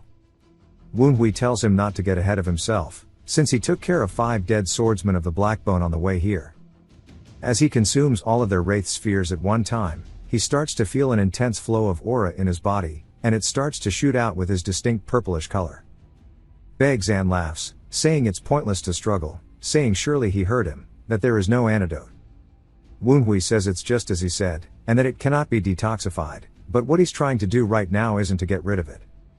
With the energy from the wraith spheres, he'll resume circulation of blood in his freezing vessels, and thereby absorb the ice poison, and that it's definitely a great weapon, but also a powerful yin energy and poison, which are both just great resources of power to him. Immediately the energy around Manhwa starts to change, as Baekzan realizes it, saying there's no way he just converted it all into internal energy. Manhwa says it was stupid to try to kill the Ghost King with yin energy, when that's literally his thing, and that his intelligence really seems to have degraded. Baek Zan falls to his knees, saying that he doesn't know what to do, and that he's just been mocking him this entire time, and he screams out to Woonhui with his final breath before the energy runs out in his eyes, and he falls face first into the floor.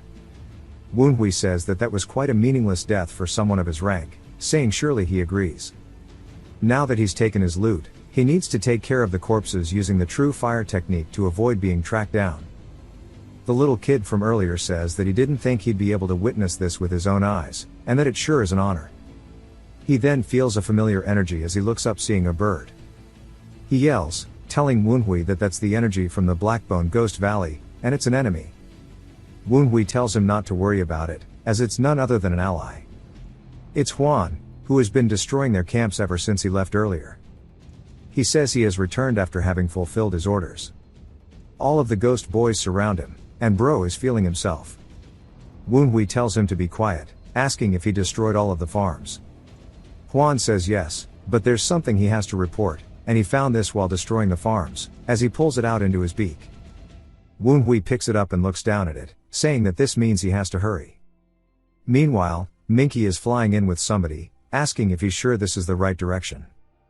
The man tells him not to worry, as their beast, Jiangxi, possesses dark essence in their body, and there's no way they can avoid his soul tracking. This is one of the 12 black specters of the Blackbone Ghost Valley, the Redbone Terror. Minky asks why he wasn't able to capture that monstrous bird until now if it can't avoid his tracking. He says that there was interference, and it's not their fault. Minky says that he doesn't want excuses, and he should just do his job. The Redbone Terror says he forgot how bad this kid's inferiority complex was. They arrive at the spot, and he says according to his tracking technique, the bird never left this area, only for them to find nothing here but cold energy. He looks around, saying that this energy is from the Blade Demon North Sea mythos. Minky tells him that he had Baek Zan track down the revered demon god mythos. Redbone Terror says that it must have been a pretty skilled person if they were fighting this much. Minky can sense the heart-corroding ice poison being used, which is something that requires a lot of internal energy required to activate it, so much so that it definitely cut away at the user's lifespan. And if Baek Zan, who didn't have much time, used it, it means that he is no longer here. The Redbone Terror says this is strange because according to his soul tracking, the bird should be here, only for him to get grabbed by the throat. As Minky lifts him into the air, he asks why he's doing this. Minky tells him to listen, as he followed him here on the orders of his master to kill that stupid bird. But not only is nobody here, there are even traces of a battle, and he had him do the tracking, but there aren't any traces here of anyone leaving this place, despite the fact that the heart-corroding ice poison was used. And he needs to find the connection between the monstrous bird and the other members of the demon god mythos, and that he better tell him everything he knows about the bird's owner, unless he wants to find out how well his life-stealing sword truly works, as he starts to point it towards him. The Redbone Terror, in a panic, tells him that it's the Nine Dragons Division. The monster that the bird thereafter was made solely to assassinate the son of the Nine Dragons Division. Minky realizes this is where the assassination of the Dark Supreme is meant to take place, saying that he wants to hear more. Redbone tells him that they were trying to win over the wife of the house to infiltrate, and then she requested that they assassinate the second son, but the assassin they sent after him went missing, and for some reason, the bird mutated and began attacking their farms instead. Minky drops into the floor, saying they are nothing but useless shits, and Redbone says that the instructor is investigating the issue, but as he knows, they have not completely infiltrated the Nine Dragons Division. Minky says that everybody knows how closed off the Tang clan bastards are, and Redbone says that's exactly why it's taking longer than expected. The problem is that they can't even guess the organization that might be behind the bastardized son. Just a few months ago, he was being neglected, and then he suddenly changed and began getting in the way of their plans. Minky tells him that's pretty sus, asking what his name is. He then says it, which causes him to freeze up.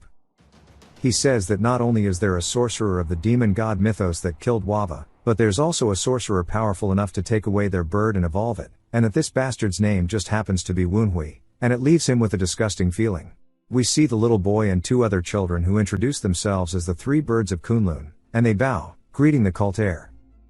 Woonhui thanks them for lasting until now and asks if the cult leader is okay.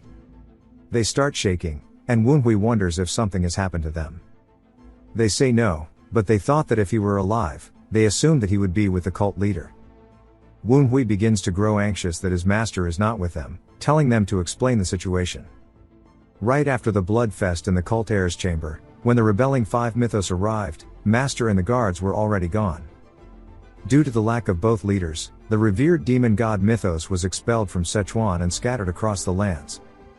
The members of the mythos had gone everywhere they could go in order to find Master while also avoiding the society, and after 6 years, they finally found the mark he made at the inn. The 3 birds of Kunlun were sent to verify its legitimacy. Wu Hui says a leader must stay close to his followers even in times of chaos, and he apologizes for his lack of ability.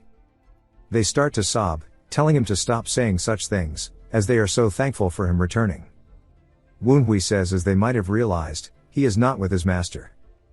They also begin to look a little anxious, and Wu Hui says he has not even been able to recover to his state from 6 years ago. The warding demon squad may have disappeared together, but their opponents are the society and the 5 demon mythos. Moreover, if Master was fine, there is no way they wouldn't have taken these followers under. As he starts to wonder how his master is doing, he wonders what he must do from now on as the cult heir. The 3 birds ask what he needs them to do. Something clicks, and Wu Hui says he understands. It's only been a few months for him, but they have waited 6 whole years. He recalls his master telling him to keep this in mind. The leader is somebody that the people need to worship. Wu Hui, now understanding the position he is in, says all demons must bow down to them so that they may be revered. He begins to release the divine fire that began at Tianshan, and he says it shall reach Sichuan and burn all of his enemies. He begins showing off the power of the revered demon god mythos. The 3 birds begin crying, but so do the ghost boys as well. Wu Hui says he will take them 3 in his master's stead, and so they will prepare the throne for his master to return to. In order for him to do so, he wants them to believe in him. They bow, saying of course. Wu Hui says he needs to gather the followers that have scattered throughout the lands, asking who is currently leading their organization. The white-haired one says that it is one of the 5 sword captains, the vampiric spectre. Wu Hui says that vampiric sect leader Na is still safe, and is a blessing from the first heavenly demon himself. The white-haired one says they will return to deliver this information to the vampiric spectre immediately. The other 2 instead tell him to stay here, as they'll head back. Wu Hui tells them to deliver the message that the new leader of the revered demon god mythos will be waiting in the Tang clan village. On a carriage, Wu Hui asks the boys if it is that bad. Dumpling tells him that his internal energies are severe. He shot out his energy before he even had a chance to organize his energy, and he could fall into key deviation at any moment. Goatee tells him that the bond between his body and soul is unstable, and they all agree that he overworked himself, but they are not quite sure how he is conscious. Wu Hui says to the followers, the leader of a mythos must not just be a ruler, but a true god. That is what his master told him. To revere is to look forth at someone who has ascended to a divine position. If that being were to descend, the follower's line of vision should also fall to the ground. With the absence of his master, he must become a beacon that the followers can rely on, even if that path is harsh and lonely. They begin to grow worried, but he understands now what he was not able to understand in the past, and that he is only experiencing a fraction of the loneliness his master felt.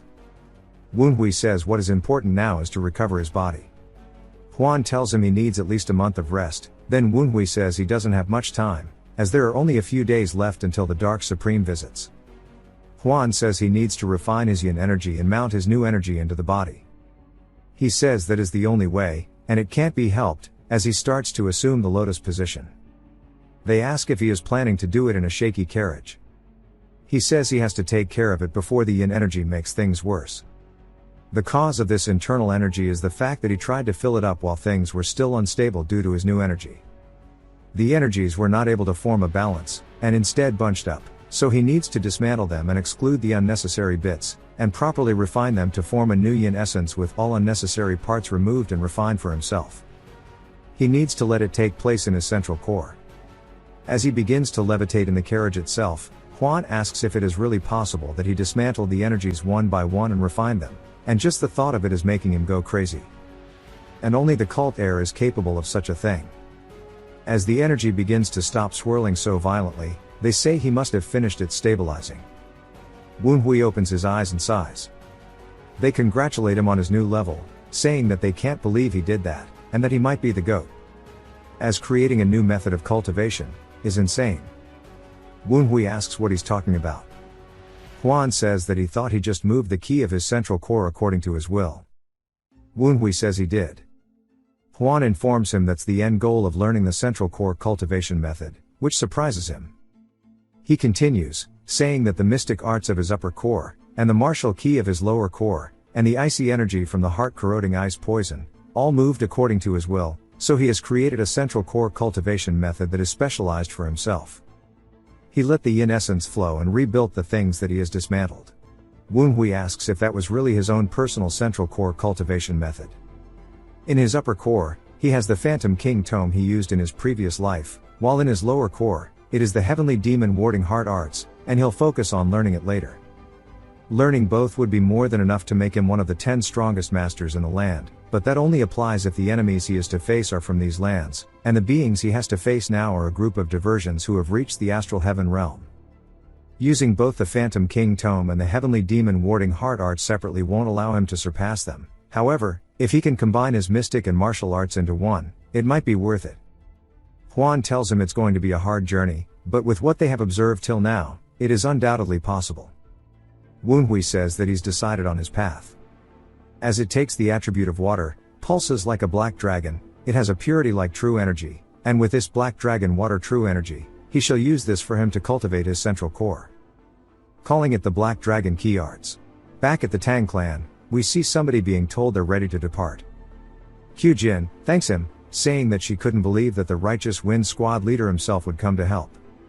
He says that's what he must do, and if Gon had reported properly, things would have been easier. One of the guards then notices something, wondering who it is at this early hour. We see the little white-haired boy, and he asks what brings him here to the branch family of the Tang clan at this hour. Woonhui starts to get off, asking what he's talking about, as he's returning from a mission. The guard is surprised, and even Kyujin is. She quickly runs over and yells out his name. He says he didn't expect her to be waiting here. She starts inspecting him, checking out if he's okay or not. She sighs out of relief, saying that if he's already back, it must have flopped, though she's grateful he's back safe. He then tells her that he slayed one of the North Sea Mythos members, as he holds the head in the bag. She stares at him for a second, asking if he'd really finish it that quickly. Then it jumps to inside the clan as we hear somebody screaming. It's none other than Beg Zan calling out to Woonhui. Woonhui tells him to be thankful that he's ending him here. The ghost boys say that he tore his soul apart to torture him, and then used his powers to bring him back over and over again, and that becoming a wraith was a better fate than they thought. Woonhui says now they've got plenty of information about the North Sea Mythos, and it's about noon. The door gets slammed open by Gon, who yells out to him. He says he heard he got himself into a mess. Woonhui asks what he's talking about, as he just proved his worth to the family, and slayed a demonic cult member. Gon says that's not what he's talking about, and he heard what happened to the Lion Sect members. Woonhui says he forgot about them because they were just side characters, and asks why it's a big deal, as it was just a little banter, and if the Lion Blade King himself is going to try to hold him accountable. Gon says that's exactly it, asking how he knew. Woonhui looks at him in disbelief, and Gon says that the very Lion Blade King is coming personally. Woonhui says a man who's considered the supreme of his region is really coming for some youthful squabble. He says he heard him the first time. Woonhui sighs, saying he was not expecting to get compliments, but he guesses he's going to get yelled at. Gon tells him that they should get to it. As they head inside, Woonhui greets his father, telling him that he's returned from accomplishing his mission. His father looks dead on the inside, and says on top of White Bone's head, he also brought back the head of the Blade Demon of the North Sea Mythos. Not only that, he managed to piss off the Lion Sect, and bring the Lion Blade King here. Woonhui says that the Lion Sect provoked him, and he actually has one more thing to add. His father wonders what he's going to tell him. Woonhui pulls out a note from his robe, as he reveals these are the details for what the North Sea Mythos is plotting. His father looks surprised and freezes up. Woonhui asks if this is enough to participate in the game that he has been plotting now. As they start heading into a secret underground area of the Tang clan, Woonhui says if he knew this had existed, he would have checked that out earlier, and maybe he should send a wraith to spy on his father. But he says that wouldn't have been possible, as he needed to track Sanyong early on. But also the other Namgung members too. As they head further down, his father opens a door revealing a bright light. As Woonhui goes in, he says this is far beyond his expectations. As we see a whole group of people underground, he says he never expected such a large space here. The ghost boys tell him to check this shit out, as it's a map that covers almost the entire world, asking how it could be so detailed. They start looking at it, naming all of the continents and countries, as even the small sects and organizations are named with their details and size, and even the records of their relationships to the Tang clan, and the direction to improve diplomacy. Woonhui says it has the entire range where the divine heavenly cult is as well, and the location of the towers where they have transcended. And he understands now what the Tang clan is plotting. As we see Gui Jaggle behind Woonhui. Gui Jaggle then appears, saying that it's impressive to think his master would bring him here so quickly. Woonhui says that he was wondering where Gui Jaggle spent their time, but he guesses it was here. Gui Jaggle then asks how it feels to see the Wind Evolution Center. Woonhui asks if they're intending to bring the wind to the world. He can see what goals they have been thinking about, and why they made this map. It's not just China, but the entire world. It'll be a global network. Gui Jaggle screams, saying exactly, and then runs over to Hosen, begging that he hand over Woonhui, as bro is mega mind. Even his morals are good, but so are his guts. Everything is perfect, meaning he's the ideal or. If Hosen hands Woonhui over, in just 10 years, they plan to turn the Tang clan into the most powerful organization in the world. God asks what the hell they're yapping about, as the young master's actions have been that of a warrior, and they don't belong behind a desk. Gui Jaggle says combat is not what the most important thing is to a member of the Tang clan, it's the venomous determination to accomplish their goal at any cost. Martial arts and strategy are just mere measures to accomplish goals. Gon says that there's no way they will have him cooped up in a room like Gui Jaggle despite having such martial talent. Gui Jaggle says that this is the makings of a king, as one can train martial arts at any time, but the talent of a king can only be grown in a position where they can overlook others. Hosen tells them both to stop bickering, as the path Woonhui will take is his own choice. They should leave the fighting for later. He then tells Woonhui he saw well, as this place is something the Tang clan created to connect the entire world. The people of the Zhonghu refer to their clan as the barrier that prevents external forces from entering the Zhonghu. But he, nor the clan head, intend to leave the Tang clan as just a mere wall, as the Tang clan itself aims to become a castle, one that stands so high it will overlook the entire world, that nobody will dare try to climb above it. But in order for that castle to take root, they first must become an impenetrable fortress, one that the zealots of the demon cult cannot touch. Half a year ago, they received news that the zealots of the demon cult dared to plot the assassination of the clan head. To be exact, the Namgung clan intended to use the demon cult to slay their clan head. At first, they tried preventing it. But the clan head, his father, is stubborn as hell, and told him that preventing it will just leave them to capture the tail, as they need to go for the body, so he will act as bait. And so the plan was set up, and they were going to use the Dark Supreme himself to capture them all. Woonhui says they intended to use this assassination to give reason to attack the demon cult.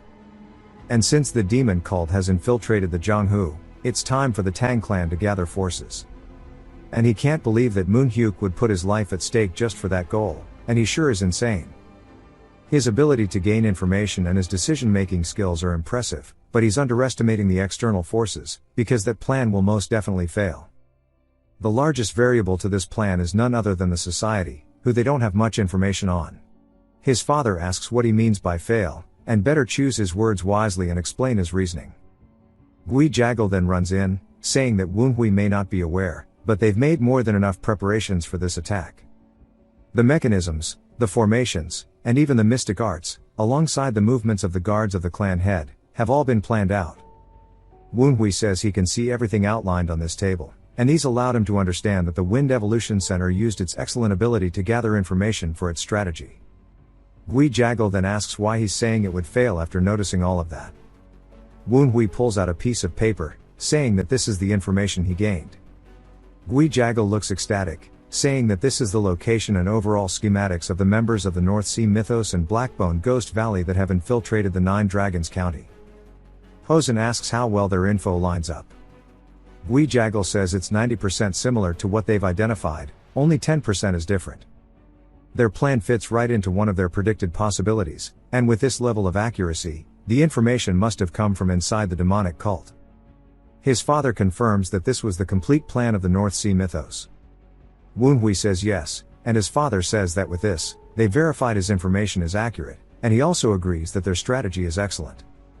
So what does he think will cause their plan to actually fail? Woonhui says that's a pretty simple answer. The demonic cult is one level more powerful than what he and the Wind Evolution Chamber have predicted. Hosen asks what he means by their estimates being wrong, and if he truly believes that the old Tempest squad members and he have not had experience fighting the North Sea mythos, they've taken into account every possibility of them getting stronger. Woonhui says that he's saying that's not enough. And he's really surprised, honestly. This plan would have guaranteed victory even if the enemy forces were at the peak of their range. However, it only applies to typical enemies. Whitebone and Beg Zan's levels were significantly higher than 6 years ago, as they've received power from the society since then. The soul-restraining fantasy net requires immense mystic energy, but is near impossible to escape from, while the heart-crowding ice poison would consume significant internal energy, but is then impossible to deal with once infected. Considering these and the other assistive measures of the society, his current plan is not enough to stop them. Hosen asks if his son's really trying to insinuate that their clan is not ready to defeat the demonic cult. Woonhui says based on what he has seen, that's what he believes. His father tells them that if he wishes to claim so, he must prove it, that their predictions are wrong. He starts to release aura, saying that he needs to prove that he is right and put his life on the line.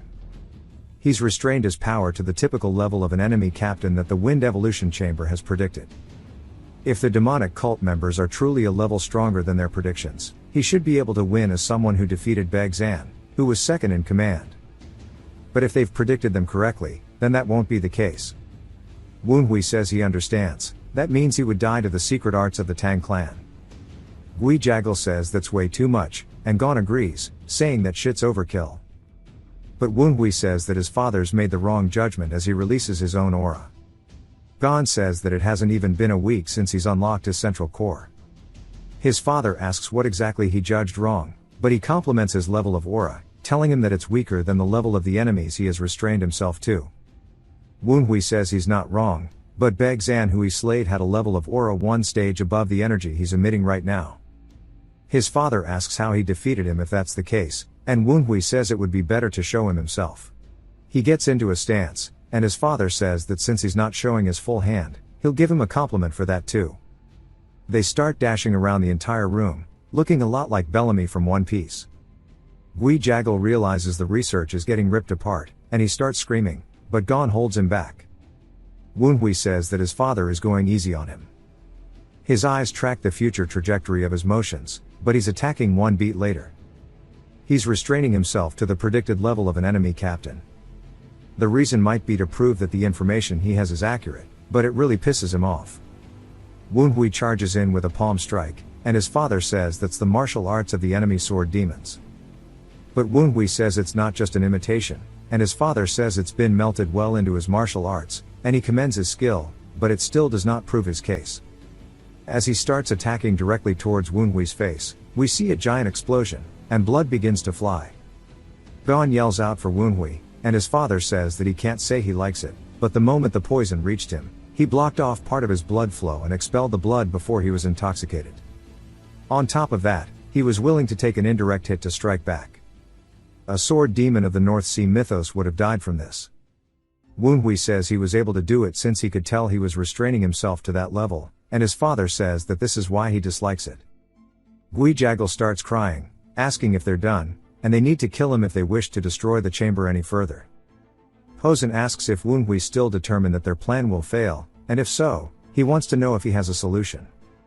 Woonhui says he does, and his father asks what it is. It jumps to later, but we don't get to hear the plan yet. His father is looking down at his hand, saying that even if he was restraining his internal energy, it's surprising to think that his son could manage to damage him. He asks Gui Jaggle and Gon what they think they should do now, and Gon goes to speak up, but Hosen says he already knows his opinion, so it's okay. Hosen explains that when his son first showed talent and said that he'd carry on the Wild Wind squad, he knows Gon must have aligned himself towards him then. Gon looks surprised, but Hosen says he doesn't intend to get angry. Even if he weighs them both on a scale, he knows that he's only here because of the Wild Wind squad. Gon looks down and starts to recall how Hosen told him that he gave him his word, that he will make it so they can stand on that plane once again and believe in him, but Hosen also says that he can't be the new Wild Wind squad leader after all. Gui Jaggle says he has a question that he'd like answered before he says the rest of his plans, wondering if he has any intentions to make Woonhui his successor. Hosen asks why he's bringing that up, and Gui Jaggle says that if he does not trust Woonhui completely yet, that he shall not have a position of power. If he doubts him, leave him out, but if he wishes to make use of him, then do not doubt him. The most risky thing in the world is to leave a task to someone without trusting them.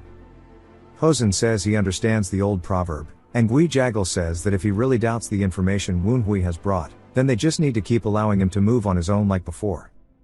And they can stop the cult's attacks based on their preparations, but if he does trust Woonhui, then to trust him entirely. Moreover, Q Jin never had an interest in succeeding him, and Yu Chong is unworthy. So, Hosen thinks about trusting his son, and we get a flashback to when he talked about him and his plan. Woonhui told him it was simple, and that he should just leave it all to him, and he'll take command of this entire thing. Hosen smiles, saying he's made his mind.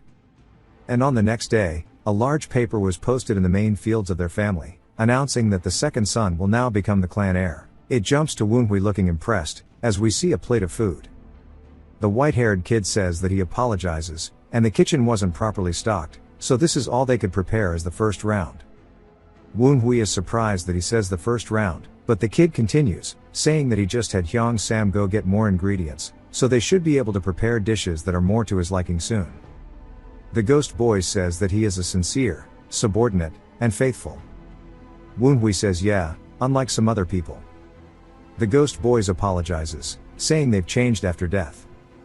Woonhui says it doesn't matter anymore, and he told his father to hand over the rights to the issue, but he just gave him all of the Vice Branch clan head responsibilities right before a big event. The Northern Sea Mythos' scheme means that he needs to greet guests, compromise with other clans, prepare food for the Dark Supreme, pretty much just prepare for a festival, and just thinking about all of it gives him a headache. His sister then barges in, saying that it's a whole banquet, as we see her sitting on top of a window congratulating him. He thanks her, and she asks what's wrong with his face and if he's not comfortable with her or something. He says that she's already drunk, and she says yes, since today's a good day. It's the day he's finally being recognized by the household. He says it's also the day that she'll be freed from the position she hated. She laughs, saying that he caught her, and he says that she's much more fit for the Kwangcheng rather than the Tang clan. She says that he's definitely right about that, because when she thinks about the days she trained in the Kwangcheng sect, it was the happiest days of her life. Woonhui says that he knows she is not an irresponsible person, and he's sure she didn't cut out on as a successor even while training in her martial arts. All the preparations she had made until now were in vain, but even then he could tell that she felt genuinely happy for him. He says that his subordinate is bringing more food, so she should join him. She quickly leaps in, saying she was waiting for his invitation, and she brought some really good wine.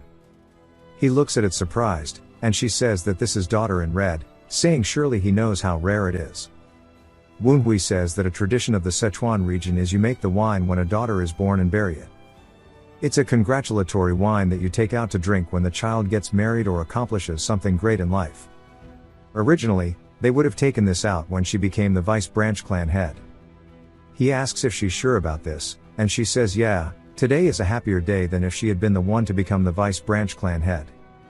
He says that if she says so, and Gon appears yelling congratulations, and he's also going through the window. Woonhui points towards the door, and Gon says that he shouldn't focus on unnecessary details, and he brought a whole bunch of drinks. Q Jin greets him, and he laughs, saying hello, and then realizes that this is a little unsightly and goes to leave, but he says that she's here to congratulate him too. He says that he was worried that he intervened on an important conversation and notices the drink she brought, saying that they started without him. He tells her that it's her Daughter in Red, and he's absolutely surprised. She tells him not to worry, as she's glad to be free of the successor position. She starts pouring him some, and he laughs, and then she pours Woonhui, who says that he'll do hers. She looks down at it, smiling, saying it smells great, and she raises it up, saying that this is for the future of Woonhui and the Branch clan, and they all cheers one another. They start digging into the food, and she says that Cook is really skilled while they're pigging out. He says that he's curious about something, and she asks what it is. He wants to know what happens to her relationship with the senior disciple of Quancheng if she opens this bottle now. She spits out her drink, asking why he's bringing this up now, and Gon asks if her and Chul-san got a thing. And she yells, telling him that it's not what he thinks. Gon says they need a matchmaker, rather he has to go talk to the branch head, but she tells him that it's not that. She doesn't intend on getting married, as she's going to leave the clan permanently once this festival is all over. They're both surprised, and Gon asks what she means and if it's because of what her mother did. She says no, but that's part of it. It's something she's considered for years. She only needed a month to become proficient at something in Quancheng, that would have taken a year in the clan, and she's just always been better with the sword. Gon says it's hard for him to honestly understand, as she knows he's been part of this clan for his entire life, and he is a Tang through and through. But he gets that she thought about this deeply, and she's just surprised that he's so caring, but Wenhui says he started to say this while they're meant to be celebrating, and she wonders what it's about to be. He says as she already knows, he will need to wield the sword before the festival when the Dark Supreme visits, asking if she will be his sword then. She says that if he's talking about eliminating the demonic cult, then yes. He thrusts towards her and stops just shy of her face, saying that it's not just the demonic cult that the sword will need to slay, as he's referencing her mother. He tells her that if that sword cannot find it in the will to slay a certain opponent, and she cuts him off, saying that he will need to find another sword. He says that's right. He will help her so that she can leave the clan before the festival if she feels that she is unable to do so. He says he's so cruel at times, and she feels like she's always been on his side, even if it cost fights between her and mother. He says that he's only telling her this because of his position in the clan now changing. She says she made up her mind about it a long time ago. If there is one thing she learned, both in Quancheng and the Tang clan, it's this, which is none other than righteousness. She walks towards him, saying that the standard of her decisions are all based on whether something is righteous or not. If it's just as he is after, she will follow. However, and he says this means she won't do it. She says exactly. She judged that what mother was trying to do was far from right. That's why she's always been at odds with her. And if he's doubting her faith, then they need to split ways here. Wenhui says this is something he has not even considered. Until now, righteousness that the people talked about was more selfish than righteous. However, that does not seem to be the case with Kyujin. Her voice is genuine, and he can tell how warm she speaks of it. And he apologizes, saying he made a mistake. She was prepared to cut off even familial relations to prove her righteousness. And she says that she thinks that it's something he can do as the vice branch clan head. So she will be his sword, and she will become his sword that lives and dies for him until this is over. He says that he'll try to make sure that she doesn't have to get dirty, and he'll only use her for clean purposes. And Gon laughs, saying they forgot about him, and he cheers with them. I guess he understands that he doesn't need to force her to kill her own mother. It jumps to the walled city, specifically the Gold Sword sect. We hear a guy screaming out Wenhui's name, asking how that loser became the Tang clan's vice branch clan head. He says he was already humiliated in front of Sun Yi and Sumin because of that bastard. I honestly don't remember his name. But he says that now he has to offer him a present in the festival with the Dark Supreme visiting and apologize, but he's in the wrong, not him. And if he was also born in a renowned household, it would have definitely been different. Rather, he would have been much stronger. Somebody reaches forward, grabbing the paper that he crumpled, and he says that if he's offering a present to Wenhui, he's in the right place. The guy turns, asking who he is, and Minky says he doesn't need to know that. He swings his hand, sending out an icy aura, creating an ice wall behind the guy, and he says that he wants to see that it's Wenhui, so he's going to have to use him, saying surely he won't mind. Bro is a clingy ex. It jumps to Wenhui and Kyujin drinking on the roof, and he asks if it's really okay for someone of the Quancheng sect to be drinking like this, since they're all meant to be goody two-shoes. She asks what he's talking about, as it's called being a Taoist. He says yeah, same thing, and that he's always been curious about something, wondering why she is so nice to him. She looks genuinely surprised, and says that she was going to talk to him about that one day, but she guesses today can be it, and that she made a promise. He asks to who, and she says that was to his mother, and that his mother was a very warm woman. As we get a flashback of her running towards her as a child, she looked excited to see her, and she taught Kyujin, who was always tired from the Tang clan's trainings, How big the world outside the manor was, specifically how big the Jianghu is, how graceful the Guangcheng mountain is, how precious the Yimi mountain is, as well as how sweet and delicious candied fruits are. She just always enjoyed spending time with her, and then one day, she found out the truth. As she's looking at the medicine Wenhui's mother was consuming, it turns out that her own mother had been mixing poison into the medicine. She immediately recognized it and starts panicking, but Wenhui's mother tells her to be quiet. She asked why she's taking it even though she knows what it is. She says that the thing inside the medicine doesn't have any effect on her, and she has a disease that cannot be cured. Kyujin looks surprised, and she continues, saying that she had been keeping it at bay thanks to the branch clan head, but it got worse after giving birth to Wenhui. The medicine only quickens the arrival of the day she needs to leave. Kyujin says that she should try staying with them longer instead, but Wenhui's mother says she doesn't want to create unnecessary problems by doing that. Kyujin starts to tear up, and Wenhui's mother grabs her hands, saying that she knows it's a difficult favor to ask, asking if she could promise her one thing, and she wants her to stay good friends with Wenhui even after she's gone. Kyujin cries, saying that she's not gonna make that promise, so she can't die, and she started crying as she was embraced. Wenhui's mother says she's sure that Kyujin will be a great woman when she grows up, so she should never lose that warm, affectionate heart of hers.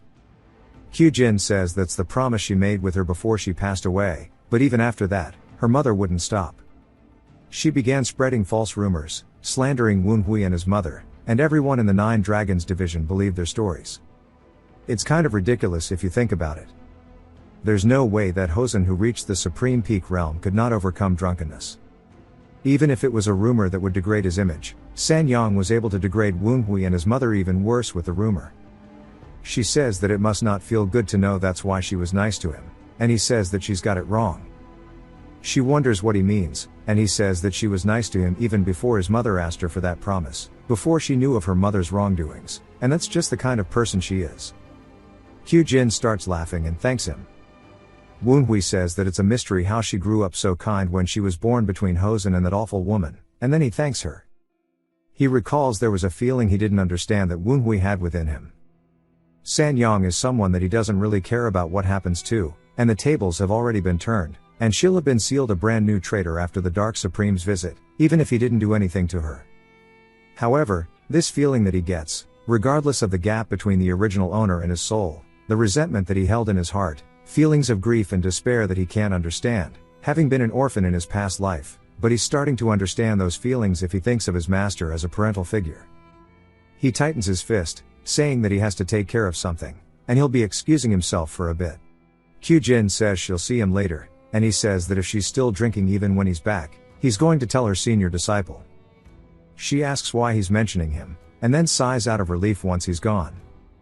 She tightens the grip on her blade and sits there, and there's some kind of giant shadow, but I can't really understand what it is, maybe some symbolism. Let me know in the comments. The next day, at Sanyang's house, she's tweaking, saying that not only was that bastard recognized as a successor candidate as soon as he came back, he was also announced as the vice branch clan head, and that means her children and her have been abandoned, and that she needs to do something about this. She says that it's those righteous Wind Squad bastards again, and she already stated she has nothing more to say. Yuchong calls out to his mother, and she says that the Went Squad members should be standing at the door, asking how he got here. He says he asked father for permission. She says that she's glad he's here and grabs his shoulder, telling him to listen closely, as there's no way they're safe for that bastard as the vice branch clan head, and that he needs to go stay with her family. She says the people from the Namgung clan who came with her are all being watched by the Wind Squad. She says all of those who came with her have been caught, but there is still hope, and if he leaves this marking at the southern corner of the Wind Pavilion's back garden and leave a message saying to come to the Crimson Pavilion, somebody will come find him in the night. He says that he can't believe there was still someone that she was hiding even now, and he crumples up the paper. She wonders where this anger is coming from, and he says that he knew that she didn't trust his sister, but he thought she trusted him. She says she's sorry, but that's not what's important, but he starts throwing a tantrum, asking why she is allied with the demonic cult, and he starts crying, and his face looks full of regret and other mixed emotions. She asks how he knows, and he said that he wanted to do it all on his own, whether that was his martial arts or the politics of the branch clan. Getting help from the Namgung clan was just for his improvement too, and he wanted to prove his worth all on his own. and he wanted to win as a Tang. She can't believe she neglected her own son's emotions, and we hear Woonhui saying that with this, the conversation has concluded, and there are still spies of the Namgun clan left, asking Gui Jagal what he thinks of that. He says that he thought he had taken care of all of them, and it makes him rather embarrassed. Sanyong looks surprised and wonders what's going on, then realizes that Yu Chong must be in on this, and yells at Woonhui, asking why he would make her son do this. He says that she promised him that if he wanted, she'd retire and give up the succession rights. She starts to panic, realizing that she can't let Yu Chong hear this, and tries telling him not to fall for it. Q Jin is on Woonhui's side, saying that they've already shown him the proof. Realizing that her children have all turned against her, she crumbles to the ground, and Gui Jagal says that she can tell the rest of the details at the Wind Pavilion, and he hopes that she is aware that there's nothing more she can do now. She looks up at their worried faces, as Yu Chong's full of regret. Q Jin is just disappointed. Sanyong says that there's no way she would accept this, and she starts screaming as a red fiery aura starts to get released from her. It explodes out from her body, starting to cover the entire room. Woonhui says this is demonic energy. Yu Chong is just confused, and the ghost boys ask if this is what they think it is. It is the explosive reverse blood flow demonic arts that's banned even in the divine cult. Woonhui says it's something that amplifies your internal energy multiple times temporarily, but in return, you lose your mind and reason, and see all those around you as enemies, and with enough time, it will kill them. It's a technique that is meant to be used only as a last resort in the most dire of situations. Sanyong starts to blame Woonhui, saying if it wasn't for him, none of this would have happened. Woonhui says that he's sure it was the Namgun clan that introduced White Bone, so why is she getting mad at him? She tells him to shut up as she starts to grab onto a table, and then throws the entire thing directly at him. He raises his arm, blocking it easily, and we see it fall into pieces in front of Yu Chong, who's freaking out, saying that he can't believe his own mother is using demonic arts. Q Jin tells him to step back a bit as she starts to walk forward. She says that she hopes her mother does not worsen the weight of her sins. Woonhui tells her that it's too late to try to persuade her. She's already lost her reason, as blood begins pouring from her eyes, and we see them completely red. Sanyong says that even if Q Jin is her daughter, since she never listens to her, she doesn't need her at all, as she starts to leap towards her. Q Jin unsheathes her blade and swings forward. Q Jin's blade starts burning at her wrist, and we see that Q Jin's ki actually begins burning her. Dumpling says that he would not expect any less of a Taoist of Guangcheng, and she was able to disperse the demonic energy with her anti-demonic energy. Go Ti says that woman is just wasting her efforts, but Woonhui says he's not sure about that. Even if she didn't know that the explosive reverse blood flow demonic arts was a demonic art, she would have at least known that it would be harmful to her before using it. He wonders if Sanyong used it just because she wanted to defeat him, but he says there's no way. Sanyong starts attacking while swinging forward, sending out her own ki towards the entire group. Q Jin sits there and endures it. As it cuts through her cheek, she says that she's being selfish until the very end, and she begins crying. She says that her mother would already know what choice she would make, and she's going to stay true to her own path. As the tear hits the ground, she draws her blade once more, saying that this is for the Guangcheng sect. She starts pretty much just saying a mantra of her sect, as it's something the Guangcheng sect members must do before they are allowed to eradicate demons. But we see that her eyes are still filled with tears. Sanyong is so far gone that she's only just saying kill over and over, and starts screaming it as loud as she can. She then leaps directly towards Q Jin, who widens her stance, and dashes through, cutting straight through her mother with her own blade.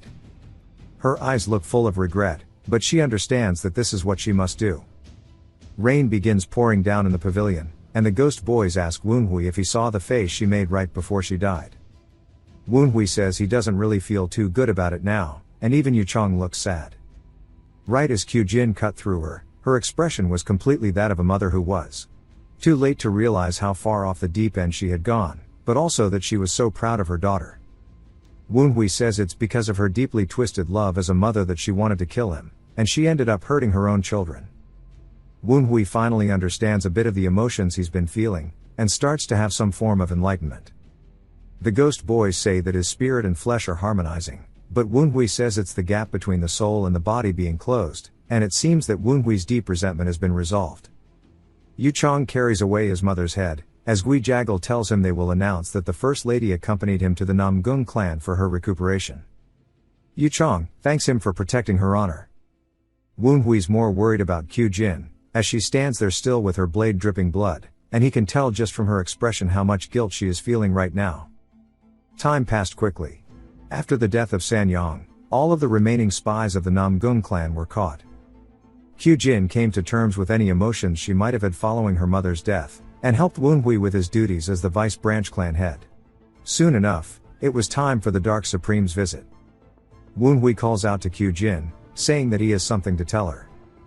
He says that he doesn't think this position was meant for someone as immature as him, and he's just a kid, and he feels like she's much better suited for this role, as she's responsible, mature, and loved by everyone in the family. She starts laughing, asking what he's talking about. The Ghost Boys also say this is a rare sight. They've watched over him for 10 years, but have never felt prouder of him. They hope to continue seeing the sibling banter for a while. Woon Hui grabs onto the piss, saying that he's going to turn them into wraith orbs to consume them. They apologize. We see a familiar face arrive. She's calling out to Q Jin. We see none other than Sumin and Sunyi. Sumin is surprised as she spots Woon Hui. Even Sunyi says his name. Q Jin asks how they know them. They tell her they actually met at that tea house before. Woon Hui apologizes they had to see him like that, and Q Jin says she'll quickly introduce them formally. She introduces Sumin. We learn that she got to know her at a meeting called the Mount Ashu Teachings. For Sunyi, she's known as the White Sword Milan of Mountain Manor. She introduces her brother as the Vice Clan head, and he greets the two of them. Sumin is surprised that she's not the Vice Branch Clan head. Q Jin tells her it's turned out this way. Sumin says she's always complaining about not wanting the position, and it looks like she's got what she wanted. Q Jin tells her to be quiet, and off on the side, Woon Hui and Sunyi are just staring at each other. Woon Hui asks if there's a problem, and Sunyi says no and turns her head around. Sumin can see that she's interested and calls her evil, and then drags her away, saying that they're going to be busy and she'll see them later.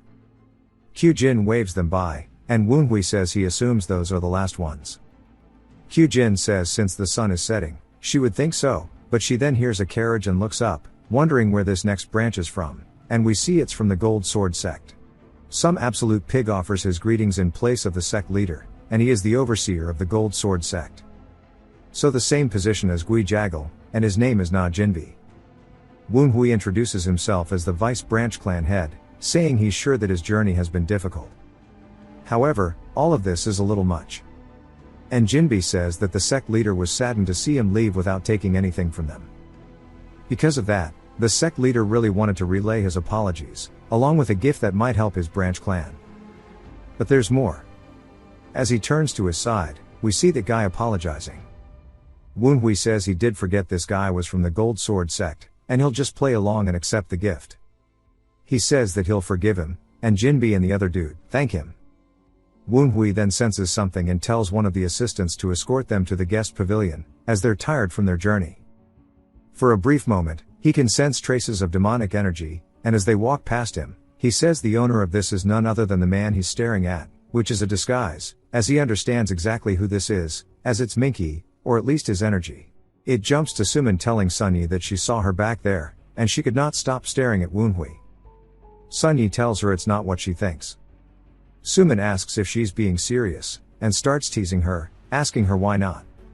As she's pulling her cheeks, Sunyi says that there was a sword sent on him. Sumin asks what she means, and Sunyi says that he did not have it before. She asks if he really learned to wield the sword in that short time. Sunyi says that it was like he was someone who had trained for years, not just years, but decades or even longer. She starts to smell another scent, and immediately grabs onto Sumin's hand as she recognizes it. She tells her that they need to get going, and they need to get directly to Woon Hui and Q Jin, as this is the same sword sent as the person who fought her father. Back to Woon Hui, he says that he's trying to hide his demonic energy as best as he can, but it's not enough to fool him. The Ghost Boys ask what he's looking at, and he says that Minky is here. They ask if he means the 7 Seconds Killer, and if the North Sea Mythos leader's second child is really infiltrated. Goatee says he knew they would try it, but this is way too quick. Dumpling asks what he's going to do, and Woonhui says it would be a bad idea to get rid of him for now. He would love to rip him to pieces right now for what he's done. However, the damages would be too great if the Northern Sea mythos were to give up on their assassination, so he'll let Minky live a bit longer. Kyujin asks if this is the last one, and Woonhui says that the sun is completely gone now, so if anyone is late and has manners, he assumes they'll be here tomorrow morning instead. Woonhui then feels something in the air, and immediately realizes what it is. He opens his inventory. I low-key forgot the actual name, but he throws everything out of it straight into the air. Kyujin asks what's going on, and Woonhui tells the ghost boys to fetch his spear. Go-T and 15 fly off, grabbing onto it, and it starts to float back to Woonhui, at least that's the way it looks to Kyujin, and he catches it, readying himself. As he begins releasing his aura, she then senses it as well. As Woonhui dashes off, we hear tons of people screaming in pain over the wall. He flies over, and we hear an old man saying that was meant to intimidate him so that he would run off, yet he came attacking. He says that he likes him. He raises his sword into the air and swings down as a giant golden arc floats towards Woonhui. Woonhui grits his teeth and tightens the grip on his spear before he counters, attacking in rapid succession all over, and his and the golden aura start having a clash directly in the sky above the pavilion. Everybody braces themselves below, and they can't believe that there's so much pressure. Even Kyujin says they're fighting so high in the air, but there's so much dust getting kicked up. The one guy whose name I don't know starts panicking, wondering what's going on. Jinbi wonders if maybe it's the demonic cult. We see Minky admires the chaos, starting to smirk as he looks up. The old man laughs, saying that it was a rather light attack, but he didn't think he would deflect it so easily. Woonhui's panting as he stabs a spear into the ground, and he offers his greetings to the Lion Sect owner, and Murim's supreme, as this is none other than the Lion Blade King named Weiji Humyong.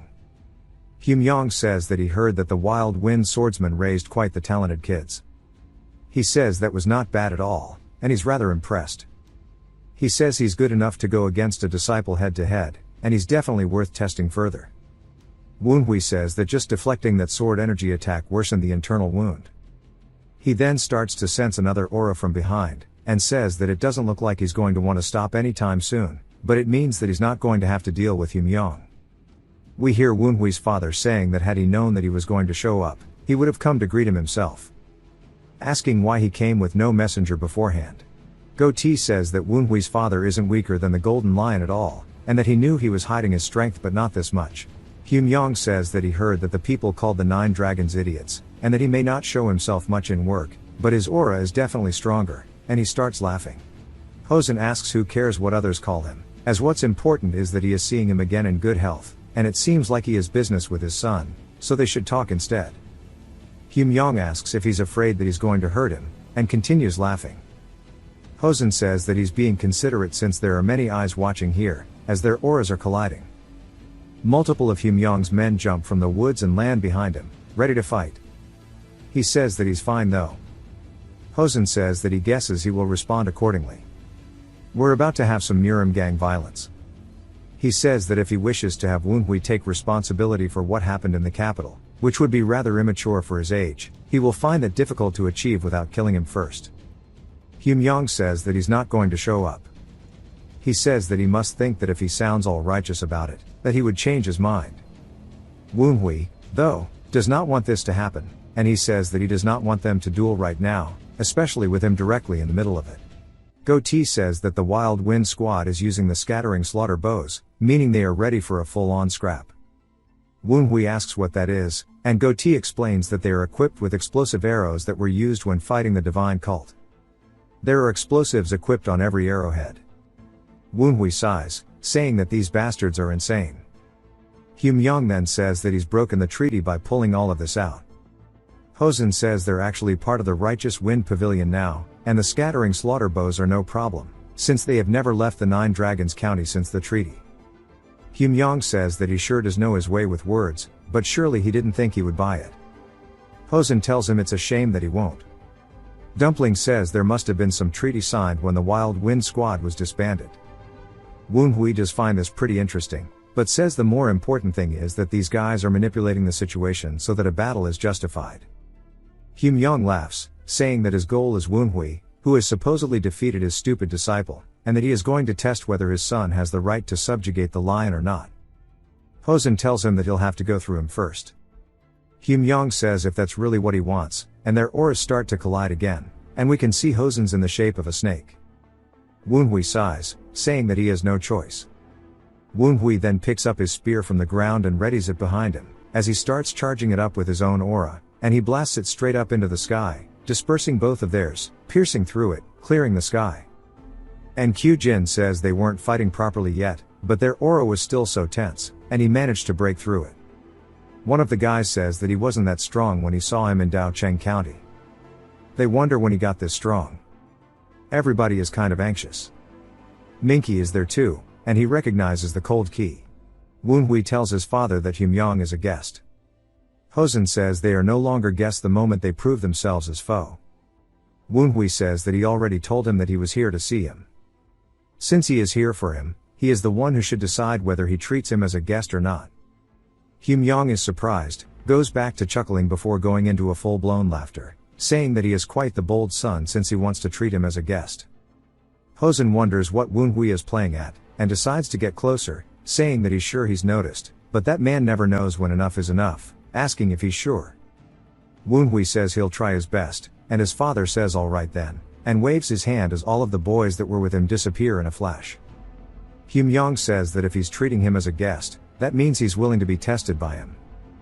Woon-hui says that's true, however, the internal injury he took during special training in Daocheng County has yet to heal, so he's not in the best condition for his test. Hyun-myong says that he's right, and it's pretty bad, and he glares back at his disciples, saying that their opponent was in this condition yet they still lost, and he calls them all fools. Hyun-myong asks if he just wants some time, and Woon-hui says he does. Hyun-myong asks how many days he needs, and Woon-hui says 10. Hyun-myong says that with his clan's knowledge, he should only need 3, but Woon-hui says he needs at least 5. Hyun-myong bargains down to 4, saying that he can't wait any longer, and Woon-hui agrees. Hosen warns him that if he causes any problems within those 4 days, and Hyun-myong tells him that he gets it, and Woon-hui offers to escort him inside. He then asks Gon for a favor. Gon says that the sun's already setting, wondering what he wants. Woon-hui says he needs to check when the thing he ordered will be ready. Gon says okay, and Woon-hui tells Hyun-myong they should head inside. As they do so, they pass by Sumin and Sunyi, who are surprised and immediately greet Hyun-myong. Woon-hui says that he'll tell them to get the food ready, as he's sure he's hungry. Hyun-myong says that he sure does know how to treat a guest, and as they walk by Sunyi, she can't help but think about her father. Later that night, Kyujin sees the two of them, saying that they must have been taken aback. Sumin says not at all. It's a great opportunity to witness the power of the martial masters. Sunyi says that she's just glad Hyun-myong was not interested in her at all. Kyujin says that's right, and Woon-hui just happened to be there. But Hyun-myong showed zero interest in her, despite her being the cause of everything, and maybe he doesn't care about the Clear Heaven Sword Emperor. Sunyi then calls out to her, asking what kind of sword technique Woon-hui uses. She says that Woon-hui's never used the sword though, and she's surprised, saying there's no way. Kyujin says that's strange, as Gon asked her a similar question. Sunyi asks if she means the Fierce Wind Knight. Kyujin says yes, and he is teaching Woon-hui.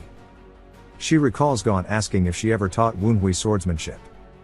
She says no, finding the question odd, saying that he never had interest in martial arts when he was younger.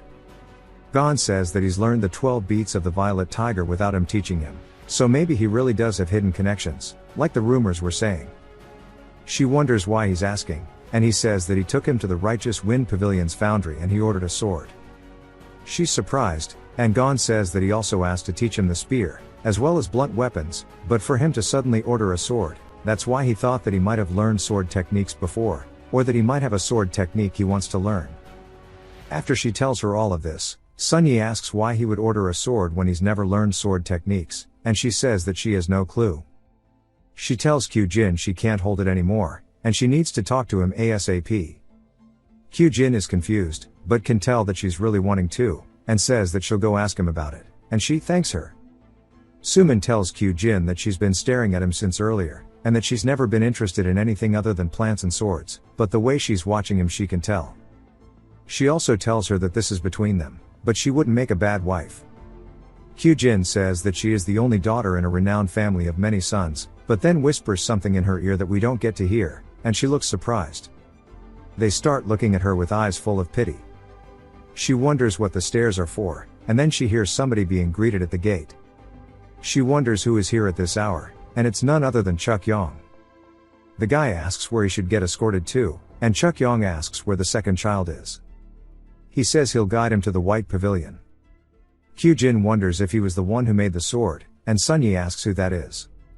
She immediately tells him that he's the one who made her sword too, and they recognize him as the owner of Lu Ban's foundry, and that they think this is their chance to see what kind of sword technique Woonhui uses, and they decide to follow Chuck Yong.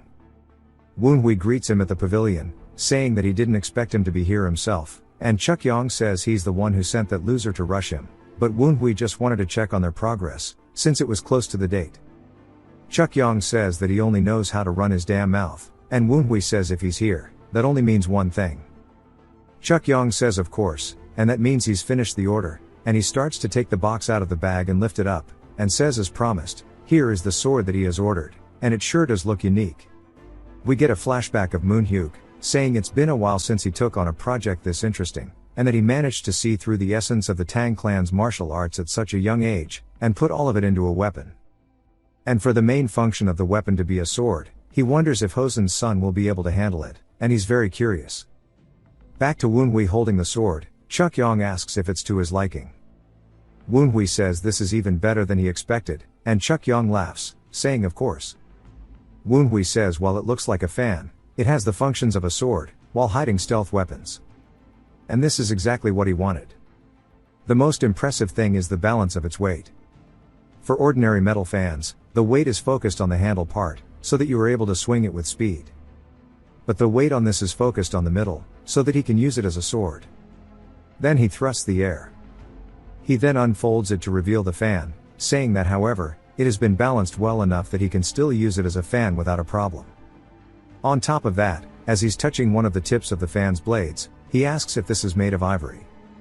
Chuck Yong tells him his eye is sharp, and that he used the black mythical element for those parts.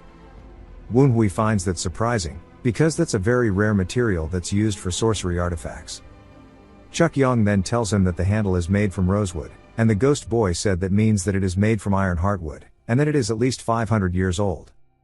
He then goes to talk about the string on the bottom, and Woonhui can't believe that he used all of these insanely rare materials, and wonders what the hell this dude has created. Chuck Yong says what the important thing is about the product are its features. Its form will change when he pulls on the string on the bottom, telling him to try it. Woonhui does so, and all of the blades then immediately spring up. He tells him to point it at the ground, then pull on it again. Woonhui points it down, and then tugs on it, releasing a ton of hidden little darts within the fan that land on the ground. How do they reload this thing? Chuck Yong tells him that the first form sprays out a bunch of needles at once, and he should try the second. He then pulls the second string, and Chuck Yong tells him to point it at the wall. Woonhui does so, and it shoots out even more needles from the fan, but this time it scatters all the way across, and Chuck Yong says that it is called the Rainstorm Needle Scattershot. Woonhui says the shit is amazing, and Chuck Yong says the last one is the best. Woonhui can't believe there's more, and Chuck Yong tells him that the third one is more special. He then pulls on it and notices that it sounds different, asking what it is. Chuck Yong tells him that it's going to explode, and Woonhui asks what he means, and he says that the weapons he shot out just now will all explode. Woonhui's taken aback. Chuck Yong laughs, telling him to go ahead and try it. Woonhui says that's crazy, and he never even thought of such a feature. For such a thing to be possible, he must have planted gunpowder as well as some other reactive materials inside the needles. He says it's an amazing stealth weapon, and it will surprise the enemy twice, and that it's going to be effective and powerful, and this is what the demonic martial arts seeks. He tells him that he's the best, and Chuck Yong says that he knew he would like it. Woonhui tugs on it, and Chuck Yong smiles. Nothing happens for a second, and they immediately start flying towards him. He immediately whips them all away, and then the ones from the wall start doing the same thing. Woonhui realizes this is bad, and he keeps it in the fan mode, and starts to imbue it with his aura before he swings forward, deflecting all of the needles. Chuck Yong says he knew he would easily dodge those, and Woonhui asks what the hell that was, as all of the needles he deflected are now just suspended in the air. Chukyong says that he didn't make it on his own, and the man who helped him wanted to test him. Woonhui says that sure is sly, and Chukyong says that he's right. As they all start to have a purple aura leak out from them, Chukyong says he's the kind of person who would not be satisfied just with this, as they start pointing at him once more. 15 tells him that's the dark lightning which belongs to the Dark Supreme. Woonhui can't believe that Moonhyuk helped him make this, and if he planted his dark lightning into those small needles, it means that he has already reached the observer of celestial orbit's realm. Chukyong tells him that if he pulls on the string one more time, those things will attack where he is standing right now. Being struck by them will hurt tremendously, and not only that, he won't be able to use martial arts for 10 days. Woonhui says if there's energy dispersion poison, he wonders if that was also from the Dark Supreme. Even if he were to use the Venom Dragon cultivation technique, he wouldn't even be able to fully counter the Dark Supreme's poison. In other words, if he gets hit with just one of these, he won't be able to do anything about the Northern Sea mythos invading during the festival. Chukyong says that he can just step away from there if he's not confident that he can deflect them all. Woonhui asks what happens to the sword if he does.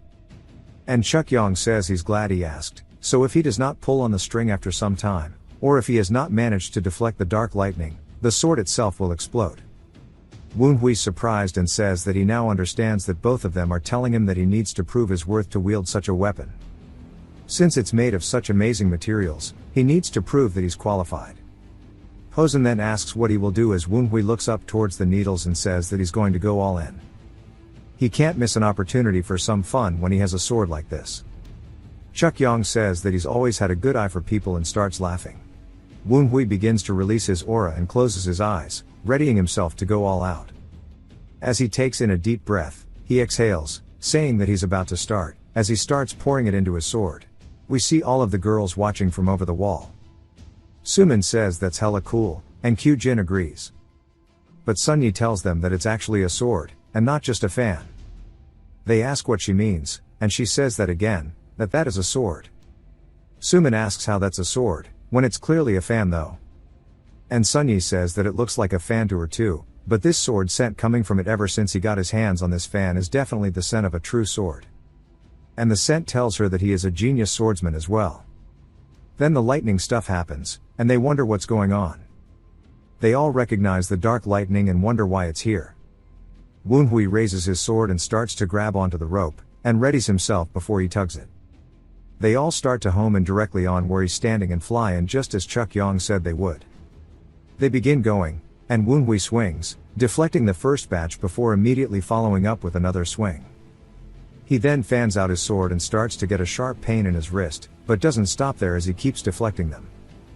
He says each one has a lot of weight and force to it, and he would not expect any less from the Dark Supreme's lightning.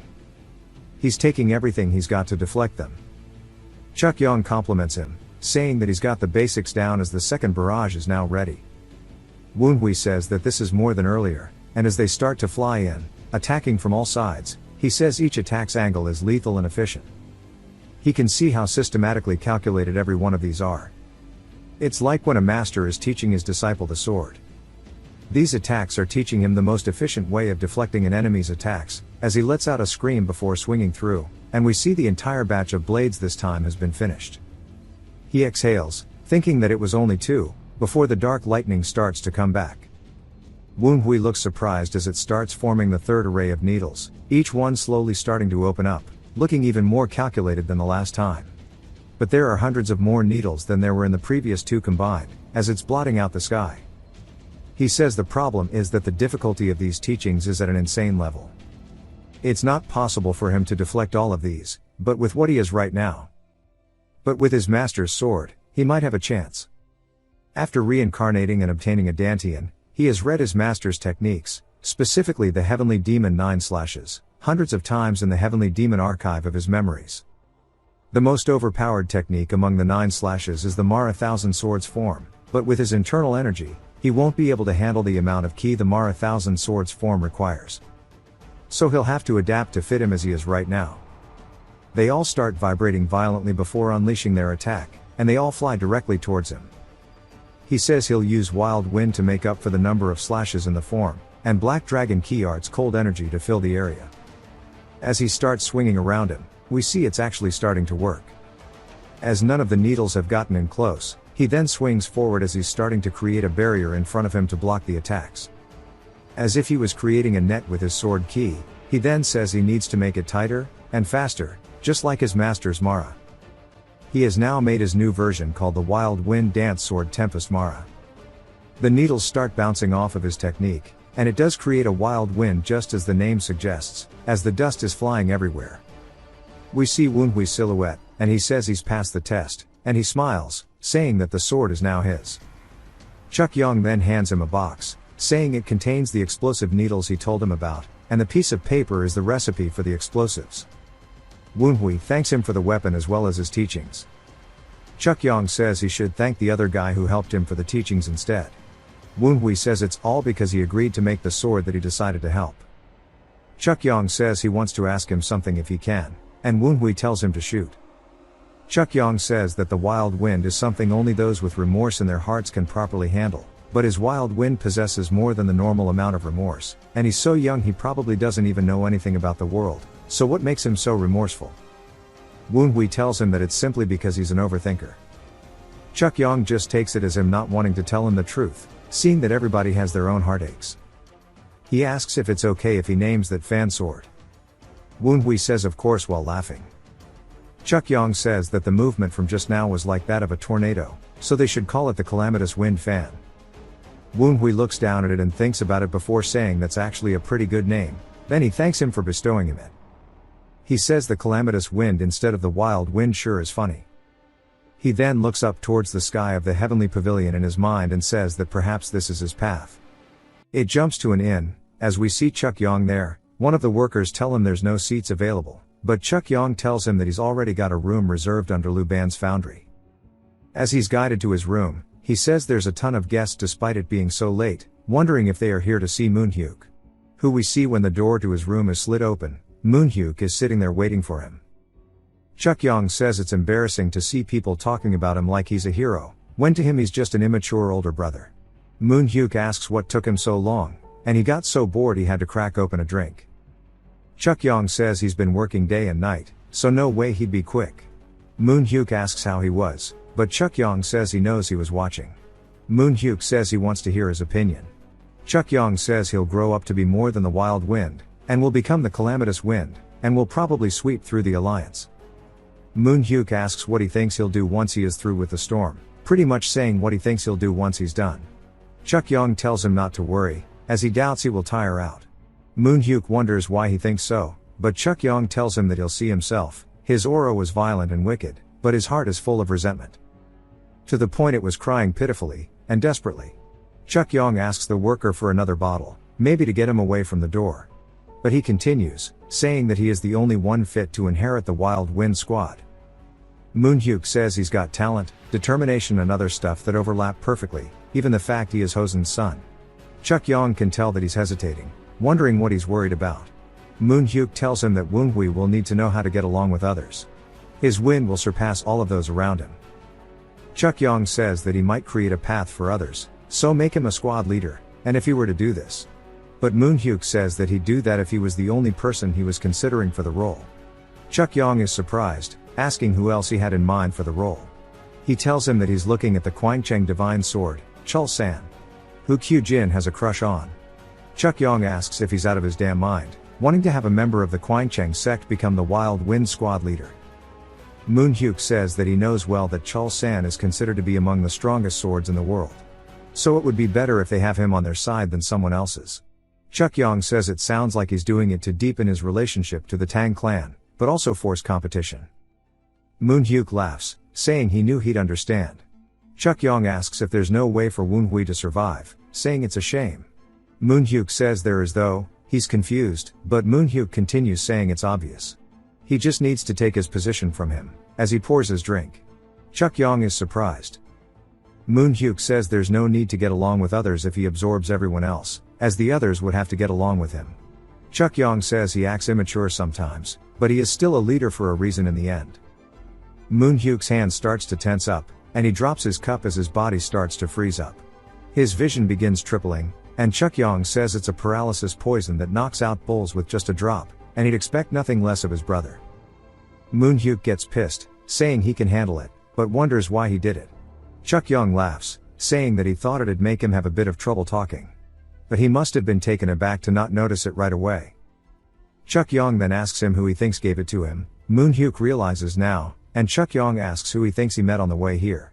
Moon-hyuk is surprised he sold him out, at the entrance to the inn. We see people enter, as they quickly leap up towards the room they are in, the door is kicked down, and a group of people appear behind Chuck Young. Moon-hyuk says he won't be caught up like this. A woman says they've surrounded the place so he should give up, and that the schedule has been delayed due to his outing, and she calls him grandfather. Back to the girls, Sumin says the wild wind dance is amazing, and she's never seen a sword technique like that before. Kyujin says she hasn't either, which surprises her. She says that wasn't the wild wind dance, it wasn't even part of their clan's martial arts, wondering where he learned it. Sunyi notices it as well, asking if it doesn't belong to the Tang clan. We see it was a bit before the final barrage, and they wondered if he'd be okay. Kyujin says this is something even a martial master, or someone at the supreme peak would struggle to deflect, so she gets up saying he's going to get hurt. But she is surprised to see the attacks already flying in, and it was when he started his new Tempest Mara, and Sunyi calls it the 10,000 sword scent. Saying it's in full bloom, but ever since he started the technique his scent is unstable. She and Sumin looked worried, asking Kyujin if she'll be fine. But Kyujin says she's never felt such intense bloodthirst before. The blue ghost face root, just calling her blue ghost for now. Says she told her he's the demon king. Kyujin says she's back with that nonsense again, but blue ghost asks why she doesn't believe her now, as he could easily rip her apart. She starts getting scared, and Kyujin tells her to shush.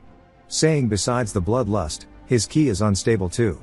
The ghost boys tell Woonhui that he still has spectators. Woonhui says he thought they'd leave when Chuck Young did. Go-T says they forgot they were supposed to be spying on him, since they were captivated by the divine cult's Mara.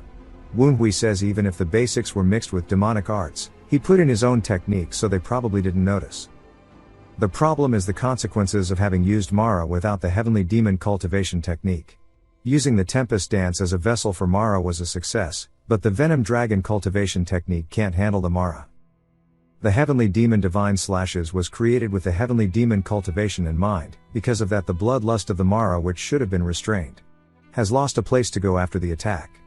He might be inflicted with ki blockage if he doesn't do something about it. He then realizes something, and starts laughing. Before leaping forward, stopping right before the girls. Asking how long they intend to stay here. They start panicking since they were caught, and Woonhui starts smiling while laughing. Saying that they are the best candidates for suppressing his bloodlust. He just means a duel as they are surprised, and Kyujin asks if he means against all of them. He says yes since it's payment for watching him. She says it's true they were wrong for spying on him, but wonders if he's sure since his ki looks unstable. He says that's exactly why he's asking, because he lacks training in swordsmanship so he needs to fight. People like them, who are experienced with it, are perfect, so he can fully digest the enlightenment he reached. Of course that is true, but it's really so that the Quangchang and Ma's energies will help melt down his bloodlust. Kyujin says it makes sense, asking the other two what they think. Sumin says that it's true they are wrong for spying on his training, so they'll go with it. Sunyi agrees too. Woonhui laughs ominously, telling them to start then. Kyujin tells him to not push himself too hard, and he says he won't. She readies her blade, saying she's going to start. Then leaps off the ground, coming in with an attack he blocks with his new sword. She then goes for attacks in rapid succession, which he successfully blocks. He then closes the gap, readying himself to attack after finding an opening. Swinging straight towards her head, she narrowly manages to block it. But it sends her sliding backwards, creating distance once more. Realizing she needs to lock in, she starts to use her Quangchang Sect aura. Then continues trading blow for blow, just now using her aura. Sumin and Sunyi are confused as to why they are going so hard, when it's meant to be practice. Kyujin goes for rapid thrusts forward towards him. He blocks them all with barely any movement. She is surprised, saying she knew he was improving quickly, but that this is absolutely insane. He's a different person than he was just 2 weeks ago. Also, every time they clash swords, his techniques are becoming more and more refined. He's watching her sword and learning her techniques with each attack. We see her leap backwards to avoid an attack. And when she regains her footing, we see her sweating and gassed out. He thanks her for the practice, saying it was very helpful. She sheathes her blade, saying okay. He then asks who he is fighting next. Sumin sighs, saying if she knew it'd be so intense she'd have said no. Woonhui says he's looking forward to it. She sighs once more, unsheathing her blade, saying a deal is a deal. She points it toward him, saying she'll be going all out off rip. She charges in with a zigzag rush, then starts to raise her blade forward, going for a thrust towards him, but the wind from her attack causes Woonhui to have to block attacks from all over. He low-key starts struggling, and the ghost boys ask if he's alright. Saying as expected of the MA sect, her energy directly counters his. Woonhui says he knew this would happen, which is why he asked for it. Thankfully, the Mara's bloodlust has yet to turn into demonic energy, so her energy won't inflict any internal injuries on him. However, he can feel that he is losing a ton of his energy with each and every clash, with his hands being shaky. They both start to charge in for another clash, and he says that even though their energies are opposites, hers is even worse, which is why he needs to find a way around it, so he can counter it. The MA sect's swordsmanship is impressive too, even when not considering the sword energy. The MA sect is made up of only women. Their sword techniques make sure to compensate for women's lack of strength compared to men, while utilizing their expertise. Because of their smaller statures, they tend to swing low to avoid attacks, and use their balance to their advantage, while not allowing for a drawn-out battle. Woonhui says learning this will be insanely useful against people larger than himself. He then leaps off the ground, starting to slowly push her back with his attacks now, putting her on the defensive. He swings with a behind-the-back attack that is aimed directly towards Sumin's throat. But he stops right before hitting her, and she sighs, saying it's enough and she's tired. Woonhui thanks her, and she says he's too obsessive with the sword, and he definitely won't be popular with women like this. Sunyi walks up, saying it's interesting. He wasn't born talented, and that cute Jin was the one born with the talent. If she considers talent alone, he is no better than a normal disciple in her sect, but regardless of this, when she watched both of them fight him, she watched him slowly make their techniques their own. The speed at which he learns is not something someone with talent can imitate. He's able to do this because his understanding of the sword is incredibly high. But he is an adept with the sword, physically, so how can his understanding of it be so deep? She then notices something, as his sword scent becomes stronger now that she's closer. She tells him that isn't how he's meant to do it. He asks what she means. She says that if he manipulates it like that, he'll harm his scent. He shouldn't try suppressing it, he needs to maintain a balance of letting it in and out. He asks what she means by sword scent. She then snaps out of it, saying it's nonsense, so ignore it all. Woonhui recalls reading a book in the divine cult, that there's an ability of the Shema clan that lets them detect others' talents. Wondering if this is what it is, saying the Clear Heaven's Sword Emperor is a sword master comparable to his own master, so he can't ignore her ability. He thinks about it, then asks if he just needs to maintain letting it in and out. Wanting her to explain it in more detail, she is surprised, as if he's the only person who thinks she isn't crazy. She instantly calls out to Sumin, and she tells her to just keep it easy to understand. She then turns back, saying it's like a consumable item. Then starts to put it into an essay. The TLDR is that if it's all used up it won't come back, but if he leaves it unused for a long time it'll become more helpful when put into the sword. Sumin can't believe she's yapping like this. But Sunyi looks so happy to explain it to him. Woonhui, though, just wonders what the hell she is saying. It jumps to Woonhui finally going to meet with Humyong, saying he's late after all that shit, and he hopes he doesn't get lectured for it. He apologizes to Humyong, but Humyong laughs, saying that he finally made it. He says all of that bickering in the garden when he has a guest waiting is crazy work. Woonhui says that there were lots of things he had to prepare in order to meet with one of the greatest martial masters. He's just glad Humyong isn't upset. Humyong says that was quite the preparations, and that he's gotten much stronger in just 2 hours, as he came back with some real claws. Woonhui asks if he can tell. Humyong asks how many battles he thinks he's been in. Even one of the 10 greatest martial masters wouldn't have been in as many battles as he has. Woonhui says it makes sense for someone who started as a vagabond and made it to this point. While he seems simple, he shouldn't underestimate him. Woonhui says his attitude makes him curious, wondering if he can ask a question. Humyong laughs, asking what he wants to know. Woonhui then asks what made him really come here. Humyong slams his cup, asking if he thinks he's a liar. And if he thinks he would actually lie to a child. He begins releasing aura. Woonhui says it sure is no joke. Humyong says it's interesting, saying he assumes he has a reason to think he's lying. He says to tell him what his reasoning in, depending on what it is he will test him now, rather than in 4 days. Dumpling calls him rude, and Go-T says he can't handle him right now. Woon-hui says that he will tell him why he thinks there's another reason for his visit. A Grand Martial Master of Murim has come to the Nine Dragons Division, where a great festival will begin, and it was done without any notice. He's sure that he's aware of the consequences that has. If he's here for the sake of his lion sex honor, he would have come at a different time. So the only reason for him to be here now is because he needed to be here. He wants something he doesn't have yet, but Moon-hyuk has managed to obtain, which is the observer of celestial orbits. He assumes he wants clues to reach that realm. Hyun-yong instantly stops releasing his aura, saying that he probably should have been smarter against the Tang clan guys. Woon-hui says he'll assist him if there's something he can help with, wondering what he needs. The ghost boys can tell he's hesitating, and Go-T says it makes sense he'd be prideful, but he's misunderstanding. Hyun-yong then says that he's already aware he was once a vagabond. Every day was a fight for his life, but he managed to establish a sect and got to the place he is today. However, a year ago he realized his limits. As we see him on his knees, asking how the gap between them could be so large, and he is asking the Sword Emperor the difference between the two of them. The Sword Emperor says that his ultimate blade has just barely managed to reach Martial Peak. He can't even see what's below his feet, so why does he think he can achieve the celestial orbit realm? Hyun-yong is surprised, asking if that realm truly does exist. The Sword Emperor says that he needs to chase the trajectories of the stars, that follow the course of the spherical heavens, and read the divine will of the heavens, allowing himself to absorb heavenly ki in his dantian. He turns back towards Hyun-yong, telling him that the realm is a real thing. Hyun-yong says the way he looked at him haunts him. It was full of nothing but pity, and not just for beating him. But it was genuine pity towards him. An emotion stronger than humiliation and shame took over him that day, growing his desire for power. He then went into isolation training, and he poured his all into his golden lion blade he made when he was a vagabond.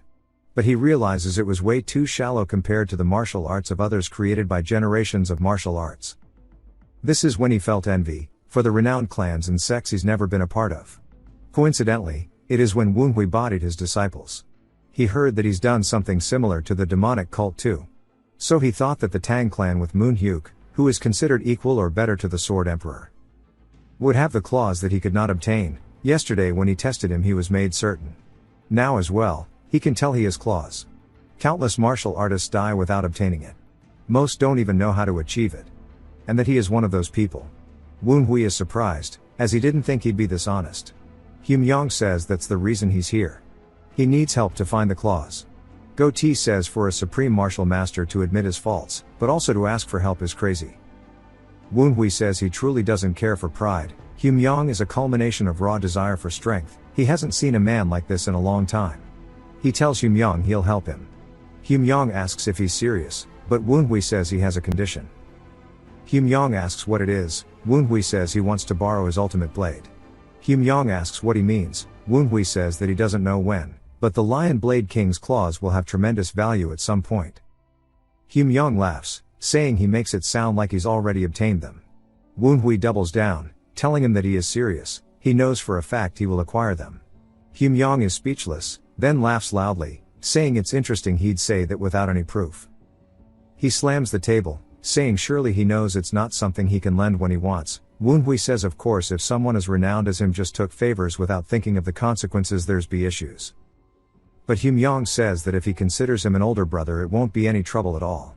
Woon-hui asks him if he heard that right, and he and the ghost boys wonder what the hell Unk just said. It then jumps to Jinbi and Minky, as Jinbi tells him he told him to be careful of his actions. Asking why he's so late. Minky sighs, and Jinbi asks why he's acting this way to his superior. Minky starts to release aura, making Jinbi freak out. Asking what's wrong with his eyes. Jinbi then begins to freeze over, before shattering on the floor. A man enters, laughing saying that's a savage way to take care of that problem, as there are many eyes here. Minky says it doesn't matter, as everyone here will die, and he's starting early. The man then shifts into Jinbi's appearance, saying he's got a lot of work cut out for him. Asking about the thing he checked out. Minky says that there's no weak point at all. They then wonder if there was a leak, saying it might be too dangerous to go after Woon-hui. Minky glares at him, asking if he thought he wouldn't calculate the risk. Fake Jinbi says he's sorry for crossing the line. Minky warns him not to do it again.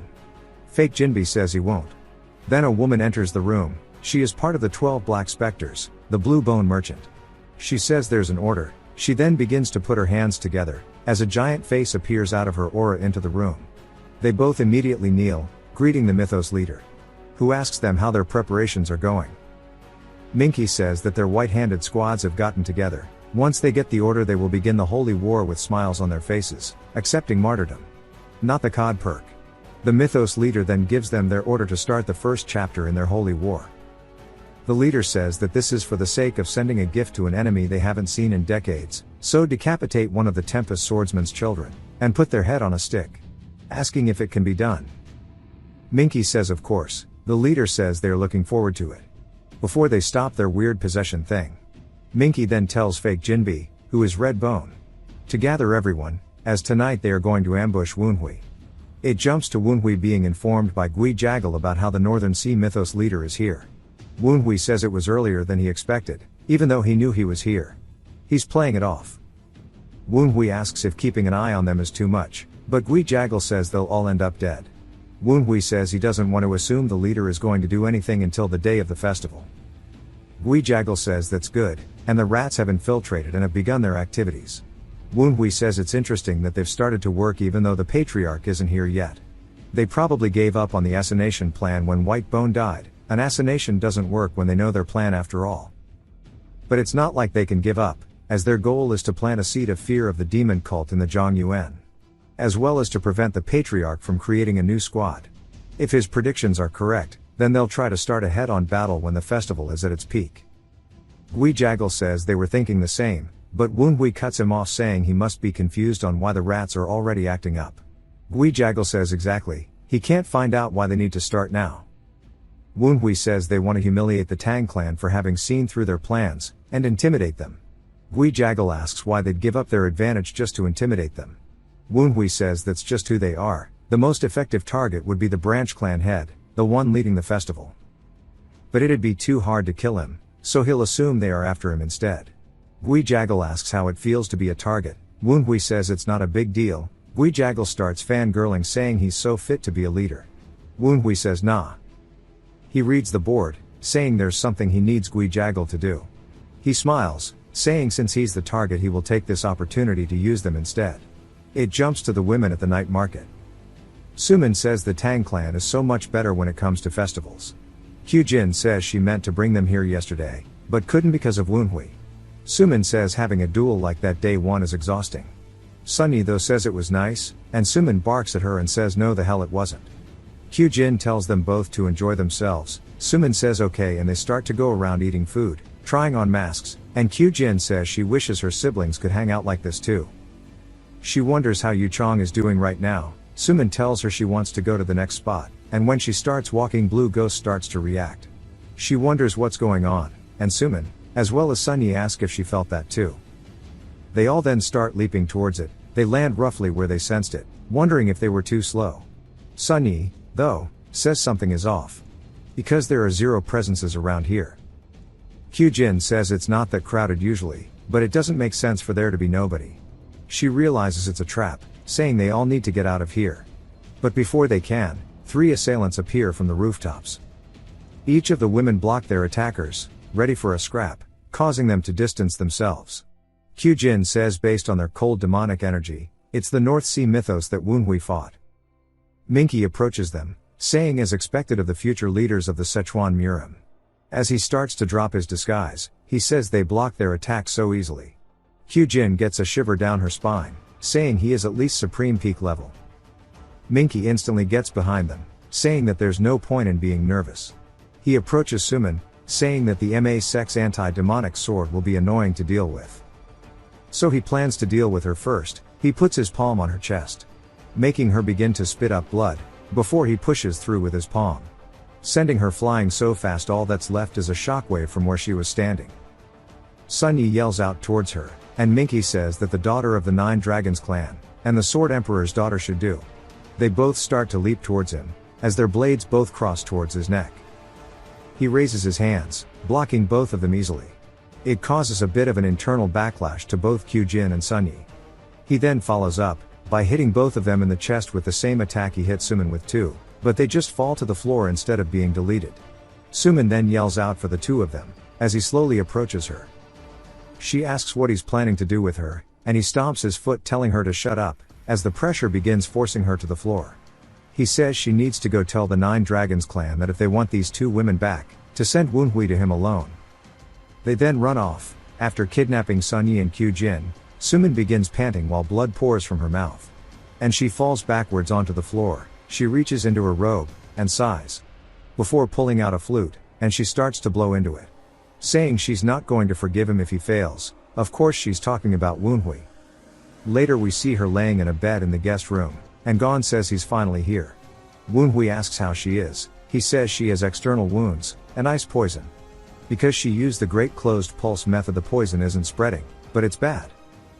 Woonhui says that's because the Tang clan doesn't have the means to treat it. The physician says they don't. Woonhui says that if it was an ordinary poison they'd be fine, but the heart-corroding ice poison, the North Sea mythos have is hella different from normal ice poison. He tells them to move out of the way, as he'll treat her. Goatee says this is way worse than Beg Zan's poison though. Dumpling says she's only alive because of her own intervention. Woonhui puts his hand on her chest, saying that the Great Closed Pulse method is a way to force all of your veins and meridians, and dantian to close. It's very effective in shutting poison down, but it renders the user unconscious. Because of that it cannot be undone unless someone helps you. We get a flashback to Woonhui informing the women that if they run into the North Sea mythos, they won't try to kill them with swords, but with the ice poison instead, and if they think it's too dangerous to run. But Kyujin says she's fine, as do Sumin and Sunyi. Kyujin says it's not like he suggested this without a solution for the ice poison. Woonhui says they can stop it from spreading if they use the Great Closed Pulse method. As long as they are alive he can treat it. Sumin says that means they just need to use it the moment they are poisoned. Woonhui says that's right, and she asks why he's looking at her like that when he suggested it. He says that he didn't think they'd agree to such a dangerous plan so easily, when they just met for the first time. She says it wasn't an easy one to make, she just decided that he's trustworthy from their duel yesterday. Then laughs warmly, saying it means he cannot fail.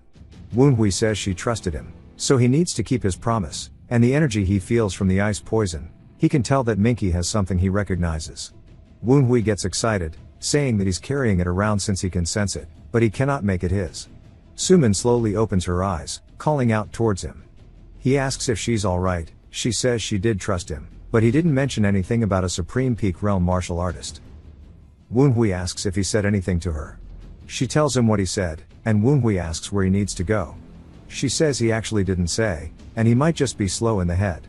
Woonhui says he might just be testing them. She asks what he means. He says he's testing whether the Tang clan has the power to find out where he's located or not. She asks if he can do it. He says of course. He asks Gon where he's at. Gon says that boy is in the interrogation chamber of the Righteous Wind Pavilion. Sumin grabs her blade, saying that's impressive, and she will join him. Woonhui says that she's not fully recovered from the Great Closed Pulse method, or the ice poison. She says that she cannot wait here for them to come back. Woonhui says if she really wants to, asking the physician if they still have some revitalization orbs, saying he needs them. Woonhui hands one to her, saying that the poison will slightly paralyze her nerves to trick her into forgetting her exhaustion. Woonhui says in return for helping her move around like nothing happened, she might feel even more exhausted or like there is fog in her mind once it's over, wondering if she's okay with this. She says it's better than nothing, and she wants it. Then 2 hours later at the Gold Sword Sect's manor, Gon says they've confirmed the corpses of the servants of the Gold Sword Sect.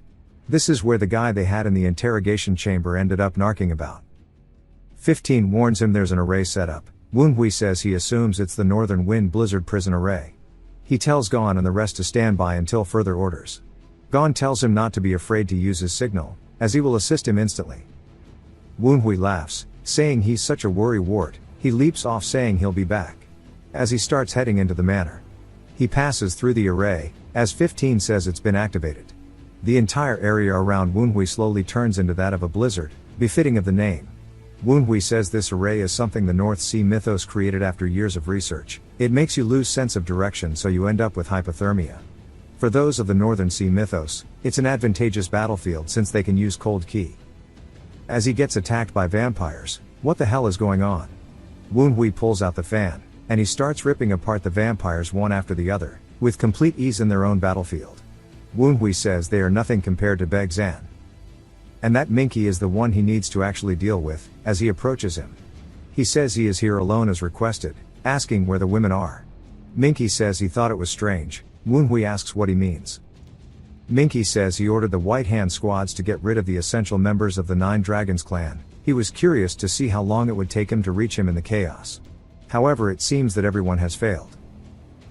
The divine cult's great tactic to conquer Zhongyuan, they've been planning, was dismantled easily.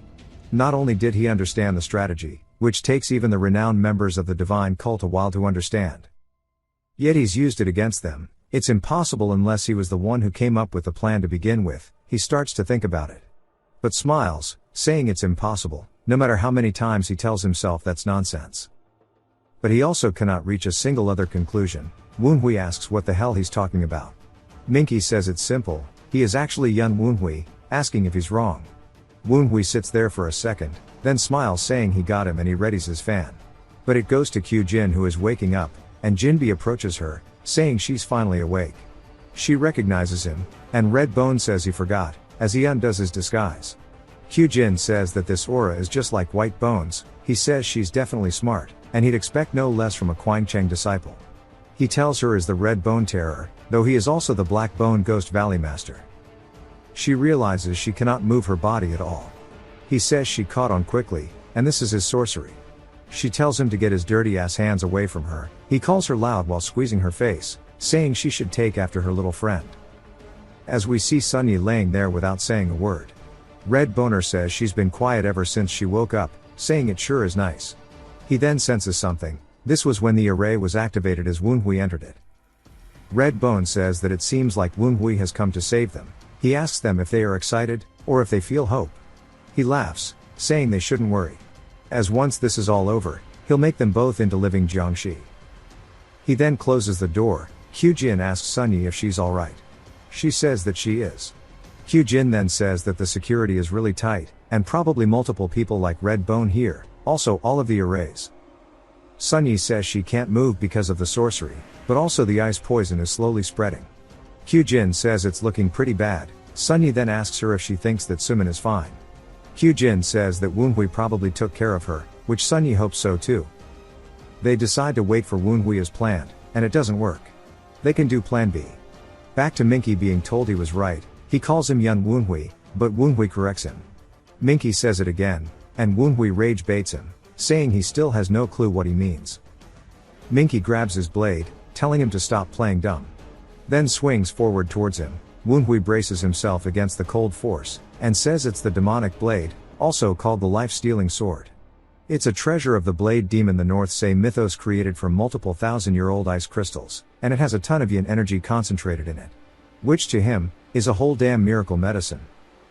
Goatee says that nobody else would say that. Minky says that at first he hated that he shared names with the one he despised, afterwards he was Seuss because he knew about the divine cult, and saved the demon god mythos. But now that he is standing before him, he can tell based on his arrogant attitude, tone and everything else. Bro is his number one hater, for being so observant. Minky yells saying he knows it is him. Woonhui sighs, saying he didn't know he liked him that much. Minky's blood begins to boil. Woonhui says he thought he wanted him dead, since he can't become the young leader when he's alive. Then asks if he thinks he can become the young leader now, but says that he wouldn't be here doing this if he could. Then says shit, he hasn't changed whatsoever. This begins to cut into Minky. He yells, saying that based on his insult he really is young Woonhui, then starts chanting his name over and over. Woonhui says to stop, as that shit is creeping him out. Minky then yells, raising his sword into the air, causing the blizzard around them to start to get sharper. As more of the vampire dudes appear from everywhere, now Woonhui is being surrounded. Minky says he surely already knows that they are invincible within this array. So he will face a pathetic death here within this blizzard. Woonhui says he seems to be the one mistaken. Minky asks what he means. Woonhui says that if he was able to tell that he is young Woonhui, then he should have been more careful of the array that he was going to use. As the ground begins breaking, the vampires are caught off guard by the cracks appearing. As their entire array starts to collapse, Woonhui says a shitty array like this is nothing to him. He doesn't want the yin energy used to form it to go to waste though. He starts to use his Phantom King Tome, the demonic eye's purple veil of oblivion. Woonhui says he'll put it to good use, as he forms his own array, the evil demon hell array. Minky is taken aback, as not only did he dismantle theirs instantly, but he also constructed his own. One of the vampires start to spit up blood, and they now realize he has put poison in his array. Minky yells out to him, and Woonhui says to stop calling his name already, saying they are here to fight. The vampires say that the young master's health will be compromised, so they need to jump Woonhui now. As they are all now leaping towards him, he swipes his fan saying they are all stupid. He instantly cuts one in half, then leaps into the air, saying their attacks would probably have worked in the blizzard, as it'd have been hard to see. But he says that doesn't apply now, as he can see them perfectly fine. Minky recognizes the energy he is forming. Woonhui shoots out his Mara sword Tempest that he used against Moonhyuk's test. The Mara starts to absolutely decimate the entire vampire group, ripping them to shreds. Even Minky has to block his attack. He grunts his teeth, and when he finally fights it off, he is too late, as all of his men are now cut into chunks, as the snow is now painted red. Woonhui raises his fan, showing he's ready to blast once more. Minky begins to deal with his inferiority complex once more, and screams, leaping at Woonhui, who blocks his attack with his sword. As Minky screams his name once again, Minky says he doesn't know how he's able to use internal energy, but he is still much better than he is. As Woonhui is forced to create distance, Woonhui slides backwards, catching his footing, then asks him if he is happy. This sends Bro over the edge, as he charges straight back in. He goes for a spinning backslash, which Woonhui blocks with his blade. Rather, he deflects the attack. Minky then starts channeling aura on his palm. Woonhui spots it, before dodging underneath the attack, returning with a low sweep to his legs. As Minky is starting to fall down, Woonhui charges in with a shoulder bash, sending him backwards, as now he is having to regain his footing. Woonhui refuses to lose the tempo, but Minky can't allow that, so he stomps forward, shattering the floor. An ice shard forms upwards towards Woonhui, making him jump to avoid it. As he is flipping in the air, he swaps back to the fan mode, tugging on the rope, shooting out a whole barrage of needles. Minky starts blocking his attack, but of course he cannot get all of them. 3 needles pierce into his shoulder. It causes Minky's sword to drop a bit, as he now realizes they have been poisoned. Woonhui asks how his soul-shattering sand tastes. He takes the tempo back, making Minky have to defend against his attacks. Minky asks how he's losing, when Jaka is nowhere near his level in martial arts. He spots Woonhui's smiling face, and he cannot believe that he is being looked down upon. As he starts to have another bout with his inferiority complex, saying that Woonhui must be comparing him to the martial masters he fought as the young leader, and that he's belittling him for just barely passing the early Supreme Peak realm. He releases an aura that causes Woonhui to have to distance himself, asking if he doesn't think he's a worthy opponent. Minky tightens his grip on his sword, then screams while leaping towards him. As he follows through with the swing, he then sees his own arm is actually the one flying in the air now. Minky asks how, as we see a massive bright light that causes an explosion, as tons of dust is now kicked up. Minky's blade swirls in the air, before stabbing itself into the ground. Woonhui asks if he understands now, why he didn't use the evil ghost war robe from the start, but says he would probably need more time to understand it. Minky holds onto his nub, trying to stop the bleeding, asking if he baited him into a large attack, asking why.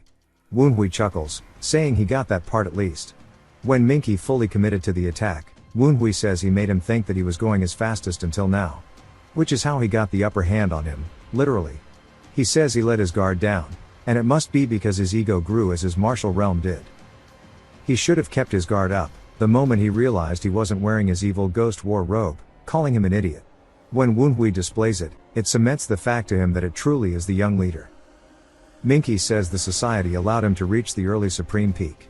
Plus Woonhui is nothing compared to how he used to be in terms of strength, and his martial realm is leagues below his too. So why, despite all of the struggles he's been through, can he still not defeat him, even though he is so much stronger than he is in this moment? His worldview begins to completely collapse, as he is now starting to release aura just like Begzan did. Back to Kyujin, saying that now the demonic martial artists have begun moving, it's her time. We hear Huan giving the signal to her, and she sighs, saying that Woonhui must forget she is from a Buddhist sect since he is using a Jiangshi. She also eats the pill he gave her.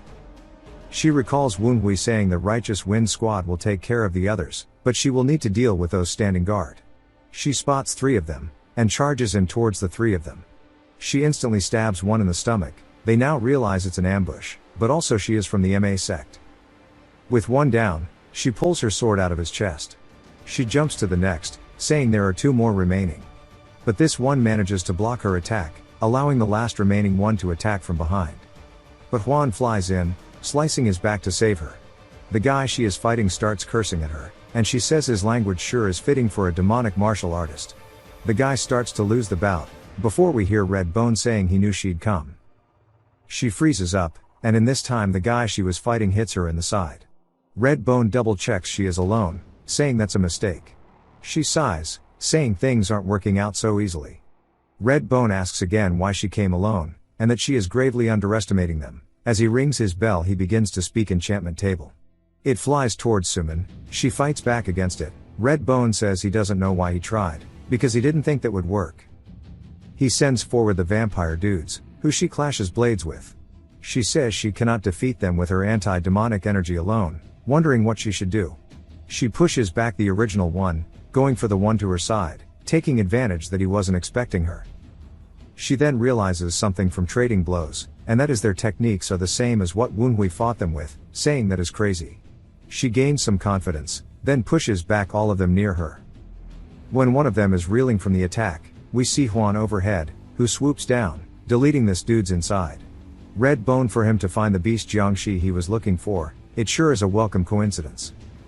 He rings the bell once more, but unlike Suman this is effective against Juan. As he stumbles, flying into the wall. Suman sees it and wants to help. But Red Bone tells her that she needs to focus on herself. Back inside the room with the girls, Kyujin wonders if Wunhui is outside due to the vibrations. Sunyi says no, and that this scent is Suman's. Kyujin wonders why she's here and not Wunhui. Sunyi tells her she smelled him too, but it isn't him. She says that it smells a bit odd. Kyujin says it must be his bird that's here.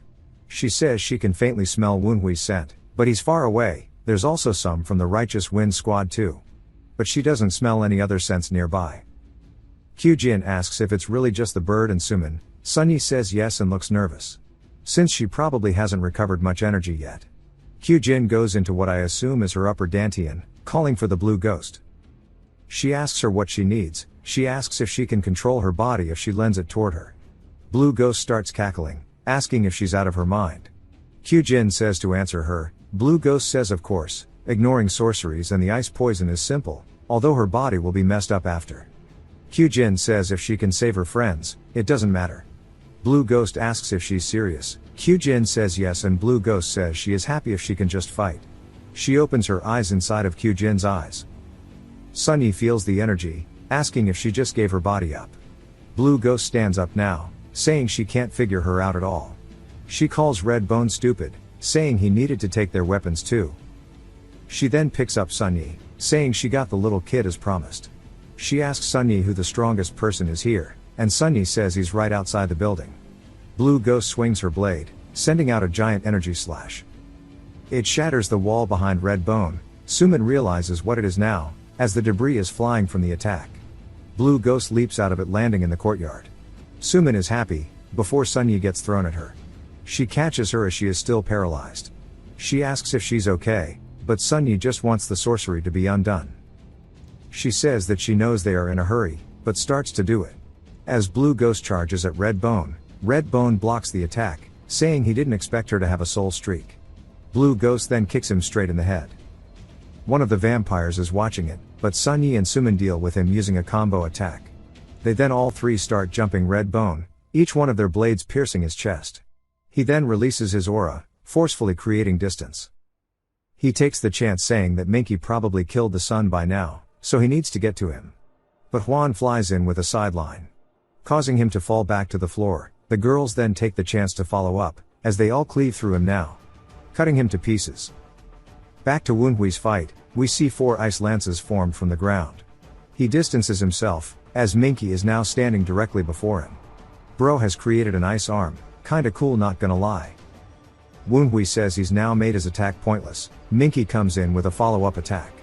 Wunhui puts his hands up to block this, but that shit is mad heavy, sending him flying backwards. The ghost boys ask if he's fine.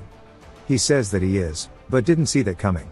Minky is now going for another follow-up. Wunhui compliments him, saying he's better at fighting when his brain is off. He uses his shadow step to dodge this attack. Manhwa says that it makes sense the only reason he could fight against him despite being a lower martial level is because he was only using Northern Sea mythos attacks, meaning he could predict it and fight back. However now, that is not the case at all.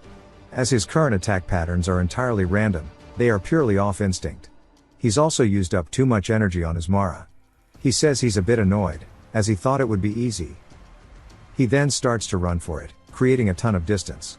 But Minky doesn't give him a chance to breathe. Manhwa pulls the rope, causing the needles in his arm to explode. His goal right now is Minky's sword, as he finally reaches it, then uses it to kill his momentum. He says that he really wanted to play it safe. He starts to release his aura, saying now he has no choice.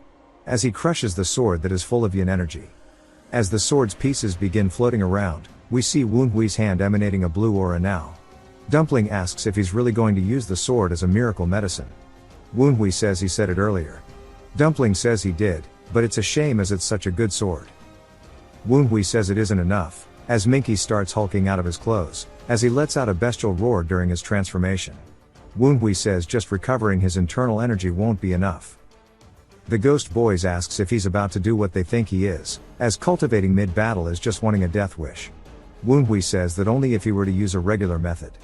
Minky comes in with an attack, smashing the ground that Manhwa is standing upon. But we see that he has got past Minky. The Ghost Boys say that he is actually fighting while cultivating. Goatee says it might be the Wudong's dual internal energy art. Minky, seeing Manhwa dodge, turns around toward him. He swings wildly all around, but Manhwa starts to dodge the attacks while preparing a counter. He raises his fingers into the air, as his magic imprisonment chains fly out past Minky. Manhwa tries to catch him again, but Minky backpedals. And then dodges the follow-up as well. The Ghost Boys ask if he's really using sorcery. He is cultivating, using martial arts and sorcery all in tandem right now. Which is unheard of. Manhwa says in his past life, he could only perform sorcery, so he focused on this cultivation technique, in order to raise the speed of his sorcery activation, for his succession rivalry. Which is the Wudong Sex Dual Internal Energy Art. It allows the user to split their personality into two so that the user may have to thought processes at the same time. While it doubles your thinking speed, it also places a heavy burden on the upper dantian, so if things go wrong, it leads to serious harm.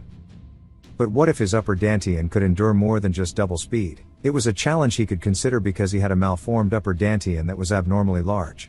So theoretically, if he could stack the use of the art, he could continue to divide himself by 2 to 4, 4 to 8 and so on. It would be the same as him having multiple parallel cognition, which he has managed to do and dubbed it the Divided Mind Art. He launches his chains out once more towards Minky. The Ghost Boys though, are still in shock, saying he hasn't recovered his past life's upper dantian yet, but he is capable of so much in an early stage. Manhwa says it's a matter of time. He needs to evade the best he can and minimize the energy for healing while maximizing the energy absorbed. The dilemma he has though, is that there is so much cold ki in the blade, really befitting of a treasure. While he is having trouble digesting it, he sees someone in front of him demonstrating how to handle the cold ki. He's lost his mind, and is coming at him like a beast, so there's no better textbook to learn than this. Minky continues his wild attacks, then starts to let out another primal roar. Manhwa asks if he's fighting with his stank breath, saying he needs to show him some martial arts. He starts to divide his mind up even more, saying that he has to analyze his movements, then change them to fit him better. He swings his chains towards his head, which Minky dodges underneath. Then leaps off the ground, coming in for an attack during this opening. Manhwa can't counter yet, so he backpedals to create distance. He then leaps backwards, giving even more space. He begins pouring his aura into the ground. As they shoot out towards Minky, Manhwa then readies another chain, shooting it forward with his aura attack, now taking the advantage in the fight. As he dashes through, getting a deep cut in Minky's side. Manhwa lands from his dash, saying that he is now getting an idea on how to handle the cold ki. As it begins forming in his dantian, again the boys can't believe he is cultivating mid-battle. Manhwa says that he needs to adapt Minky's method of handling cold ki to fit him. And absorb the venom dragon cultivation technique through his black dragon ki arts. Which will let it evolve into a unique cultivation method for him. His evolved central dantian will affect the upper dantian too. His aura starts to have an explosive reaction, as his upper dantian is evolving just as he had predicted, with him starting to undergo a transformation. We see his eyes now purple, and his hair is white, as he has 100% succeeded. The boys comment on how his hair looks like it used to. But also he has a ton of spectral and demonic ki emanating from him. His aura is just overwhelming right now. It is as if he himself is now an incarnation of Mara. Just his aura starts to pressure Minky, as Woonhui slowly walks towards him now. He pulls out his fan mode, and slices forward with it. Minky blocks the attack, but it cuts through his defense. Woonhui swings down, again piercing his defense. Woonhui then goes into an X/attack, but these attacks start to combo together, creating a cage around Minky. Woonhui puts it back into its sword form, then thrusts forward towards his Mara prison. As his aura begins to zap Minky as if it were lightning. All of the aura dissipates, as Minky drops to his knees, completely bald now. Woonhui thanks him for the lesson, then cuts his head off saying he can't let him live any longer. Sending Minky's blood flying across the snow, Woonhui watches it fly through the air too, and the ghost boys say that he defeated an opponent of the Supreme Peak realm despite the chaotic situation, and they don't think anyone else could advance as fast as him. Woonhui says he doesn't need them to be kiss asses, and he has to review his technique since it was rushed. He hasn't reached the Supreme Peak yet, but he managed to absorb the Extremian energy. He can also use his divided mind art for a bit, even if it's not for long. The ghost boys say it's pitiful that one of the 10 pillars has fallen like this. Woonhui asks how, as he brought it upon himself. He grew stronger by depending on the society. If he had gotten to the Supreme Peak with his own prowess, it had not have ended like this. Despite his flaws, he was one hell of an opponent. He needs to go treat Sun Yi and his sister, so he undoes his newly found transformation. He then uses his eyes to undo the array he is in, allowing him to escape from the blizzard prison. As the ground transitions into the courtyard, he spots Sumin standing before him. She turns asking where he came from. He says he broke through the enemy's array, and it just turned out like this. He asks whose corpse that is at their feet. She tells him it's the Black Bone Ghost Valley's leader. Woonhui says he doesn't know the details of the Red Bone Terror's death, but it seems like he got ripped apart. Based on his injuries, all three of them had a part in his death, and his bell probably didn't help him at all in this fight. He says they've all accomplished a great feat. She says they just did as they should, but it was hard. Woonhui then asks where Kyujin is. Sumin says that she was just here. Woonhui then spots her hiding around the corner. He walks over, asking what's wrong with her. Blue Ghost is tweaking, saying the Demon King is going to eat her. Kyujin asks what she's talking about, and luckily manages to regain control of her body. As she stares blankly for a second, Woonhui asks if she's okay. She says yes. Then asks if it's all over now. He says that it is, as he took out the enemy's leader. But there's a hell of a lot of minions left behind. The vampires ask how dare he. The girls start wondering what to do. Woonhui smirks, as we see the vampires starting to get ripped apart with complete ease, from a range 2. As they are all being taken down in rapid succession. The girls are impressed. Gon lands before him with his squad. Asking Woonhui if he's alright. Woonhui just asks what took so long. Gon says he was the one who told him not to enter the array, so everyone just waited as they noticed the vampires waiting for an ambush, so they ambushed the ambush. Woonhui says he should have helped in rescuing his sister at least. He says they wanted to, but they saw them just bullying the shit out of that guy. The girls start to get embarrassed. Gon asks if it turned out well. Woonhui says of course, then turns towards where his corpse is. Only to be surprised by a man staring down at Minky's beheaded corpse. The entire ground freezes over in an instant, as everyone has now been completely frozen over as well, as Woonhui starts to fall apart. He then snaps out of it, as everyone as well begins to have severe headaches from the attack. The girls ask what the hell that was. Woonhui says that that was a really intense cold ki, and just his presence alone feels like he froze to death. This is the leader of the Northern Sea mythos, Gu Raksong. Gon yells telling the boys to get into the 7th formation, as they start to form a defensive wall for Woonhui. Gon tells him to run as they'll stall for time. Raksong says he knows war is a chaotic place, full of resentment, but it's only right that you help a parent recover their child's corpse. The squad members start to feel pressured once more, and the ghost boys say that his power is much stronger than 6 years ago, and he's now comparable to one of the 10 greatest martial masters. 15 says he doesn't know if the society helped, but he's either close, or at the celestial orbit level. Woonhui says that Minky was just bait, and he didn't expect Raksong to care for his child. But he still let him die even though he was nearby. Meaning he might have been testing their defense system, finding out how much of their scheme they are aware of, before attacking Moonhyuk. Woonhui says that this dude is actually insane. Raikesong vanishes in the blink of an eye, appearing before Woonhui. Gon turns to save him. Woonhui uses sound transmission, telling him to stop. If he wanted him dead, he'd have killed him just now. Bro looks like that creepy Momo girl. Raikesong says he knows exactly who he is. Woonhui greets him, saying it's an honor to meet him. Raikesong, in a chilling tone, says that he is quite deceitful. He seems peaceful and calm on the outside, but inside he is boiling with rage and resentment, asking if they've met. Woonhui says this is their first time meeting. Raikesong asks where his resentment comes from then. Woonhui says he is a member of the Tang clan. So what kind of Tang clan member would not harbor rage for him coming into their territory? Raikesong says he isn't naive enough to believe that. The rage he has is much more barbaric and raw, which leads him to believe he killed one of his family members or something.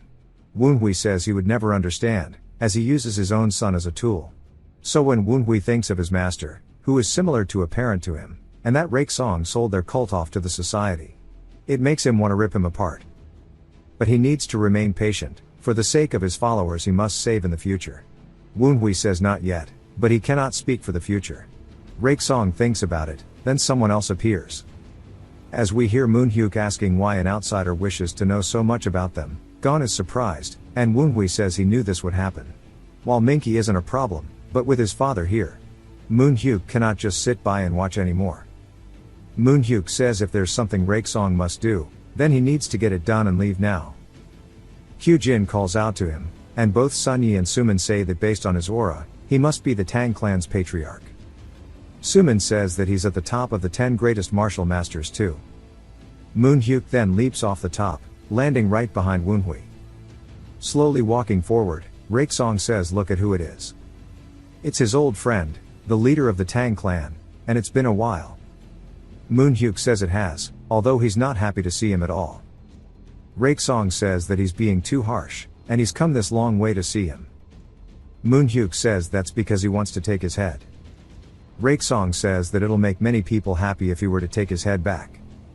The ghost boys say they're both so thick-skinned, they're talking about killing each other without changing their facial expressions at all. Woonhui says they are both definitely not in their right mind, as one of them is trying to take advantage of the assassination plan to get money out of it, and the other one is fully aware of this but doesn't care. Moonhyuk then asks if he really thinks he can take his head. As he starts to release his aura and poison needles, Raikesong seems amused, asking why he wouldn't be able to, as he begins releasing his aura. They start colliding with one another, sending out a massive shockwave that Woonhui has braced himself for. Even Gon says that that's crazy, and Woonhui says their pressure is no joke. They continue their WWE stare down before Raikesong just turns around. Moonhyuk asks if he's leaving already. He says what's the point in staying, he's already gotten what he wanted. Moonhyuk asks if that's it, but Raikesong tells him that he'll come visit again soon, and next time he'll bring a nice gift. Moonhyuk says he'll be waiting, as Raikesong tells him to look forward to it before vanishing in front of everybody's eyes. Everybody instantly feels relieved, and then Woonhui bows towards Moonhyuk, thanking him.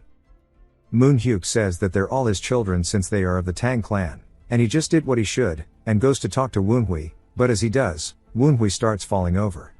As he's looking up at Moonhyuk, his eyes begin to get blurry, and he passes out in Moonhyuk's arms. Moonhyuk says that his internal wounds are awful, and it's impressive that he held on this long. He wonders what Raikesong meant exactly by getting what he wanted, but decides that he should start preparing. Then it jumps to some carriages heading back, and inside of one of them we see the girls all sitting there thinking about the situation. Hyujin says that she promised Woonhui she would be his sword, yet she was no help at all. She looks over at the other two girls who also feel useless, and she calls out to them, saying that she doesn't know how they feel, but she wishes to become truly stronger. Both of the girls look at each other before smiling and agreeing with her, and they all decide to become stronger together as they make it back to the clan. Some time later, Woonhui wakes up in his room, all bandaged up, and the ghost boys are crying, asking if he's okay. Woonhui sits up, asking what happened, and they tell him that the Dark Supreme treated him himself. We then hear his voice asking if he's awake, and when he glances over, Moonhyuk says that it seems like he recovered fine. Woonhui greets him, saying that he's glad he treated him, and he doesn't know how he can repay this. Moonhyuk tells him that he doesn't have to repay him for anything. He told him that he's his child if he uses the last name Tang. Woonhui glances at the girl behind Moonhyuk, who looks a little caught off guard. There's then awkward silence, and she starts playing with her hair, and he wonders who she is. Moonhyuk then tells her, as we learn that her name is Yoon, saying that this is Woonhui, the one she wanted to meet for so long. She starts getting embarrassed and pushing his face, saying that she never said that, and she looks back over, saying besides, it's not like he can remember her anyways. Woonhui is just confused, wondering what it is, and the ghost boys say that he's always putting that handsome face of his to waste, and he's so ignorant to the mind of a woman. Woonhui though just wonders what the hell he did wrong. Moonhyuk sits up, saying that he shouldn't push himself for a while. As they leave, Woonhui says that he is his thanks, and they close the door behind them. Woonhui gets up out of the bed, only to sit on the floor, and the ghost boys ask what he's about to do. He says he needs to prepare for his duel tomorrow. He first is going to use the venom dragon cultivation technique to open his lower dantian. After that, he'll connect the black dragon key to the central one, fusing them together forcefully, as he starts spitting up blood. We see him shaking as he's struggling to combine it, and with the upper dantian, his Phantom King's tome will take over as he starts channeling it. It's a battle of 3 types of true ki, all fighting within his body, ripping him apart from the inside, and he lets out a primal scream. As his eyes go pure bloodshot, we see them bleeding, before a giant light starts to shine out of his room, and we see a chair knocked on the floor. The ghost boys are impressed, saying that this is the heavenly demon heart protection arts. As Woonhui is once more in his new form with white hair, he opens his eyes as they're no longer bloodshot, but we see his blood beginning to get mixed with sweat, and he says that he's all done now. It then jumps to Humyong, saying that he's surprised Woonhui defeated one of the 10 pillars of the demonic path. To be honest, he had low hopes. A duel against a kid who has not even reached supreme peak, he has no idea what he was trying to learn from it. It was honestly nothing more than an excuse to meet the Dark Supreme, but now he's improved enough within just a few days to be able to defeat a supreme peak martial master. How could he dare to dream of observing the celestial orbits when he can't even properly observe those below him? He then gets up, saying that what is below him would be the martial arts that he has learned until now. He looks at his blade, saying that it was his golden lion blade technique that was the problem. He has wielded the sword for as long as any of the top 10 martial masters. He then starts to say if only he had been a child of a renowned sect or clan. If he had just had a master to guide him down the right path. He then realizes something, saying that's right, Woonhui seemed like he knew something that he didn't. He even defeated his disciple, though he only just began wielding the sword. And now, as well as Minky, he exits the door, looking towards the training area, wondering what exactly Woonhui knows, saying that he needs to find out. It then jumps to Woonhui, who's wrapping a bandage around his abdomen, and the ghost boys are worried for him. Goatee says that the Dark Supreme might have treated him, but he should still be resting. They try to tell him to stop, as Woonhui exits the building and grabs his blade. They say that he shouldn't be training in his current state. He says that he can't afford to skip out on training. He widens his stance and unsheathes his blade, looking towards the trees, saying there's also another reason, and that is because he promised to help Humyong, as Humyong is watching him. Woonhui raises his sword up slowly and closes his eyes, and Humyong watches, saying that a child of his status must have received some special teachings, and now it's time for him to show him what kind of teachings he received. Woonhui raises his blade overhead before swinging down. Humyong wonders why he's using a normal downswing, and then Woonhui starts bouncing around, and Humyong says that he understands, and that he is just warming up, and he can't wait to see what he's going to show him when he's fully ready. As Woonhui continues using nothing but basic techniques, Humyong is confused, asking if this is really all it is. He starts to feel frustrated, saying that he's meant to learn about the Dark Supreme's teachings, or about the Tang clan's most treasured techniques. But he's currently just repeating the most basic sword skills, and wonders if the confidence in his eyes was just a pretense. But he doesn't actually know, because as he's watching Woonhui, he can tell that he looks like he's having a crazy amount of fun. Down at the city as it's time for the fight, we see the girls in line for it. Kyujin in particular is looking forward, and starts calling out to someone, telling them to come over here, as it's none other than her senior disciple, Chul-san. He asks if there's something going on, as he heard that the Blade King was fighting, and wonders if it's him and the branch clan head. She says that it's not him, rather it's the vice branch clan head who is fighting. As Woonhui walks up on the stage, Hyun-myong is opposite, ready to fight. Woonhui formally introduces himself, saying he hopes this will be a good duel. Hyun-myong does the same, telling him that he better be prepared. Woonhui's blade, wondering what happened to his fan 1, Woonhui asks why it matters, as it's not the weapon that is important. The ghost boys ask what the hell he's doing, and Dumpling tells the others to stop questioning his actions. Hyun-myong then starts to release pressure, asking what the hell would a spoiled child of a renowned clan like him even know? He starts screaming, while releasing his golden aura that begins destroying the arena. Chol-san and the rest wonder why he's releasing so much killing intent. Gon says that he knows Woonhui is talented, but this is too much, and he needs to stop this. But Moonhyuk stretches his hand out, telling him to watch instead, as he wants to see what Woonhui will show them. Woonhui asks Hyun-myong why it matters if he's a renowned clan's child, or if he was a vagabond, as it's not where he comes from that matters. This is a deep cut for Hyun-myong, and the ghost boys call him ruthless, asking how he's going to deal with the consequences. Hyun-myong stabs his blade into the ground, saying that he's had enough of Woonhui's jokes. He walks over to the practice stand, grabbing a blade, and then prepares himself, telling Woonhui that he wants to show him what he's got, and what it is that's so important. Hyun-myong begins charging in and raises his sword up before swinging down. Woonhui blocks it, and Hyun-myong takes the chance to go for his side and comes in with a punch, hitting him hard. It causes Woonhui to spit up blood. Hyun-myong says that he's the one who said that martial arts, as well as the weapon, aren't actually what matters, and he swings again, but Woonhui blocks it, but it's still devastating enough to send him flying backwards, destroying the arena. Hyun-myong asks what matters then if those two don't. Woonhui starts to recover from the clash and wipes blood away from his mouth, and of course, looks like he's having fun. Hyun-myong's confused and tells Woonhui that he wants to be honest, and that he was stealthily watching him train yesterday.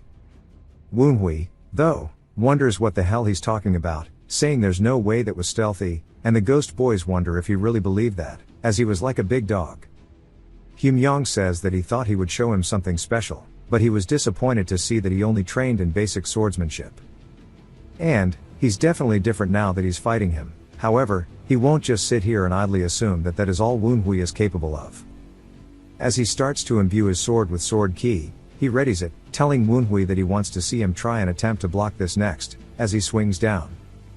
It creates a giant golden arc that starts to completely decimate the arena in front of him. As it starts flying in towards Woonhui, we see a giant explosion from the aura that sends out a shockwave, causing everybody in the crowd to have to brace for it. Gon wonders if Woonhui's okay, and as the smoke starts to fade, Hyun-myong says that's what he was curious about. As he sees Woonhui smiling, he asks what he finds so fun about this. Woonhui asks what reason he has to not be having fun, as he is faced with a very strong opponent, and he's getting the chance to show off all that he's trained. Hyun-myong says that he's getting hurt, and he's out of his mind. Woonhui tells him that's what it means to be a martial artist, and he asks Hyun-myong if he's also not having any fun. This catches Hyun-myong off guard, and he looks down at his hand, wondering if he is having fun, and when he holds up the reflection, he sees himself smiling, wondering since when. He's always tried to climb this endless cliff of martial arts. When he finally thought he got to the top, the Sword Emperor asks why he's trying to become stronger. Hyun-myong himself honestly couldn't answer, because he never had a reason, he just liked the sword. As we see him when he was younger, he says he simply swung it because it was fun. Eventually, he became a martial master at the supreme peak, and the leader of a sect. At the end of the day, his climb was nothing more than him just having a simple joy for martial arts. Through all of the blood, sweat, and tears that he shed from getting on this path, he ended up losing sight of what was truly important to him. What was truly beneath him was the feeling of joy that he lost. He starts screaming, laughing, saying that this is so fun.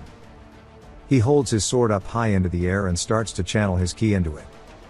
The entire arena begins shaking violently, and the spectators say that he's surely kidding, as this is meant to be a duel for training, as there's a giant lion made out of aura in the sky.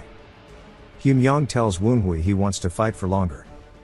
The ghost boys tell Woonhui he needs to get out of this, because this is dangerous. Woonhui says this is going to make him bedridden for another several days. As the attack flies in, the ghost boys tell him to move, as even he can't dodge this. The spectators start making breaks for it, and we see Sumin and Sunyi readying themselves for the shockwave.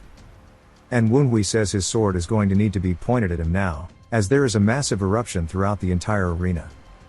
Once more, there is a ton of smoke being created by it. The middle of the arena has now been transformed into a giant hole. Afterwards, we see Moonhyuk, Hosen, and Gon actually blocked it for Woonhui, and Moonhyuk congratulates him.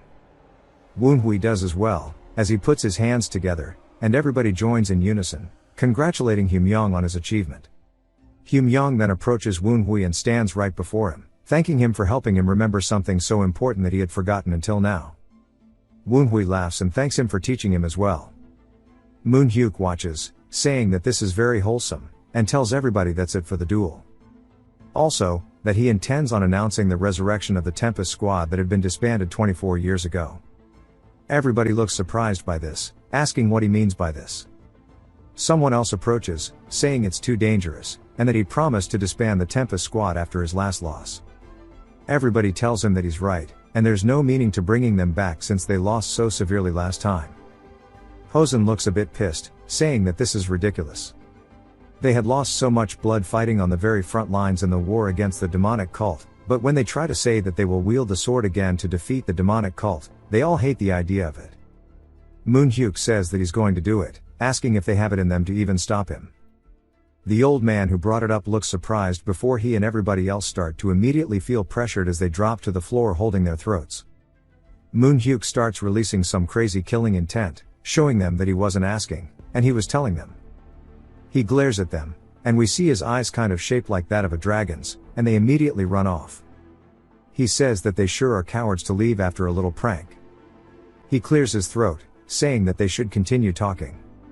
He wants to resurrect the squad to discourage the demonic cult, but they can't do it on their own, and he's going to make an offer to everyone here as well as all of their allies within the Zhonghu. There are 3 conditions to be able to join the Tempest Squad: teamwork, loyalty, and martial arts. He intends on taking in anyone with those 3 qualities.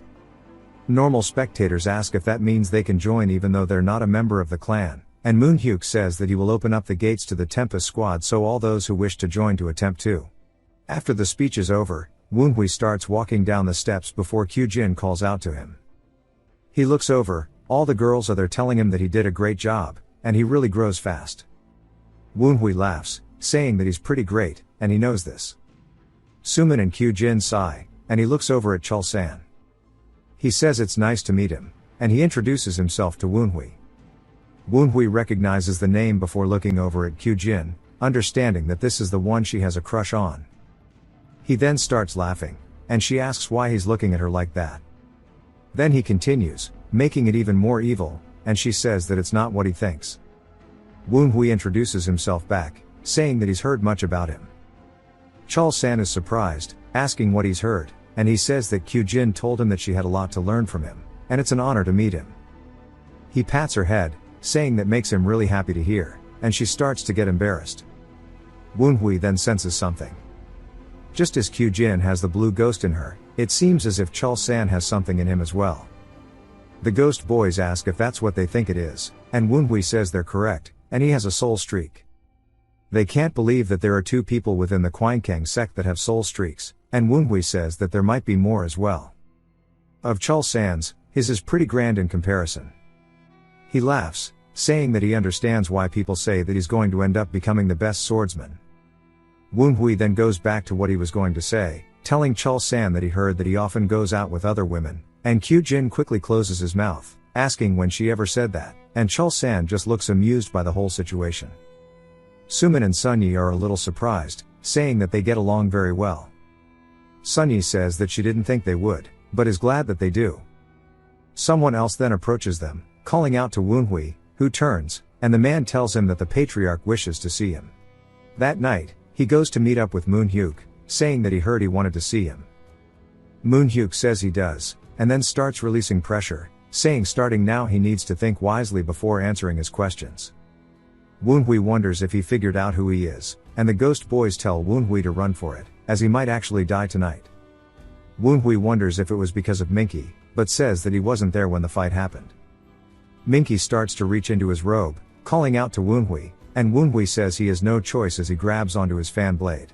It turns out that it's just a drawing of his granddaughter, and Moonhyuk asks him how he feels about his granddaughter, saying that she's beautiful, and the ghost boys now understand that he's really just a normal dude. Woonhui says she is, and Moonhyuk says that he knew that he would agree, but he's not allowed, as he won't give her. Woonhui says he never asked for her, and Moonhyuk says that's a good answer. Woonhui just wonders what the hell he wants from him, and Moonhyuk says they'll talk about that when the time comes, and says that when he first stepped onto the duel stage, he reminded him of the demonic martial artist from the Heavenly Mountain. This catches Woonhui off guard, and Moonhyuk says that he's definitely talented. However, what is important is his mindset and the balance of his martial arts. No matter how powerful his martial arts are, if there is no balance, then it will only end in ki blockage. He says that 17 years ago, there was a disciple like him. He was so talented that it was fun for him to teach, but the rumors tell him that he has been inflicted with ki blockage. Woonhui curiously asks him if he's surprised, and then asks who it is. Moonhyuk says he knows him, and that everybody basically should. Woonhui wonders if it's what he thinks it is, and Moonhyuk says that the demons of the Heavenly Mountain had a nickname, and they called him the Divine Sword Heavenly Demon. Later that night, we see Woonhui looking up at his ceiling, thinking about it. We get a flashback to him and his master when he was a kid, and his master said that they once visited Kwanghai Lake long before they met him. However, they could not appreciate its beauty. Woonhui asked why, as his master looked up and stared at the stars, saying that they were badly hurt, both physically and mentally. At the time, they were raiding the mountain bandits, and they were extremely terrible people, so they had to annihilate them thoroughly, but was badly hurt because of someone they had to come across, and barely managed to get away at the cost of severe injuries. Death was already approaching them, but so was someone else, as when they looked up, they met someone they could never forget there. They then woke up to an unfamiliar cave ceiling, and we hear Moonhyuk saying that they are finally awake, and they shouldn't sleep outside, while clicking his tongue. Woonhui's master says that they were treated by him, and that the man even taught them. Woonhui looks up at his master, who is smiling, and Woonhui says he didn't know that person was the Dark Supreme. The ghost boys say that fate works in strange ways, and it seems like nothing is a coincidence. Woonhui says that if the Dark Supreme hadn't treated his master then, his master might not have ended up becoming his master, and if he ends up finding his master one day, then things would be nice to have a drink with the two of them together, but in order to do that, he needs to find his master as quickly as possible.